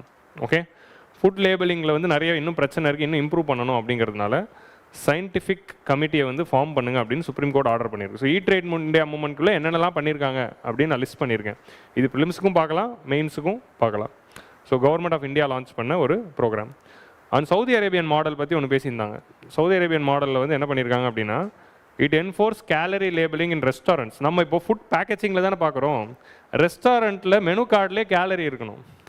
இதை நீங்கள் சாப்பிட்டீங்கன்னா உங்களுக்கு எவ்வளோ கேலரி வரப்போகுது, பிரியாணி 150 ரூபா, பக்கத்தில் எத்தனை 1000 கேலரி அதையும் போட்டுடணும் ப்ராக்கெட்டில். ஸோ அதுதான் வந்து கேலரி லேபிளிங். பிரியாணின்னு ஏன் சொல்கிறேன்னா நம்ம எல்லாருக்கும் பிடிச்ச ஃபுட்டாக இருக்கிறதுனால ஒரு ரெஃபரன்ஸ்க்கு வந்து I'm just telling. So of course அதெல்லாம் கண்ட்ரோல் பண்ண முடியாது, என்ன பண்ணுறது. So gallery labelling in restaurants imposes 50% exercise tax. 50% வந்து டேக்ஸ் தான் sugar sweet and beverages. So இந்த மாதிரி வந்து பெப்சி, கொக்கோ கோலா, ஃபேண்டா இருக்குல்ல, அதில் 50% ஜிஎஸ்டி போடுறாங்க. Okay, and 100% tax on energy drink. இந்த எனர்ஜி ட்ரிங்க்னு வருதுல்ல, ரெட் புல், அந்த ஸ்டிங், அந்த மாதிரியான விஷயங்கள் மேலே 100% டேக்ஸ் ஆன். அது விலை 40 ரூபானா டேக்ஸ் 40 ரூபா 80 ரூபா ஆகிடும். ஸோ இதுதான் வந்து டேக்ஸ் மூலமாக அந்த பொருளை வந்து டிஸ்கரேஜ் பண்ணுறது. So they are encouraging they are discouraging these goods. So வந்து it has instituted sodium limits in the process food. So sin goods எல்லாம் கண்ட்ரோல் பண்ணணும் அப்படின்னு நினைக்கிறாங்க. ஸோ அவேர்னஸ்லேருந்து நம்ம ஆக்ஷன்ஸ்க்கு போகணும். ஸோ இந்தியா நெக்ஸ்ட் என்ன பண்ணலாம் அப்படின்னா, we have to move from awareness to actions. So regulatory reforms, imposing tax on food high in sugar and salt or those failing to meet the nutritional standards could be the logical next step. So இதான் வந்து அடுத்த ஸ்டெப்பாக எடுக்கணும் அப்படின்னு சொல்கிறாங்க. Okay, நான் பிரேக்கே விடலையா? ஞாபகப்படுத்தலாம்ல, நான் மறந்துட்டேன். எடிட்டோரியல் நடத்தி ரொம்ப நாள் ஆகுது. இப்போ அடுத்த எடிட்டோரியல் 5 minutes போகலாமா இல்லை எப்படி? முடிச்சுட்டா ஒரேடியா? இன்னும் ஒன்று தான் இருக்குது. ஒரேடியா முடிச்சு விட்லாமா? சொல்லுங்க. இதுதான் டெமோக்ரஸியில் இதுதான் பிரச்சனை. டிக்டேட்டர்ஷிப்பு. ஸோ ஃபைனல் வந்து டெப்டி ஸ்பீக்கர் தான். மேபி ஒரு 5 minutes வச்சுக்கலாமா? ஒரு 5 minutes பிரேக் முடிச்சுட்டு வில் ஹாவ் 5 minutes தான். நான் கரெக்டாக 5 நிமிஷத்தில் ஆரம்பிச்சிருவேன். 5th எடிட்டோரியலும் டேட்டா பாயிண்ட்ஸ் இருக்குது. நான் எல்லா வாரமும் டேட்டா பாயிண்ட்ஸை ஆட் பண்ணுறேன். ஸோ அதனால் டேட்டா பாயிண்ட்ஸ் மட்டும் பார்த்துட்டு will wind up. Just 5 minutes. Okay, so next last editorial வந்து இம்பார்ட்டன்ஸ் ஆஃப் டெப்டி ஸ்பீக்கர். 6 yearsஸாக வந்து we are not having this position called deputy speaker. So அதனால் வந்து இதோடைய சிக்னிஃபிகன்ஸ் என்ன, டெப்டி ஸ்பீக்கர்னா யார், அதோட ப்ரொவிஷன்ஸ் என்ன அப்படின்னு டீட்டெயில்டாக அதில் பார்க்க போகிறோம். நமக்கு யூபிஎஸ்சியில் கான்ஸ்டிடியூஷனல் போஸ்ட் அப்படின்னே வந்து டைரக்ட் டாபிக் இருக்குது. அண்ட் லாஸ்ட் ஒரு 5 yearsஸில் எவ்ரி இயர் ஒன்று கேட்டுறாங்க. ஒரு வருஷம் கேக் கேட்டாங்க, ஒரு வருஷம் ஸ்பீக்கர் கேட்டாங்க. ஸோ இந்த மாதிரி வந்து எவ்ரி இயர் ஏதாவது ஒன்று வந்துடுது. Okay, so deputy speaker is next potential area. Last year was leader of opposition, போன வருஷம் கேட்டிருந்தாங்க. ஸோ இந்த வருஷம் வந்து இது கேட்கலாம். So the position of deputy speaker has been lying vacant for the last 6 years, raising the questions of constitutional adherence and democratic resilience. So 2019 2024 வரைக்கும் இருந்த இந்த கவர்மெண்ட் வந்து அப்பாயிண்ட் பண்ணல. இப்போ புதுசாக வந்து 24 கவர்மெண்ட்டும் அப்பாயிண்ட் பண்ணல. ரெண்டும் ஒரே கவர்மெண்ட் தான், பட் நம்ம பிரித்து பேசுகிறேன். 6 yearsஸாக வந்து இது வந்து அப்பாயிண்ட் பண்ணல. ஸோ லாஸ்ட் டேர்ம் ஃபுல்லாகவே வந்து டெப்டி ஸ்பீக்கரே இல்லாமல் தான் லோக்சபா போச்சு. அப்போ ஃபஸ்ட்டு டேர்மில் யார் இருந்தா? 2014 to 2019. 2014 to 19 வந்து யார் டெப்டி ஸ்பீக்கராக இருந்தாங்க? ஸ்பீக்கர், டெப்டி ஸ்பீக்கர் கேட்குறேன். தம்பிதுரை, ஏடிஎம்கே. ஸோ ஏடிஎம்கேல வந்து தம்பிதுரை அப்படிங்கிறவர் தான் டெப்டி ஸ்பீக்கராக இருந்தார். ஏன்னா டெப்டி ஸ்பீக்கர் அப்படிங்கிறது ரூலிங் பார்ட்டியில் ஒரு member. So Sumitra Mahajan became speaker. Deputy speaker அப்படிங்கிறது வந்து ஆப்போசிஷன் பார்ட்டியிலேருந்து தான் ஒருத்தர் கொடுப்பாங்க.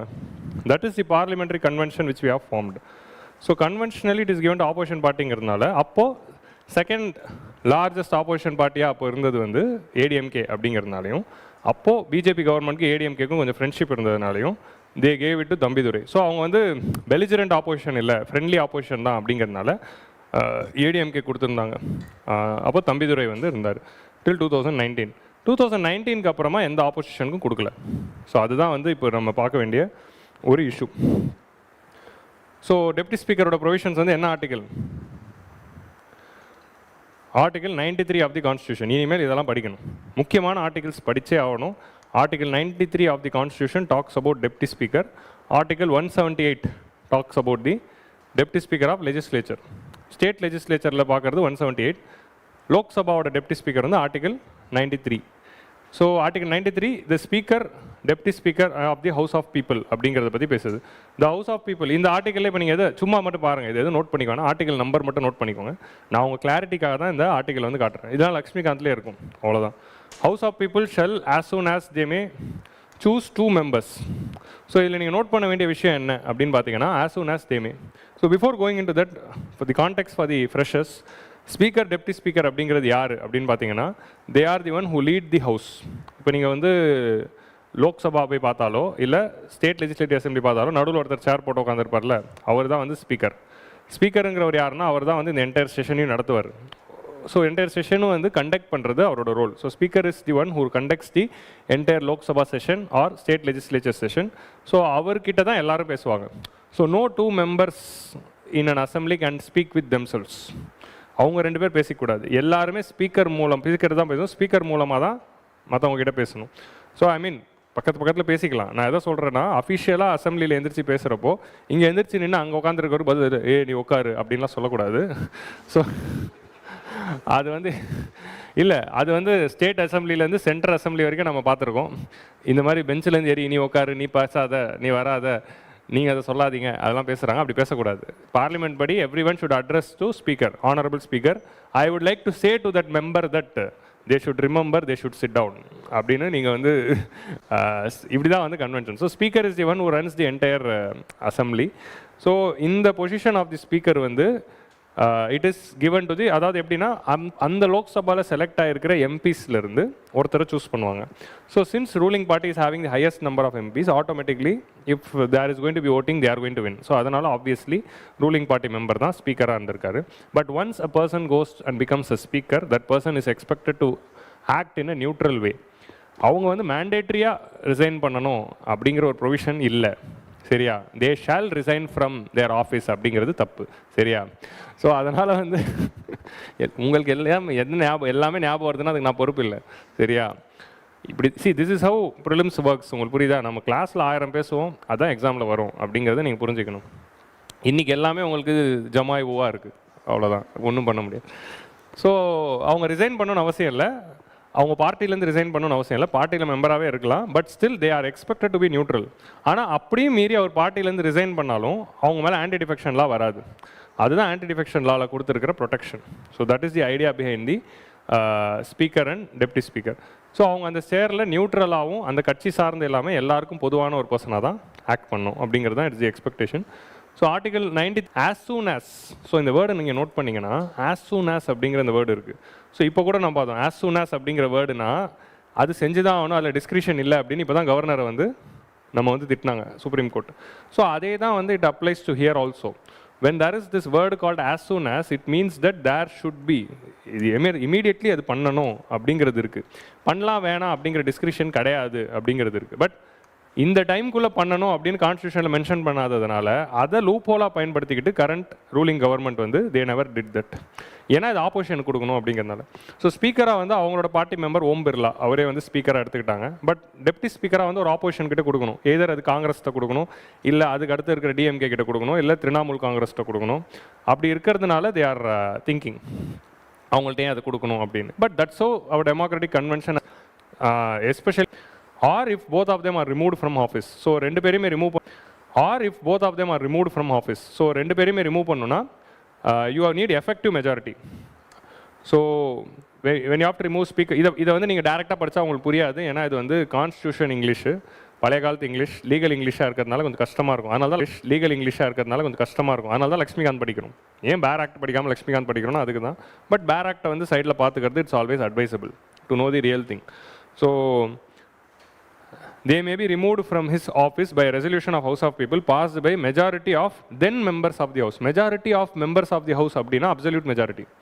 So majority of all the members of the House, all the members of the House இருந்தால் அது absolute majority, which means that நம்ம ஹவுஸில் வந்து 545 பேர் இருக்காங்க, divided by 2 போட்டு பார்த்தா 270. வந்து 545 பேர் இருக்காங்க, divided by 2 போட்டு பார்த்தா 278. ஸோ 278 ஸோ 278 வச்சு நம்ம சூஸ் பண்ணுவோம். இது absolute majority. By then members நம்ம சூஸ் பண்ணுவோம். இது absolute majority. By then members அப்படின்னு சொல்கிறதுனால இதுக்கு பேர் எஃபெக்டிவ் மெஜாரிட்டி அப்படின்னு நம்ம சொல்லுவோம். எஃபெக்டிவ் மெஜாரிட்டினா என்னதுன்னா அப்போ யார் எஃபெக்டிவ் மெஜாரிட்டி அப்படின்னு நம்ம சொல்லுவோம். எஃபெக்டிவ் மெஜாரிட்டினா என்னதுன்னா அப்போ யார் மெம்பராக இருக்காங்க, இப்போ மெம்பராக இருக்காங்க. இப்போ ஒரு 10 சீட் வேக்கண்ட்டாக இருந்தது அப்படின்னா 535ங்கிற நம்பர் தான் எடுத்துப்போம். 535 டிவைடட் பை 2 என்னவோ அதுதான் வந்து கவுண்ட் அப்படிங்கிறது தான் எடுப்போம். அதுதான் எஃபெக்டிவ் மெஜாரிட்டி. ஸோ இந்த மாதிரி டைப்ஸ் ஆஃப் மெஜாரிட்டியில் அப்சல்யூட் மெஜாரிட்டி, எஃபெக்டிவ் மெஜாரிட்டி, இதெல்லாம் ஃபஸ்ட் டைம் பார்க்குறவங்க யூ வில் ரீட், டைம் பார்க்குறவங்க you will read in the polity. So don't worry. Provided that no resolution for the purpose of the clause shall be moved at least 14 days. So 14 days notice கொடுத்துட்டு தான் they have to take the decision. Provided further that whatever the House of People whenever the House of People is dissolved, Speaker shall not vacate his office until immediately before the first meeting of next session. So அடுத்த session வரைக்கும் அவர் வந்து ஆஃபீஸை வந்து vacate பண்ணுவார். இது என்ன idea அப்படின்னா, அடுத்த இப்போ வந்து லோக்சபாவோட டைம் முடிஞ்சிடுச்சு, புது எலெக்ஷன் நடந்துச்சு, புது மெம்பர்ஸ் வந்துட்டாங்க. அவங்களோட ஃபஸ்ட்டு மீட்டிங் நடக்க போகிற முந்தின நாள் வரைக்கும் speaker will be staying as speaker. ஏன் அப்படின்னா எப்போவுமே ஸ்பீக்கர்னு ஒருத்தர் இருக்கணும் அப்படிங்கிறதுனால. ஏன் எப்போவுமே ஸ்பீக்கர்னு ஒருத்தர் இருக்கணும்னா எப்போவுமே பார்லிமெண்ட்னு ஒன்று இருக்கணும். ஸ்பீக்கர்னு ஒருத்தர் இருக்கணும் அப்படிங்கிறதுனால. ஏன் எப்போவுமே ஸ்பீக்கர்னு ஒருத்தர் இருக்கணும்னா எப்போவுமே பார்லிமெண்ட்னு ஒன்று இருக்கணும். ஸோ எப்போவுமே பார்லிமெண்ட்டுங்கிற ஒரு இன்ஸ்டியூஷன் இருந்துகிட்டே இருக்கணும், அது இல்லாமல் இருக்கக்கூடாது. அப்போ அதோட ரெப்ரசன்டேட்டிவாக ஸ்பீக்கர்னு ஒருத்தர் எப்போவுமே இருக்கணும். ஏன்னா பார்லிமெண்ட் நடத்துறதை தாண்டி ஸ்பீக்கருக்கு நிறைய அதர் ரோல்ஸ் இருக்குது. ஸோ அந்த ரோல்ஸ் பண்ணுறதுக்கு ஒரு ஆள் இருக்கணும். ஸோ ஸ்பீக்கரோட எலெக்ஷனுக்கு முந்தின, அதாவது புது எலெக்ஷன் ஒரு ஸ்பீக்கராக இருப்பார். அப்போ ஃபஸ்ட்டு செஷனில் யார் ஸ்பீக்கராக இருப்பாங்கன்னா அவர் தான் ஒரு சிலர் அவங்களுக்கு வேண்டப்பட்ட கடவுள் பேர்கள்லாம் விசித்திரமான வீடியோஸ் நம்ம பார்த்தோம். So it depends. ஸோ அது முடிச்சிட்ட பிறகு என்ன ஆகுனா, அப்போ தான் எல்லோரும் எம்பி ஆகிறாங்க. ஒன்ஸ் அவங்க எம்பி ஆன பிறகு என்ன ஆகுது, then only they are electing the speaker. So president shall fix a date for the speaker's election அப்படின்னு கான்ஸ்டியூஷனில் இருக்குது. யாருன்னா பிரசிடென்ட். ஸோ பிரசிடென்ட் தான் ஒரு டேட்டை வந்து ஃபிக்ஸ் பண்ணுவார். அன்றைக்கி எல்லாருமே சேர்ந்து என்ன பண்ணுவாங்க, அது இப்போ எப்படி இருக்குன்னா ஓட்டிங்லாம் நடக்கிறது இல்லை. பிரைம் மினிஸ்டர் எந்திரிச்சு ஒருத்தர் வந்து ப்ரப்போஸ் பண்ணுவார், நான் வந்து ஓம் பிர்லாவை ஸ்பீக்கர் ஆக்கணும்னு ப்ரப்போஸ் பண்ணுறேன் அப்படின்னு சொல்லுவார். உடனே ஹோம் மினிஸ்டர் இருந்து நான் அதை வழிமுறைக்கிறேன், ஐ எம் செகண்டிங் திஸ் அப்படின்னு சொல்லுவார். உடனே ராஜ்நாத் சிங் எந்திரிச்சு நானும் செகண்ட் பண்ணுறேன் அப்படின்னு ஒரு ரூலிங் பார்ட்டிலேருந்து ஒரு 3 பேர். ஜென்ரலாக வந்து அன்அப்போஸ்டாக தான் அது நடக்கும், ஏன்னா இட்ஸ் அண்டர்ஸ்டுட். ஸோ ஆப்போசிஷன்லேருந்து ஒரு 2-3 பேர் வந்து நானும் வழிமொழிகிறேன் அப்படின்னு சொன்ன உடனே thus the person is elected as speaker அப்படின்னு ப்ரோட்டம் ஸ்பீக்கர் சொல்லுவார். ஸோ ப்ரோட்டம் ஸ்பீக்கர் சொன்ன உடனே இவர் எழுந்து போயிடுவார், அவர் வந்து உட்காந்துருவார். அவர் வந்து உட்காந்த பிறகு தான் ஸ்பீக்கர் வரும். So now speaker will fix a day for the election of deputy speaker. So ஸ்பீக்கரோட எலெக்ஷனோட டேவை ஃபிக்ஸ் பண்ணுறது பிரசிடென்ட்னா, டெப்டி ஸ்பீக்கரோட எலெக்ஷனை யார் ஃபிக்ஸ் பண்ணுறான்னா ஸ்பீக்கர். இதுதான் ப்ரிலிம்ஸில் வந்து நம்ம கன்ஃபியூஸ் பண்ணுவாங்க. So speaker will fix a date for the election of deputy speaker. அப்போ என்ன பண்ணுவாங்கன்னா, ஆப்போசிஷன்லேருந்து ஒருத்தர் நான் வந்து ப்ரப்போஸ் பண்ணுறேன்னு பிரைம் மினிஸ்டர் சொல்லுவார். ஏன்னா prime minister is leader of the House. So அவர் தான் ப்ரப்போஸ் பண்ணணும். ஸோ அவர் வந்து ஆப்போசிஷனில் நான் தம்பிதுரையை அவர்களை நான் வந்து ஸ்பீக்கராக ப்ரப்போஸ் பண்ணுறேன் அப்படின்னு சொல்லுவார். உடனே வந்து எல்லாரும் நானும் வழிமுறையணுன்னா அவர் வந்து டெப்டி ஸ்பீக்கராக வந்தோன்னா அவர் வந்து கை கொடுத்துட்டு வணக்கம் சொல்லிட்டு போயிடுவார். ஸோ இதுதான் வந்து நடக்கும். உங்களுக்கு புரியுதா? ஸோ பார்லிமெண்ட்லாம் விஷுவலாக இதெல்லாம் பார்த்துட்டு அவங்க மறக்கவே மறக்காது. பாலிட்டிலாம் ஆன்சர் பண்ண ஈஸியாக இருக்கும். பட் அதுக்காக உட்காந்து பார்லிமெண்ட் செஷன்லாம் பார்க்க சொல்ல, அது வேஸ்ட் ஆஃப் டைம் தான். ஏன்னா அவங்களே எதுவுமே பண்ணுறதில்ல. ஸோ நம்ம நியூஸில் வந்து பார்த்துக்கலாம். But still I am telling, இப்போ புரிஞ்சிச்சா எப்படி எலெக்ஷன்லாம் நடக்குதுன்னு? ஸ்பீக்கரோட எலெக்ஷன் இப்படி தான் நடக்கும். So this is the whole idea behind the thing. So Article 93 says that provision of deputy speaker, the language of the article includes that as soon as அப்படின்னு இருக்கிறதுனால it implies urgency and necessity and it's not a discretion.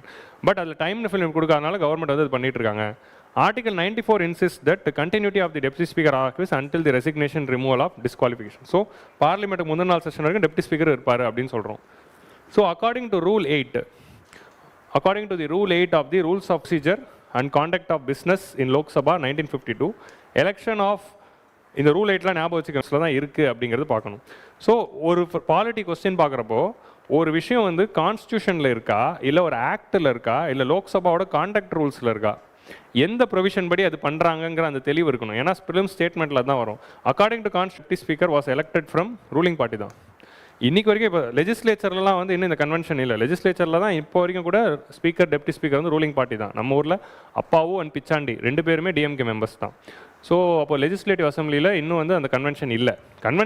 So இங்கே அந்த convention இல்லாததுனால speaker deputy speaker 2 பேருமே வந்து ruling பார்ட்டிலேருந்தே தான் எடுக்கிறாங்க.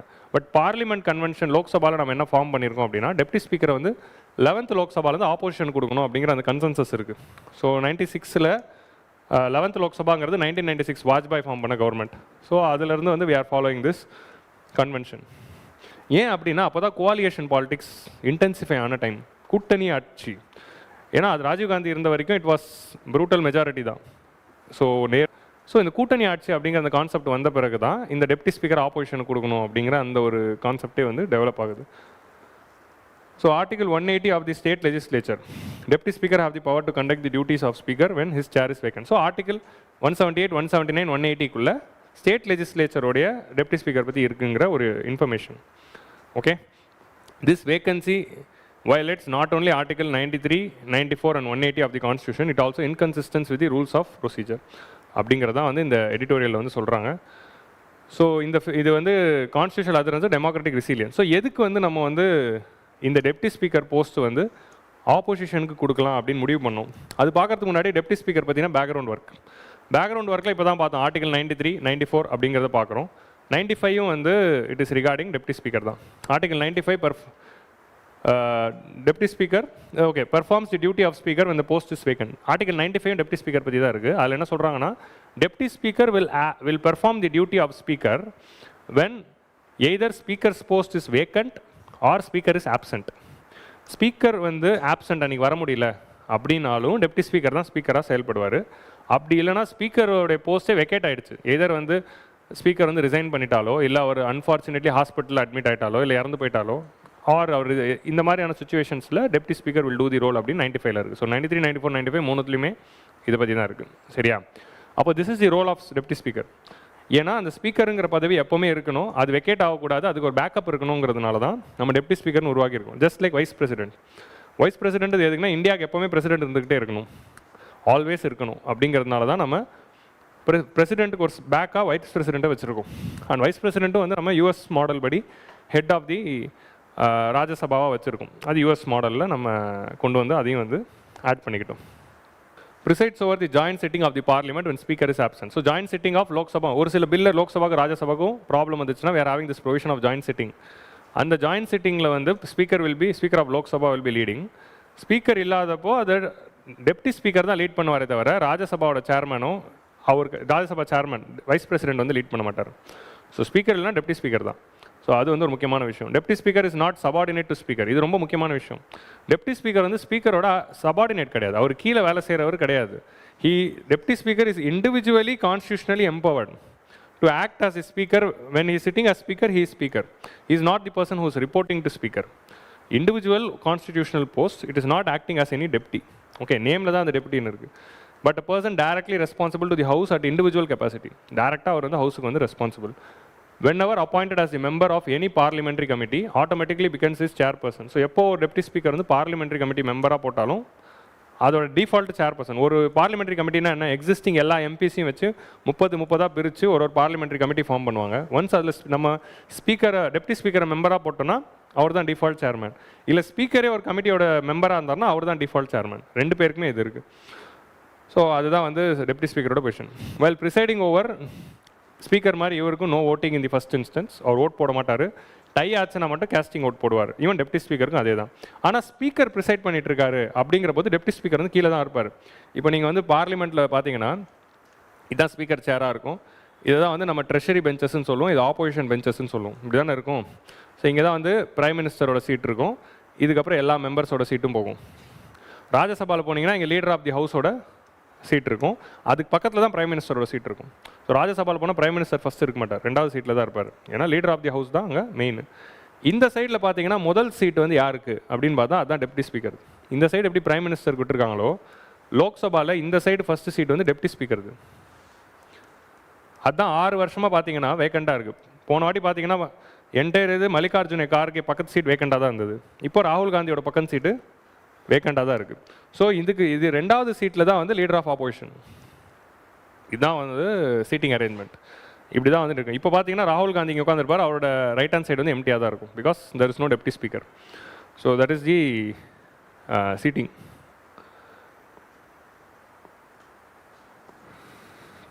So when speaker is presiding over, deputy speaker is just speaker உட்காந்துருக்கோ டெப்டி ஸ்பீக்கர் வந்து ஒரு எம்பி தான். ஓகே, அப்போ தம்பிதுரை வந்து ஒரு ஏடிஎம்கே எம்பியாக மாறிடுவார். அவர் டெப்டி ஸ்பீக்கராக வரும்போது அவர் தான் ஸ்பீக்கருக்கான எல்லா பவரும் இருக்கும். ஸோ அதுதான் அதோட idea. Office of speaker and deputy speaker originated. இதுதான் வந்து ப்ரிலிம்ஸ்க்கு ரொம்ப முக்கியம். Government of India act 1919 Montagu Chelmsford ரிஃபார்ம்ஸில் தான் நம்ம டெப்டி ஸ்பீக்கர் அப்படிங்கிற அந்த ஆஃபீஸை கிரியேட் பண்ணோம். அண்ட் இட் வாஸ் அப்போது கவர்மெண்ட் ஆஃப் இந்தியா ஆக்டில் அதுக்கு வந்து பிரசிடென்ட் டெப்டி பிரசிடென்ட் அப்படிங்கிற வேர்டு தான் இருக்குது. ஸ்பீக்கர் டெப்டி ஸ்பீக்கர்னு இல்லை. அது ஸ்பீக்கர் டெப்டி ஸ்பீக்கர்னு எப்போ மாறுச்சுன்னா கவர்மெண்ட் ஆஃப் இந்தியா ஆக்ட் 1935 தான் மாறுச்சு. பட் அது என்னதான் government of India act 1935 speaker deputy ஸ்பீக்கர்னு நம்ம மாற்றினாலும் கன்வென்ஷனாக நம்ம யூஸ் பண்ணும்போது அது மாற்றலை. இண்டிபெண்டன்ஸ்க்கு அப்புறமா தான் நம்ம அதை 47க்கு அப்புறமா தான் ஸ்பீக்கர் டெப்டி ஸ்பீக்கர்னு சொல்லுவோம். Till 1947 it's called as president deputy president அந்த ஹவுஸில். ஓகே, அப்போ 1921 முன்னாடி யார் வந்து அதை லீட் பண்ணிட்டு இருந்தாங்கன்னா கவர்னர் ஜெனரல். கவர்னர் ஜெனரலே வந்து தான் வந்து சென்ட்ரல் லெஜிஸ்லேட்டிவ் அசம்பிளியில் உட்காருவார் ஸ்பீக்கராக. அது 1919 கவர்மெண்ட் ஆஃப் இந்தியா ஆக்ட்லேருந்து தான். மாடர்ன் இந்தியா கொஸ்டின்ஸ்லாம் பார்த்தீங்கன்னா 90% ஐஎன்எம்மில் 90% கொஸ்டின் பர்சனாலிட்டி தான். பர்சனாலிட்டி தவிர வேறு கேட்க தெரியாது, வெறுமனே ஒரு ஆளை பற்றி தான் கேட்பாங்க. ஸோ அதனால தான் மாடர்ன் இந்தியா ரிவைஸ் பண்ணும்போது குரூப் 1க்கு பர்சனாலிட்டிஸை பாருங்கள். So Sachchidanand Sinha was the first speaker and deputy speaker of CLA. சிஎல்னா சென்ட்ரல் லெஜிஸ்லேட்டிவ் அசம்பிளி. அப்போ பிரிட்டிஷ் டைமில் அதோட பேர் அதுதான். 1925 தான் வந்து ஆக்சுவலி என்னதுன்னா 1921 வந்து ஃப்ரெட்ரிக் ஒயிட்டையும் சச்சிதானந்த் சின்ஹாவையும் வந்து எலெக்ட் பண்ணல. அப்போ இருந்த கவர்னர் ஜெனரல் வந்து நாமினேட் தான் பண்ணியிருப்பாரு. ஸோ எலெக்டட் கிடையாது. ஃபஸ்ட்டு ஸ்பீக்கருக்குன்னு ஒரு எலெக்ஷன் நடந்து அப்போ இருந்த அசம்பிளியில் மக்களாக தேர்ந்தெடுத்த ஸ்பீக்கர் யாருன்னா அதுதான் Vithalbhai Patel. Vithalbhai Patel is the first Indian speaker and also the elected speaker. அவர் இந்தியனும் அவர் தான் ஃபஸ்ட்டு எலெக்டடும் பண்ணுறாங்க. ஸோ வித்தல்பாய் பட்டேல் தான் இருந்தார். 1947 அப்புறமா இந்தியாவோட ஃபஸ்ட்டு ஸ்பீக்கர் யார்? ஜிவி மவ்லங்கர். அப்போ டெப்டி ஸ்பீக்கர் யார்? அனந்தசயனம் ஐயங்கார். ஸோ இதான் வந்து இந்தியாவுடைய first speaker and deputy speaker. Group 1 சரியா? குரூப் 1 மோடில் எல்லோரும் இருக்கிறதுனால சரி இதெல்லாம் பார்த்து வச்சுக்கோம். So first speaker and deputy speaker யாருன்னா GV Mavalankar and Ananthasayanam Ayyangar. So நம்மளுடைய கான்ஸ்டியூண்ட் அசம்பிளி தான் வந்து பார்லிமெண்ட்டாகவும் இயங்குச்சு, கான்ஸ்டியூண்ட் அசம்பிளியாகவும் இயங்குச்சு. கான்ஸ்டியூண்ட் அசம்பிளியாக மீட் பண்ணும்போது Rajendra Prasad was the president. So அது வந்து பார்லிமெண்ட்டாக செயல்படும் போது Mavalankar was the speaker. So Mavalankar தான் 1956 வரைக்கும் இருந்தார். அனந்தசயனம் ஐயங்கார் தான் வந்து டெப்டி ஸ்பீக்கராக இருந்தார். ஸோ ஃபஸ்ட்டு இந்தியாவுடைய ஃபஸ்ட்டு டெப்டி ஸ்பீக்கர் வந்து அனந்தசயனம் ஐயங்கார், நம்ம ஊருக்கார் தான்.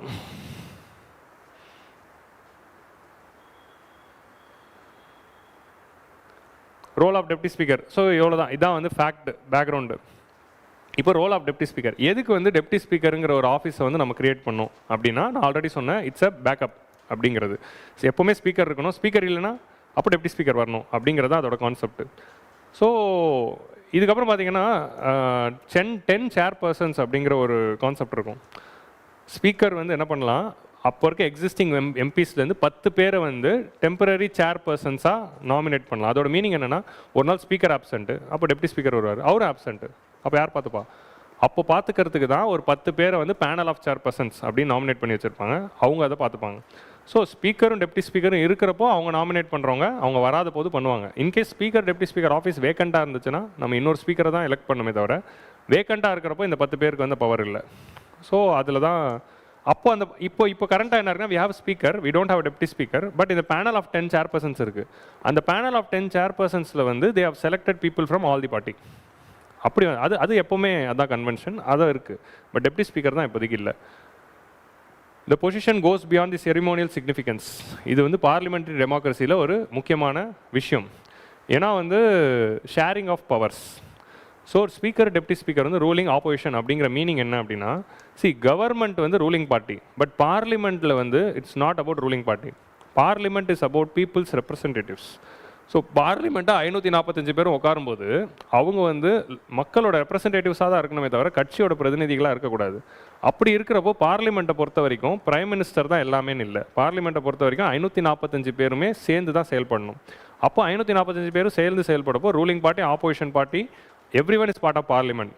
ஸோ அந்த பார்லிமெண்ட்ரி கன்வென்ஷனை ஹைலைட் பண்ணுறதுக்காக தான் ஸ்பீக்கர் ரூலிங் பார்ட்டிலையும் ஆப்போசிஷன் டெப்டி ஸ்பீக்கர் ஆப்போசிஷன் பார்ட்டிலையும் இருக்கணுங்கிற அந்த கன்வென்ஷன் டெவலப் பண்ணணும்.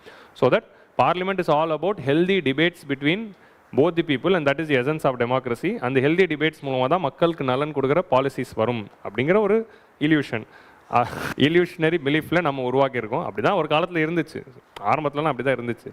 அப்புறம் போக தான் நம்ம அனுப்பின ஆளுங்க கொஞ்சம் சரியில்லை.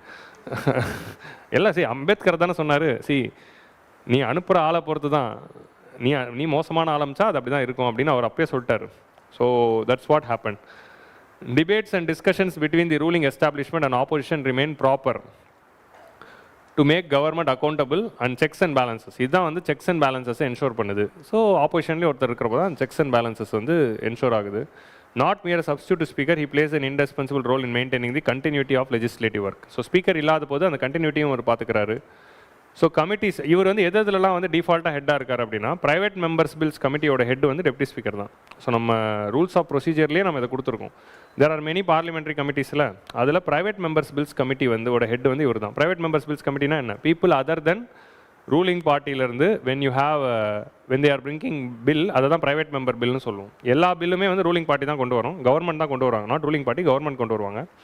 அதாவது மினிஸ்டர்ஸ் கொண்டு வருவாங்க. மினிஸ்டர்ஸ் இல்லாமல் யார் பில் கொண்டு வந்தாலும் அது ப்ரைவேட் மெம்பர் பில் தான் சொல்கிறோம். பிஜேபி மெம்பர் கொண்டு வந்தாலும் அது ப்ரைவேட் மெம்பர் பில் தான். a person who is not a minister, whenever they are bringing a bill, it is a private member bill. So அந்த private member bills எல்லாம் handle பண்ணுற affairs தான் committee on private members bills. So அதோட head அவர் தான். House budget கமிட்டியோட ஹெட்னு அதுதான். லோக்சபாவோடைய budget பார்த்துக்கிறாங்க. லோக்சபாக்குன்னு ஒரு செலவு இருக்குல்ல, அந்த செலவுகளெல்லாம் பார்த்துக்கிற கமிட்டியோட ஹெட்னும் டெப்டி ஸ்பீக்கர் தான். அண்ட் நியூட்ரல் ஆர்பிட்ரேட்டராகவும் அவர் வந்து செயல்படுறாரு டிஸ்கஷன்ஸ் அப்போ.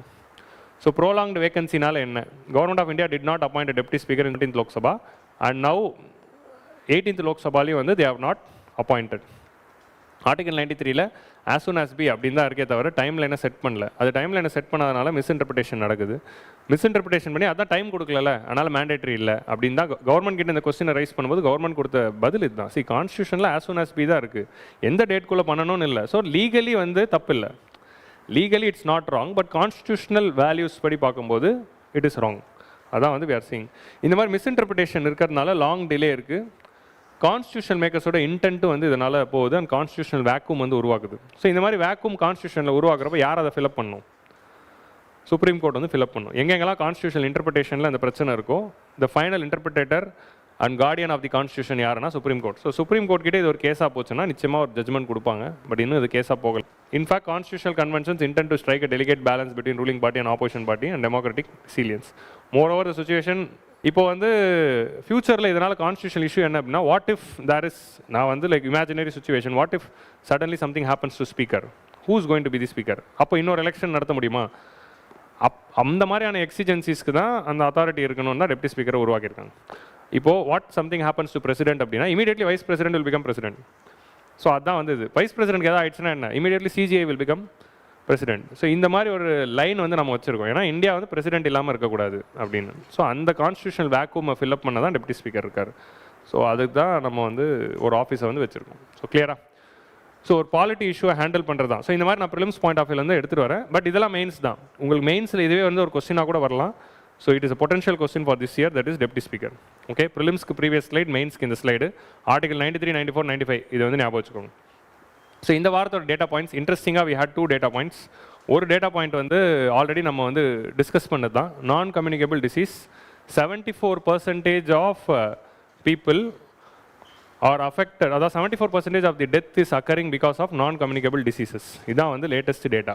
ஓகே, ஸோ இந்த டேட்டா பாயிண்ட் இப்போ நீங்கள் ஃபஸ்ட் அட்டம் டெஸ்ட்லாம் வந்து டேட்டா பாயிண்ட் எப்படி அப்ரோச் பண்ணணும் அப்படிங்கிறத இதை வச்சு கற்றுக்கோங்க. வாரத்தில் மண்டே, டியூஸ்டே, வெனஸ்டே, தேர்ஸ்டே 4 நாளும் டேட்டா பாயிண்ட் வரும். எல்லா டேட்டா பாயிண்டில் இருக்கிற எல்லா டேட்டா, எல்லா கிராஃபும் நமக்கு தேவையில்லை. We only need 1 data from that entire week. அப்படி தான் இருக்கும். ஸோ அந்த ஒரு டேட்டா மட்டும் எது எடுக்கணுங்கிறது தெளிவாக நம்ம நான் கம்யூனிகபிள் டிசீசஸ் வந்து ஓவர் 24லேருந்து 2020 வரைக்கும், பேண்டமிக் வரைக்கும் இருக்கிற கிராஃப் இது. கம்யூனிகபிள் டிசீஸ்லாம் பயங்கரமாக குறைய ஆரம்பிச்சிடுச்சு. there is a drastic fall. Communicable diseaseலாம் பயங்கரமாக குறைய ஆரம்பிச்சிடுச்சு. there is a drastic fall because of improvement in the health system, because of vaccinations, it has fallen drastically. But இங்கே லைட்டாக ஏறினது காரணம் என்ன? COVID-19 is a communicable disease. So அதனால தான் இங்கே வந்து லைட்டாக ஏறி இருக்கே தவிர otherwise it's a drastic fall. So இது வந்து ஒரு முக்கியமான ட்ரெண்ட். நான் communicable diseases has fallen drastically in the last 2 decades. But however there is a slight dip. But communicable disease பார்த்தீங்கன்னா இது வந்து ஏறிட்டே தான் இருக்குது அப்படிங்கிறத we are seeing. Okay, over the time more and more Indians have been dying because of non-communicable diseases. Fewer have been dying from communicable diseases. However, this trend வந்து it was reversed when there was a short span of ஒரு line ஞாபகம் வச்சுக்கலாம். இது ப்ரிலிம்ஸில் வந்து இதுவே statement type கொஸ்டின்ஸாகவும் வரலாம், R மெயின்ஸில் answer ரைட்டிங்க்கு உங்களுக்கு use பண்ணிக்கலாம். அவ்வளோதான், இப்படி ஒரு ட்ரெண்ட் இருக்குது அப்படிங்கிறத we can understand. சரியா? ஸோ இந்த ஒரு கிராஃப் தான். அதில் ஆக்சுவலி அந்த ஆர்டிக்கலில் பார்த்தீங்கன்னா 9 கிராஃப் இருக்கும். அதெல்லாம் தேவையே இல்லை. சும்மா ஒரு அடி ஏதாவது வேடிக்கை பார்க்கணுன்னா பார்க்கலாம். இந்த ஒரு கிராஃப் தான் நமக்கு போதும். இந்த ஒரு ட்ரெண்ட் மட்டும் நம்ம ஞாபகம் வச்சுக்கலாம். ரெண்டாவது டேட்டா பாயிண்ட் வந்து it's a very very important arms deal. So actually there was a mains question also 2000, if I'm right it is 2019 2021 இருக்க மெயின்ஸ் கொஸ்டின் என்ன அப்படின்னா, compare at the and contrast the defense deal between India and USA and India and Russia.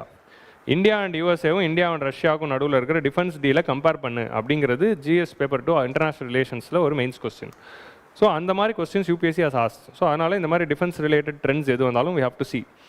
Arms deals, India moves away from Russia but Pakistan is moving away from USA. ஹிஸ்டாரிக்கலாக cold war era பாலிடிக்ஸில் என்னாச்சு? Cold வாரில் world was divided into USA, USSR. Okay, நம்ம ஊரில் நம்ம எப்படி divide பண்ணிட்டோம்? நம்ம வந்து we were divided into Pakistan and India, Pakistan became ally of USA. அவங்க வந்து தே சைன்ட் இட். அவங்க வந்து சியாட்டோவும் சென்டோவும் சைன் பண்ணி ஆலியாவே மாறிட்டாங்க. But India became friend of USSR. ஃப்ரெண்டாக தான் இருந்தோம், இட் பிகம் ஆலி. ஆலிக்கும் ஃப்ரெண்டுக்கு என்ன வித்தியாசம்? ஃப்ரெண்டுனா சும்மா ரெண்டு பேர் ஃப்ரெண்ட்ஸ், ஆலினா சைன் போட்டு அக்ரிமெண்ட்டாக மாறுறது, தட் இஸ் ஆலி.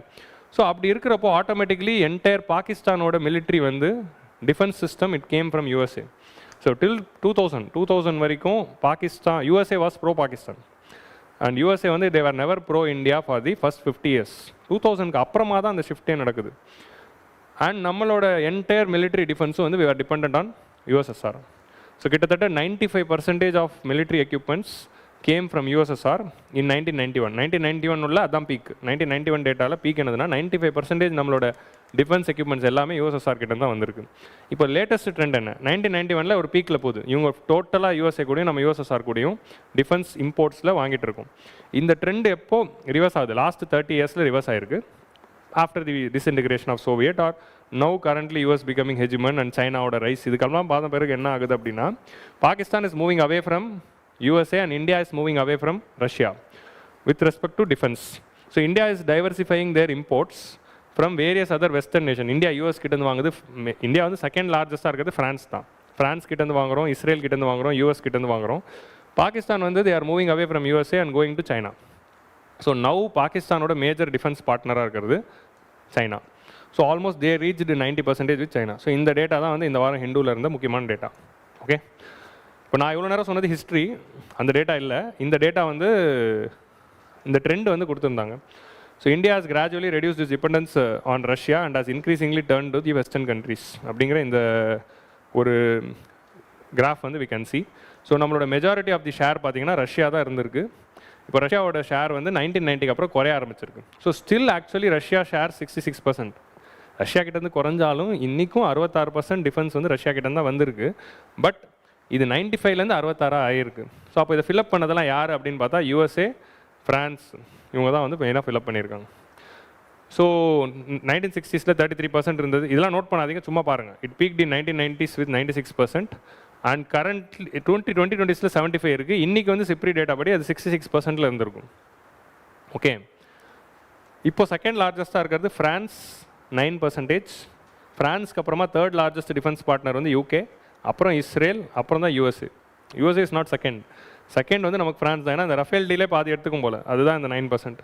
நெக்ஸ்ட் வந்து யூகே இருக்குது, இஸ்ரேல் இருக்குது, அப்புறம் தான் வந்து யூ ஹேவ் யூஎஸ்ஏ. இஸ்ரேல் கூட இப்போது Barak missile, this Barak missile was in news because of Sindoor.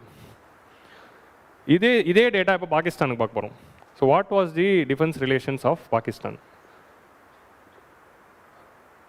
In contrast, Pakistan has historically sourced the majority of its weapons from China and from USA.